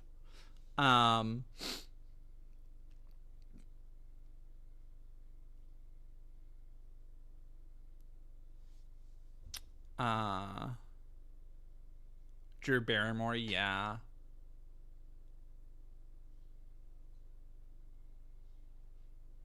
Sand. Is it possible? Yeah, sorry. Is it possible to have gender envy for a fictional character? Yeah, and I think a lot of people do have that kind of feeling when they first start parsing or processing feelings of being queer or trans. You know, like I think fictional characters are actually like they can be very good as a like a starting point for a lot of people to reconcile their attraction to things. You know, especially in this very heteronormative society we have, you have characters who fall outside of gender binaries, who fall outside of like strict gender rules in fictional media that are a little bit easier to be attracted to in those pieces of media. And I think like you see that with femboys a lot and like anime femboys and shit. But that does lead people to unpacking like, oh, look at this real femboy online. Oh, am I actually attracted to a boy? Like that, it's not a trans woman. It's not the femininity. Maybe I'm attracted to the masculinity a little bit. And that's totally fucking fine. Like, whatever. The thing I would caution people against is that like it's a lot of the same issues that, you know, any kind of not celebrity worship, but celebrity aspiration is that, like, fictional depictions are not real life, and trying to hold yourself to like an aspiration of, like, especially body type and stuff, it's just not realistic and it's not healthy. And I've seen an unfortunate amount of people try and do that. Tristan, my cat just grabbed my face to lick me. Congratulations. I'm happy with you. I miss this guy in Cloud Strife as my gender aspiration. Gay. Sorry. Goblin King, yeah. You never say I look like Baki Hanma, say it isn't so. Sorry. Wish I looked like a Bionicle. It's weird that you say that as we're having a gender conversation, because I just wrote a joke about, like, gender. I wrote a Bionicle sex joke in my latest script. Secondhand gender euphoria from your vids. Oh, thank you. I think a big part of it was that you looked good and seemed to be thriving in your look. I believe the term is serving. Thank you. I try. I like, it's taken a long time for me to be, it's, I think part of why I have such a, I think, resilience to, like, dorks online who will constantly shit on me. And it's like, I have come a long way to liking myself and being comfortable with my gender expression and experimenting with that and experimenting with other people and experimenting with how I want to be perceived and how I perceive myself. And I think part of that comes with needing to build up a resilience, but also an acceptance of, like, I'm not going to fit in with other people's standards. And once you kind of get to that point, whether you're trans, whether you're queer, once you kind of understand at a level of existence that you are never going to fit in 100% with everybody, I think you stop caring so much, honestly. I remember when I had my feminine weight phase, and I still don't know how to deal with weight. Probably it's awful. Yeah, it's, weight is a big problem. Like, thankfully I've never had, unfortunately, I like food too much to ever really, like, develop an eating disorder, I think. That being said, I have fluctuated with unhealthy eating habits, certainly. And it is the great challenge, I think, for a lot of trans people is to come into the idea that you actually need to be eating more. You need to be going through more caloric intake. But you also need to temper that with exercise. I think that's where a lot of trans masc and trans femme people kind of mess up, is that, like, you get on the hormones, but you need to, if you want to make sure all that fat goes to the places you want it to be, you want to get the fat ass, you want to get all that stuff, you gotta be doing crunches, you gotta be running, baby girl. T.S. Christie Slays, can you tell me what pronouns our streamer uses? I use they, them.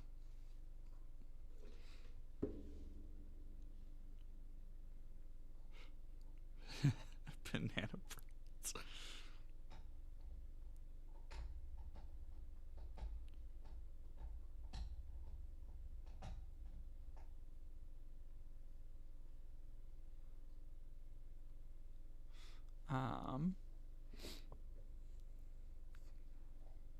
Sorry, my partner's texting me.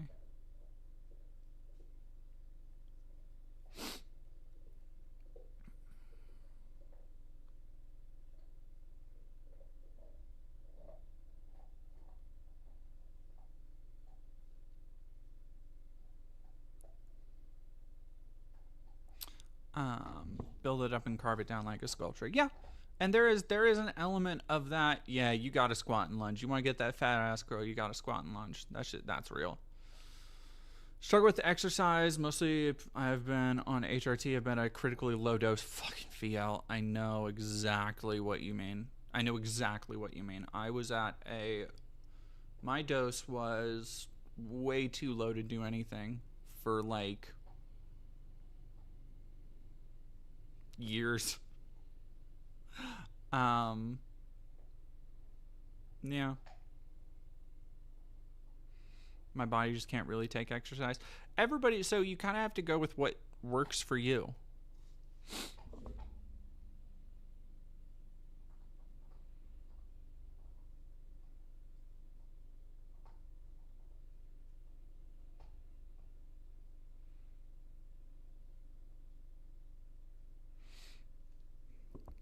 I like eating and hate exercising. That's the fucking that. So here's the thing: is that like you can have delicious fucking food, like you can have good Asian cooking, cheap, filling, and simple. Hell yeah, hell yeah.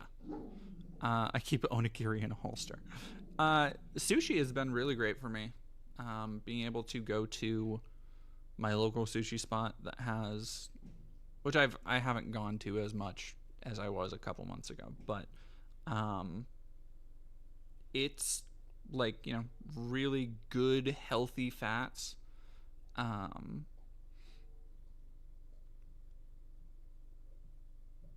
Learn spices. Yeah. Love exercise too much.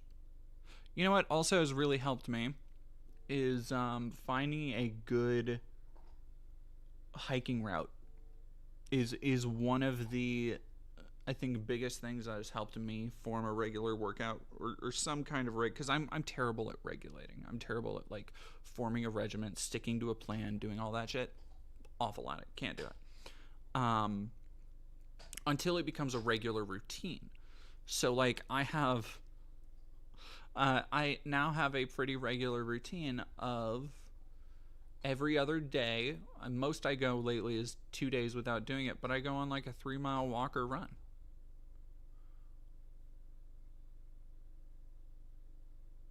John Crute, there's a werewolf on the loose. Did you hear about it? No. Not to my knowledge. Not unless that werewolf is Autumn Ivy. Know what I'm saying? Hey.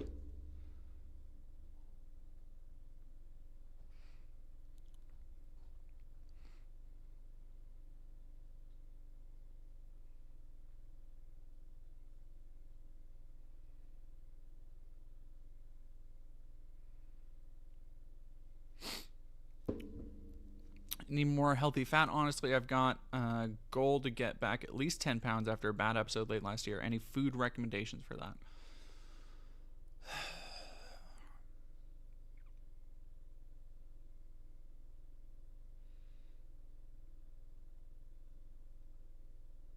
I mean, if you're supplementing it with a lot of exercise,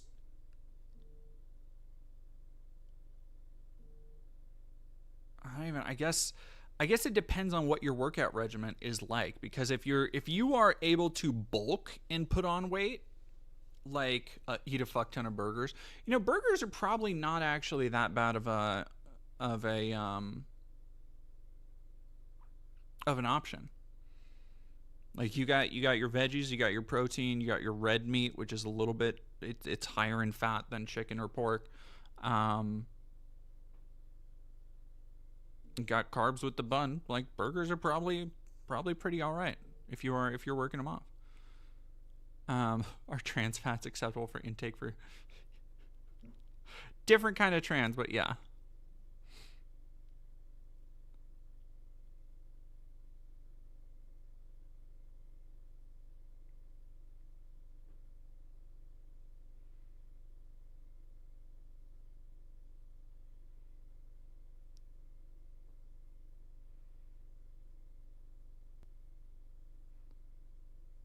This is the most American thing you've ever said. Fucking burgers are...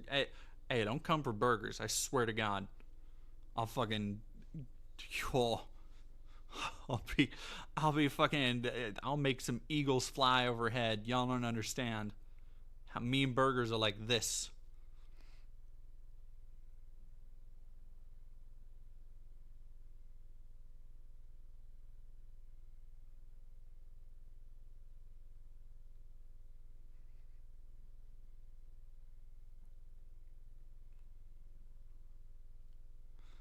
Sorry, give me 1 second, chat. I am doing a thing.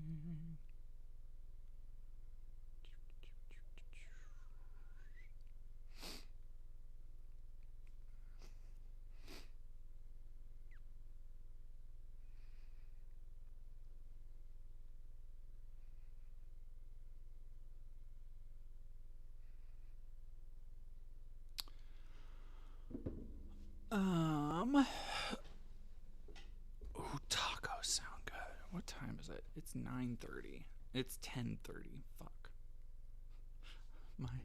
My timer still hasn't ticked over. Do I have food money?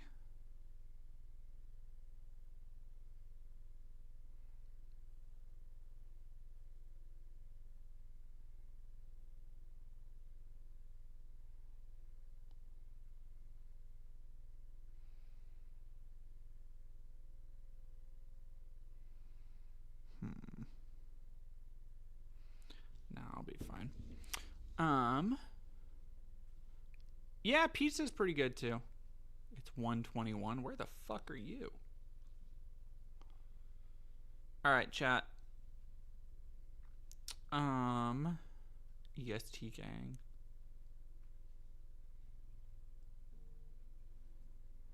Are we done? Are we done talking about our celebrity fixations?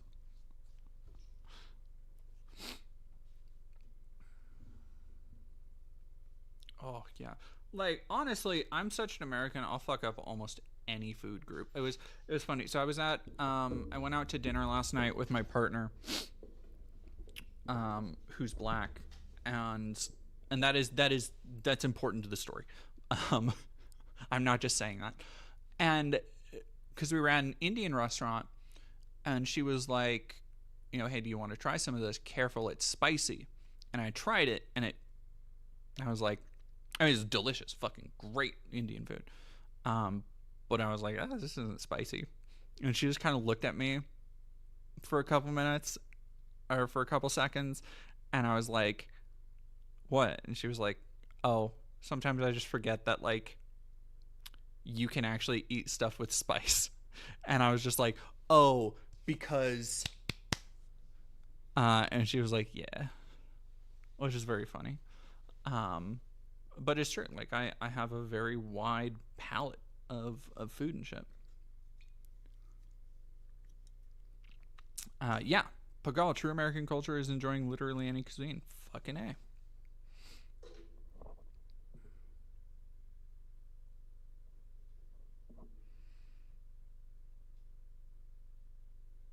The European cannot comprehend the ability of Americans to, like, eat anything. Let's go. We'd love to see it, chat.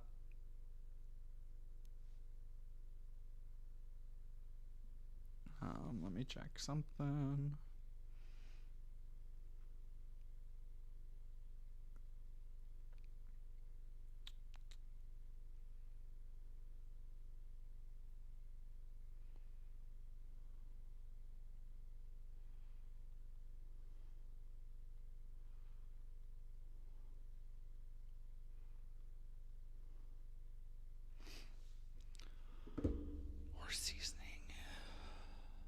Might be the only black guy in America who can't handle spice. I don't have a sweet tooth. I'm so fucking jealous of you. I'm so jealous of you, Dale Wilson. My sweet tooth is my fucking downfall. Like, the way that donuts or motherfucking cake will call to me sometimes, like the Green Goblin mask.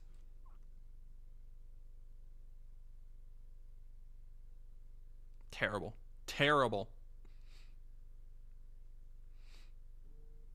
Like, I don't know what it is. I'm back from being sugar and salt of spice. People always assume you have to eat boring stuff to eat healthy, but that's only true if you're someone who considers sugar and salt of spice. True. There's a deep fried green tea ice cream. That shit sounds good. Yeah,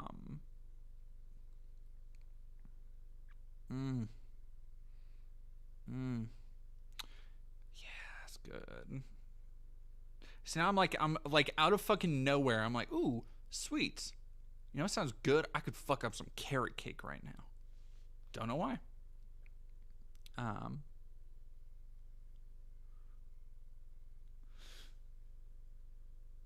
Carrot cake's so good. had for years I had an idea for a donut, but instead of like the texture would have to be closer to a cream puff, because it would be like a donut, but instead of filling it would be ice cream, and it would have to be served chilled. Yeah. That's I came up wanting to be a chef for a large part of my childhood. Turns out I just was obsessed with making insane food, not good food, it turns out. Yeah, yeah. Morning carrot cake, stop it. If you eat only fatty stuff for a while, the sugar cravings go way down. Yeah, I probably should. I need to go. I don't have enough money for it. But when my YouTube payment comes through, I think I'm going to have a proper like shopping trip. Because I've basically been subsisting on buying a rotisserie chicken and a salad bag or two a week. Ooh, Korean donuts made with rice flour. That sounds good as hell.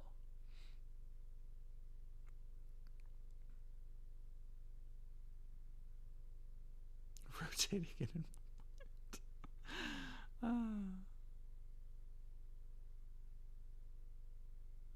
Grew up thinking my dad could cook, but it turns out it was Chef Boyardee. That's devastating. That's fucking rough. I mean, hey, nowhere to go but up. Nowhere to go but up.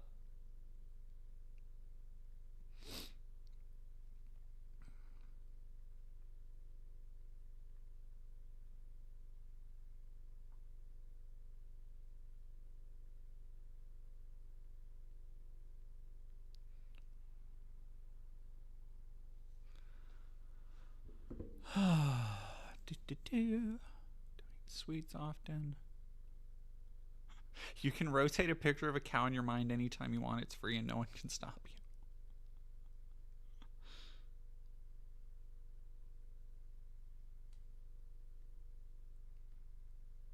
Yeah, now you're talking Holcomb break. Now you're fucking talking shredded rotisserie chicken salad sandwich.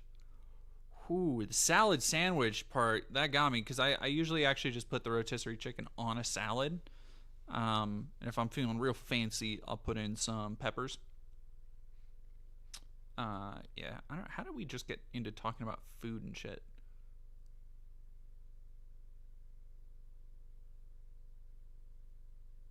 No, but it's brilliant. That's the important thing. Poor swamp puppies. Oh, gators. I'm like, what the fuck, swamp puppy? No, it's a gator.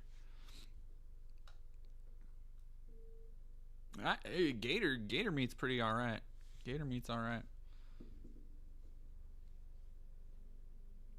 Crashing NFT market by rotating in my mind. No, Banana Brains. I do not. I tear off some of the rotisserie chicken and throw it into a salad. Because, like, here's the thing about those salad packs that you can buy for like $5 is like you can get 1 or 2 meals out of that, but it cannot. Salad alone is not enough to subsist you.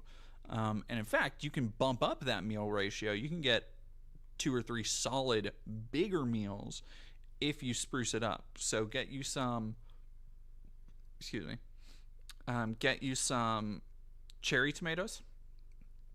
Get you a bag of like the mixed peppers, the red, orange, yellow ones.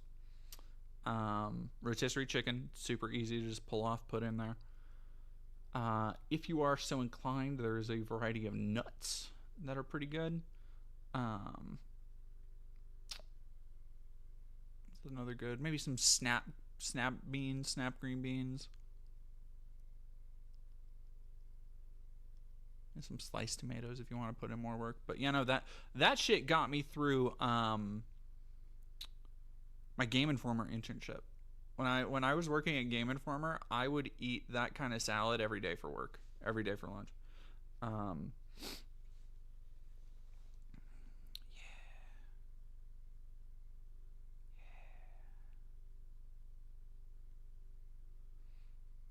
arugula, strawberries, iceberg lettuce, Catalina dressing, pulled chicken.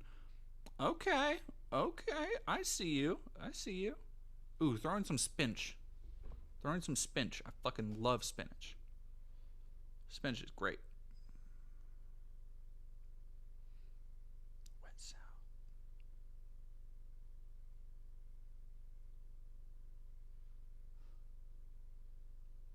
Salads are such a great depression meal. Just toss a couple chicken nuggets. Chicken nuggets? What the fuck? What? Chicken nugget? I feel like we're not talking the same language here. All right, no. Here's my depression meal. My poor depression meal from like years back. I haven't had this in years, by the way. But if you want real good food, and you know what? This will probably add some fucking weight to you. King's Hawaiian rolls,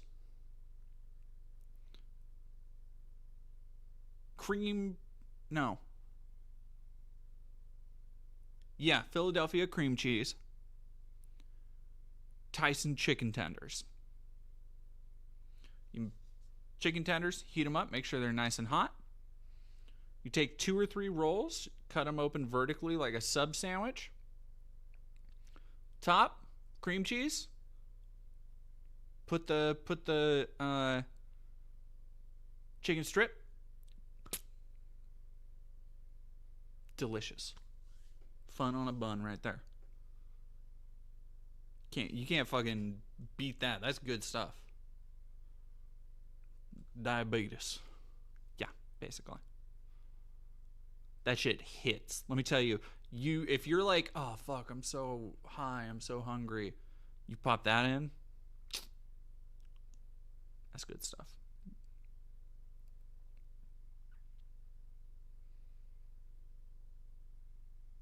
I'm so stoned right now. Yeah. Why is my community behind a paywall? Because I have a lot of people who do not like me on the internet and want to ensure that people are at least a little bit safe. I have to take several measures, and unfortunately a $3 paywall is just one of them. I wish it didn't. I wish I could have a space to give people wherever we could be safe and wherever we could be chill without having to worry about people trying to come in and harass and dox people. But I do, unfortunately.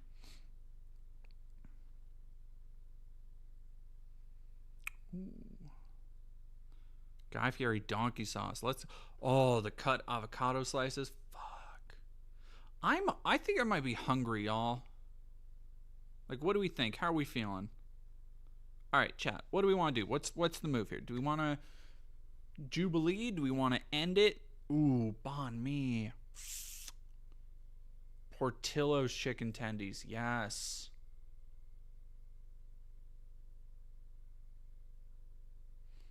Yeah, Naomi Faithless, trans and feminist servers are troll magnets, unfortunately. Thank you for another banger stoner recipe. You're welcome. Like, again, this recipe lives on beyond me because it's not the most healthy food in the world.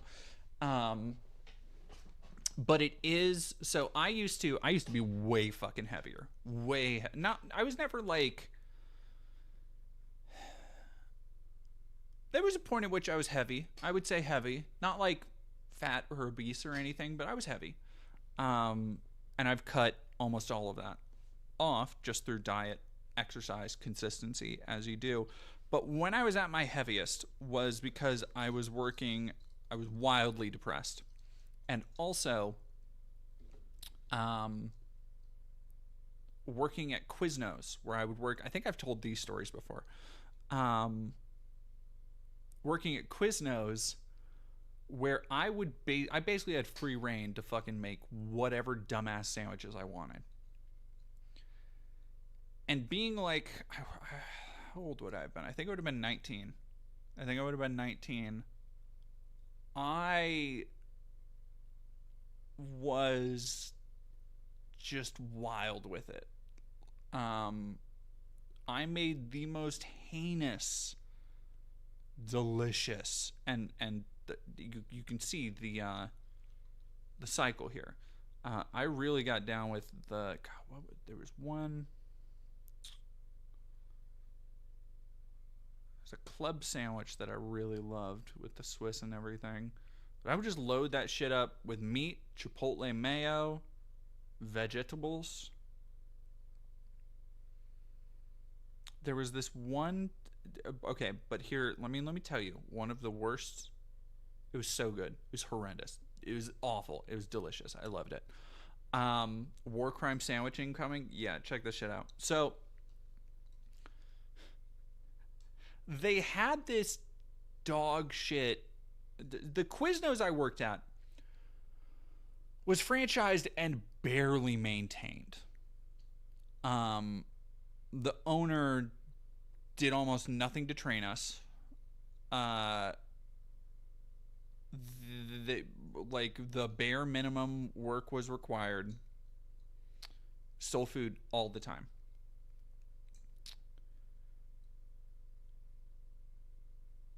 Except we still, because we were still Quiznos, we were still taking part in like promos and shit.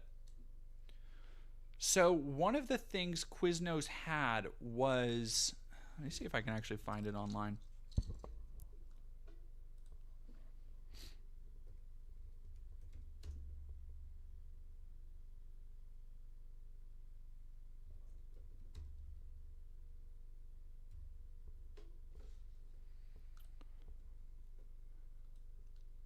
I think we have it. Yep, there it is.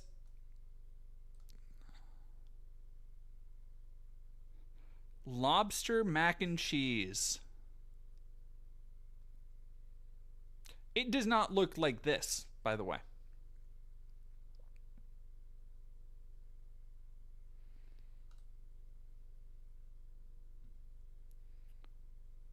This is generous. This is generous as hell. First off, it was synthetic lobster. Second off, fuck off, LA Times. So, what it was essentially was noodles in these big bags where the noodles are just kind of wet and floppy. And you would, you were supposed to pour the cheese over it. The cheese was liquefied. Put it in the microwave for like 3 minutes or whatever. Pop it out, pour some the fake lobster shit on it. Horrendous. Terrible. Also, none of our fucking microwaves, we had 2, I think, heated properly. So the amount of times I would have to and I felt genuinely fucking bad. The amount of times customers would come back to me with this just congealed lobster mess and be like, hey, this is cold. Horrendous. Dr. Frosters, thank you for $5. Just started Doom 2016. It's pretty fun. Can be a bit maze-like, but a bloody good time. Fuck yeah, it is. I think if you like Doom 2016, I think you'll really like Eternal too. So, it was straight up slop. They get don't get it twisted. Steel Reserve, thank you for 50 biddies. It was slop. But we had ciabatta buns. And I was curious. And it turns out that when you put noodles and lobster and I believe I ended up spicing it up because I ate this quite a bit. There was a point at which it consisted of noodles, lobster, I'm sure something else, and jalapeno and the chipotle mayo. And here's the thing, you didn't put it in the microwave, you put it in the toaster oven. Like you did with a regular sandwich.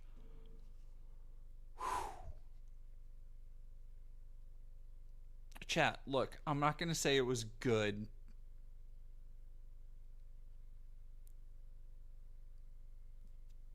But I know that shit has to be asked. I don't care how depressed you were. Nah, this was real, like, a life depression era. Like, this was my low point for sure. Like, yeah, deep depression hours. But let me tell you, toasty. Fuck yeah, toasty. We've all done things. Yeah. These are my deep regrets. These are war crime sandwich. This is the type of shit, if somebody ever makes a hit piece on me, this is going to be the type of stuff they have to come up with.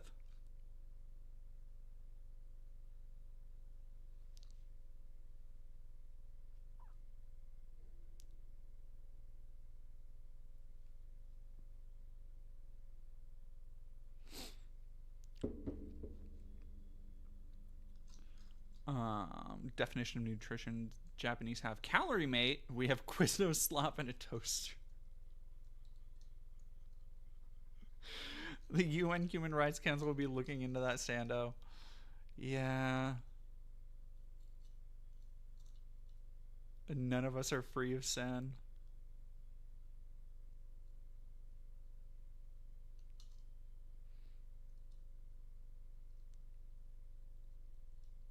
Sandwich we tried it. Unfortunately, I am still, like, now that I'm kind of hungry. All right, let's do Jubilee slop and oh shit, Igloo BC, thank you for rating with a party of 18. Well, now especially because we have people joining us for this fucking unhinged nightmare. Thank you for walking into this time. There's like double tuna Swiss toasted. Ooh yeah, pickles, black olives, and 1 tube of mayo. Hey yo, that's too much. That's too much. That's too much mayo. See, here's the thing. I fuck with like a Jimmy John's. Like I'll fuck with the tuna. For sure, I'll fuck with the tuna sub. But the great thing about tuna is that it's relatively healthy as meats you can get on a sub go. That's too much mayo. I say this to somebody who doesn't even particularly enjoy mayo. Like, mayo is like, eh. Death of Atari, no, Calorie Mate is a real thing in Japan. Calorie Mate's a real product.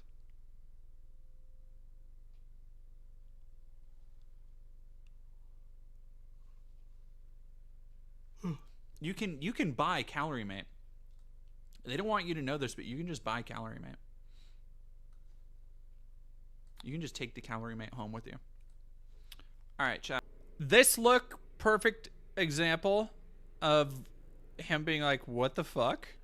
Because this is something that I've had to deal with a lot in the last couple days. Where,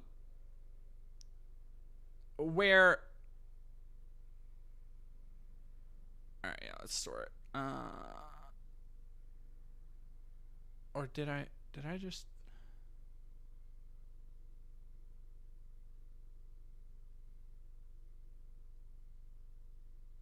Anyway, like this kind of gish galloping of having to change the subject basically to make your point. Anyway, I didn't need to pause it to say that.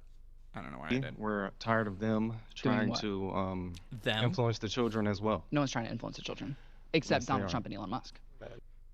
See, that's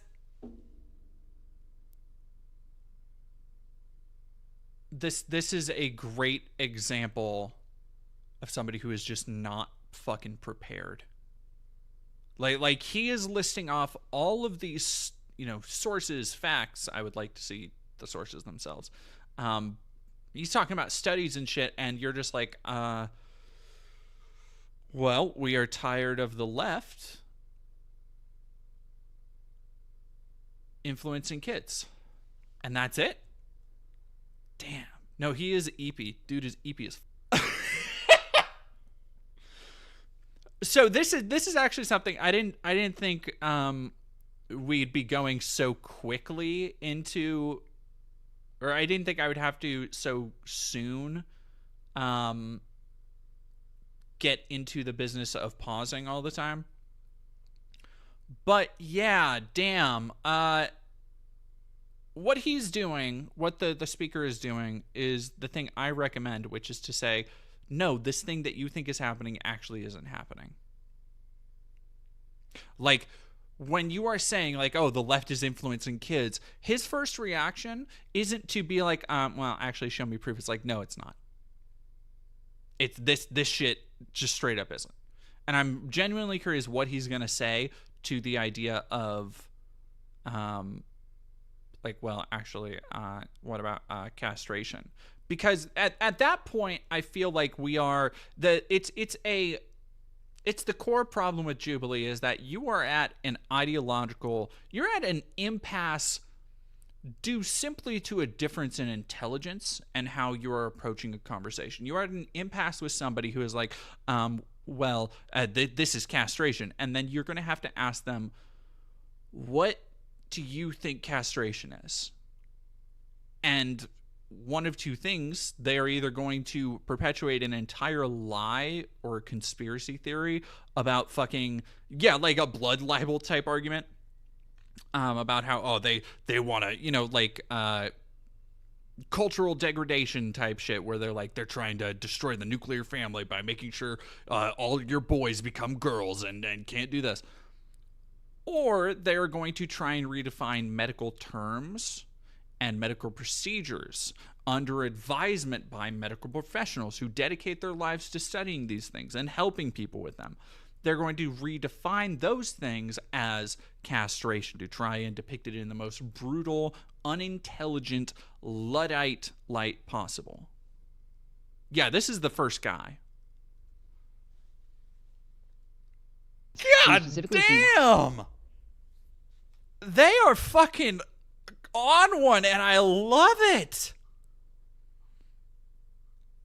This is like beat for beat, bar for bar. I can't.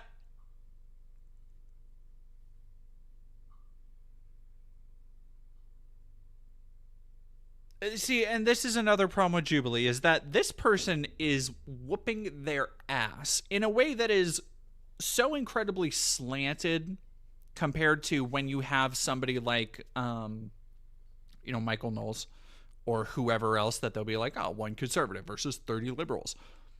And it's so different from watching Michael Knowles, because Michael will still make these broad appeals to Western culture and what is morally right and morally wrong, and trying to get these philosophical arguments that not only are the other people not prepared to argue, but Michael fucking Knowles is not prepared to argue. Whereas they're attacking it in such a pragmatic, factual way. And the problem is, Porcelain Giant, they will call this equal in the end. That's the problem, is that this person is destroying them. And in the end, it's still going to be just a shrug, oh, I guess some people disagree on some things. And it's no. This is a very clear, obvious answer of who is right and who has facts on their side. Anyway, my food is almost here, so we will watch a little bit and then hundreds of cases. I would kind of like. I'm genuinely curious about what all of the other people's opinions on this are. How do you argue? Well, The truth is that they would argue against it because some of them like the fact that that culture is changing to be hostile in that specific way. Like that the Nazi Barbie almost assuredly feels or thinks that way. My food is almost here, so I am going to go grab it, and I will be right back.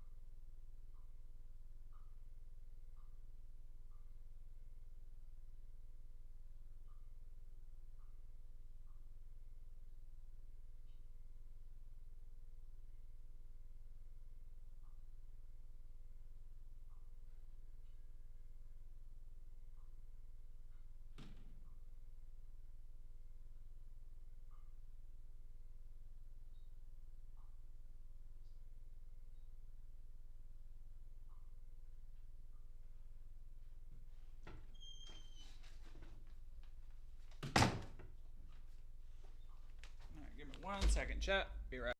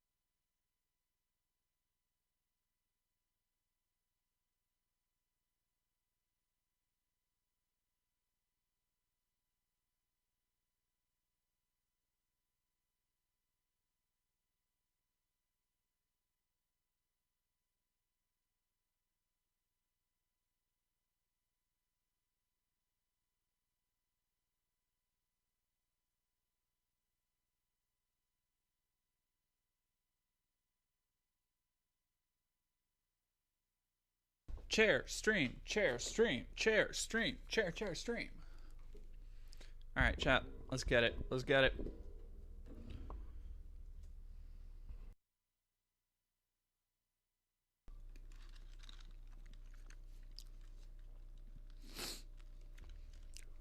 The idea that if there's one or two doctors that disagree, definitionally there isn't a medical consensus. When you have an overwhelming majority of doctors who do. If you have 1,000 doctors and 2 or 3 disagree, that's still a consensus. By the scientific method, by data analysis, by any metric, if you were to weigh that 99 point whatever percent, you would say the data supports this. If there's 10, 20, 30, 40, 50 doctors out of 1,000, if there's 100 doctors out of 1,000, if there's 100 doctors, 150, let's do that. So you have roughly, what is that, 15%? that is still overwhelmingly in favor of the medical establishment and the current consensus they have. An overwhelming majority. Like, Drax is from I'm the 10th dentist. I say you should eat chalk. Yeah. It's like 9 out of 10 dentists agree. It's like, okay, well, you go with that one. Seems like most of the people who know what they're fucking talking about know what they're fucking talking about. Anyway, continue. Sorry. Means this happening, though. This idea that there is some rampant roving, like, it is not gaslighting. What is it? Gaslighting? Sorry, I'm going to finish this delicious queso burrito.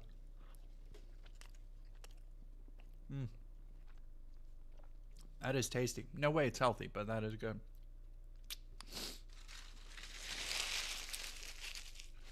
What's gaslighting is to continually say that liberals and leftists and the LGBT are grooming kids and roving gangs. Like they're fucking Mad Max on the wasteland just picking up kids to go cut off their genitals. When the reality is, you have all of these scientific facts, all of these studies, all of this data to back up a medical field consensus that is driven by professionals who want to keep their patient's best interest in mind. The gaslighting isn't to respond when you say, "Oh, all of these doctors, the globalists are castrating our kids." The gaslighting is the fact that you look at these medical operations, you look at these experts who are making these decisions, who, by the way, extremely rarely, like the amount of sex changes for minors, insanely low. Insanely. Sorry.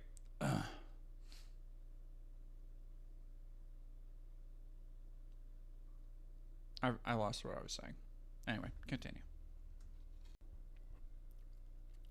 I'll concede, last guy had an okay vibe. This guy.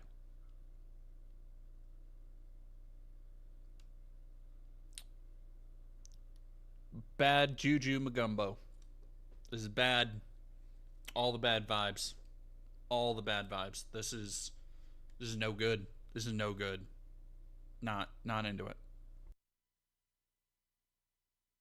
You're saying that Elon Musk and Trump are grooming kids, yes. Right? Okay. So, you have a unique lifestyle, right? Jurassic Park looking motherfucker. Dotson! We got Dotson here! Straight up. Straight up. Gay, LGBTQ. To keep that lifestyle, we need men in this country to be in the army, right? To defend your right to have your unique lifestyle. I'm down with that, yeah. This guy is not going to last. This guy is not going to last. I start the fucking countdown clock to when he gets voted off, straight up. His whole thing is going to be about like, oh, we need more men to be men. Okay, yeah, great. Awesome. Gay people famously absolutely hate buff, burly, strong, masculine men. Oh God. This is what you hear all the gay men saying. It's like, oh no, all those big, muscly, masculine boys, get that away from me. Great. Solid argument, bro. Nailed it. Perfect. Flawless execution. Makeup, fun shoes, fun outfit. It's a striptease. Okay. It's a striptease. Okay, so here's again where you can tell somebody knows nothing and gets all of the shit that they know about trans and or queer people. One thing, and I'm sure tons of people have family that they can relate to this, where they'll get in a conversation and they'll start equating things like drag queens and like non-binary people and like trans women, and those aren't all the same thing. They can be, but it's like, you know, it's actually, it reminds me of the representation or the lack of differentiation with representation shit that you see where people will be like, this new game, all these woke games, they just want you to play as like a black woman in a wheelchair, and it's like you can have a character who's a black woman in a wheelchair. Like, it's not saying you can't combine those things, but the odds of those things all being the same, or the fact that you consider all of those things as exactly the same, just kind of betrays how little you know about any of the way they're being represented to you or somebody else. Like, you just don't seem like a serious person. Like, you seem like you are arguing simply against different thing, no matter what it looks like, no matter what form it takes, rather than on the merits of what it actually is.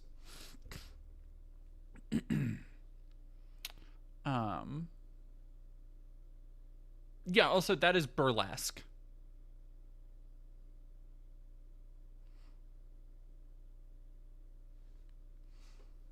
Literally, it's Tim and Eric character. Thank you for, oh, he does have Steve Brule energy. Thank you, Moth, for $5. He's got Steve Brule energy emanating from him, but unironically. Yeah, it's pretty good.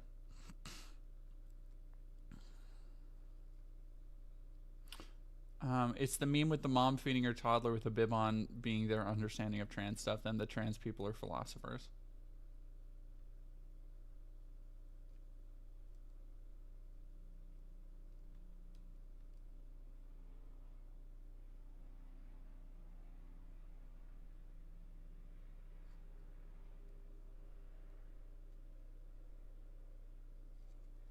No, there ain't no way we're watching this whole thing. I think I'm going to finish eating pretty soon and we'll go see if anybody else is streaming. But, like, I don't know, this seems like a good one. This seems like a good one. I love how, again, this dude, sorry, if you have literally not cited even a fake one, even a fake set, just tell me one thing. It's like, oh, well, this has been proven wrong by this. Just anything. And you're sitting there like, oh, that's not true. It's like, no, to you, to your framework, to your brain, it might not sound true. That doesn't mean it's actually not true. In fact, there's a big difference between those two things. And the reason that so many people kind of stay in these insular spaces is because what they want to be true often isn't. But they sure do like to believe it. All right, we have Riverboat Jack, USA Hole, and Riverboat Jack. How are we feeling, chat? We got WTF Wednesday and Riverboat Jack. Politics is hell right now.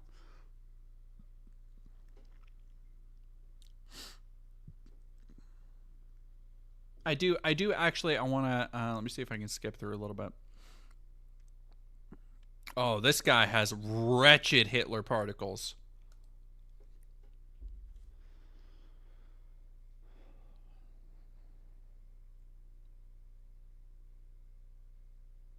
Yeah, cite a Breitbart article that cites itself. Dude, just something like that.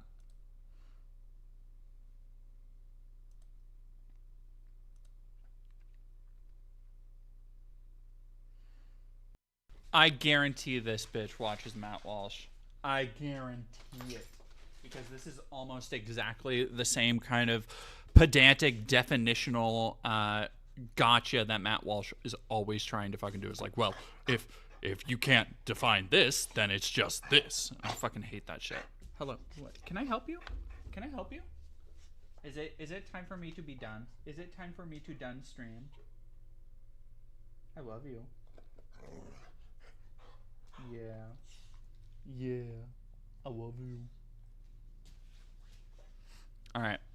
Alrighty, chat. My dog has better opinions than these people, almost certainly. We're going to go say hi to Riverboat Jack. Everybody go say hi, jump in, have a good rest of your night. Thank you all for joining. Thank you all for hanging out and doing it up real nice tonight. And, yeah, stay tuned to the channel for the artistic critique of Kanye's latest piece soon. And I will see y'all later.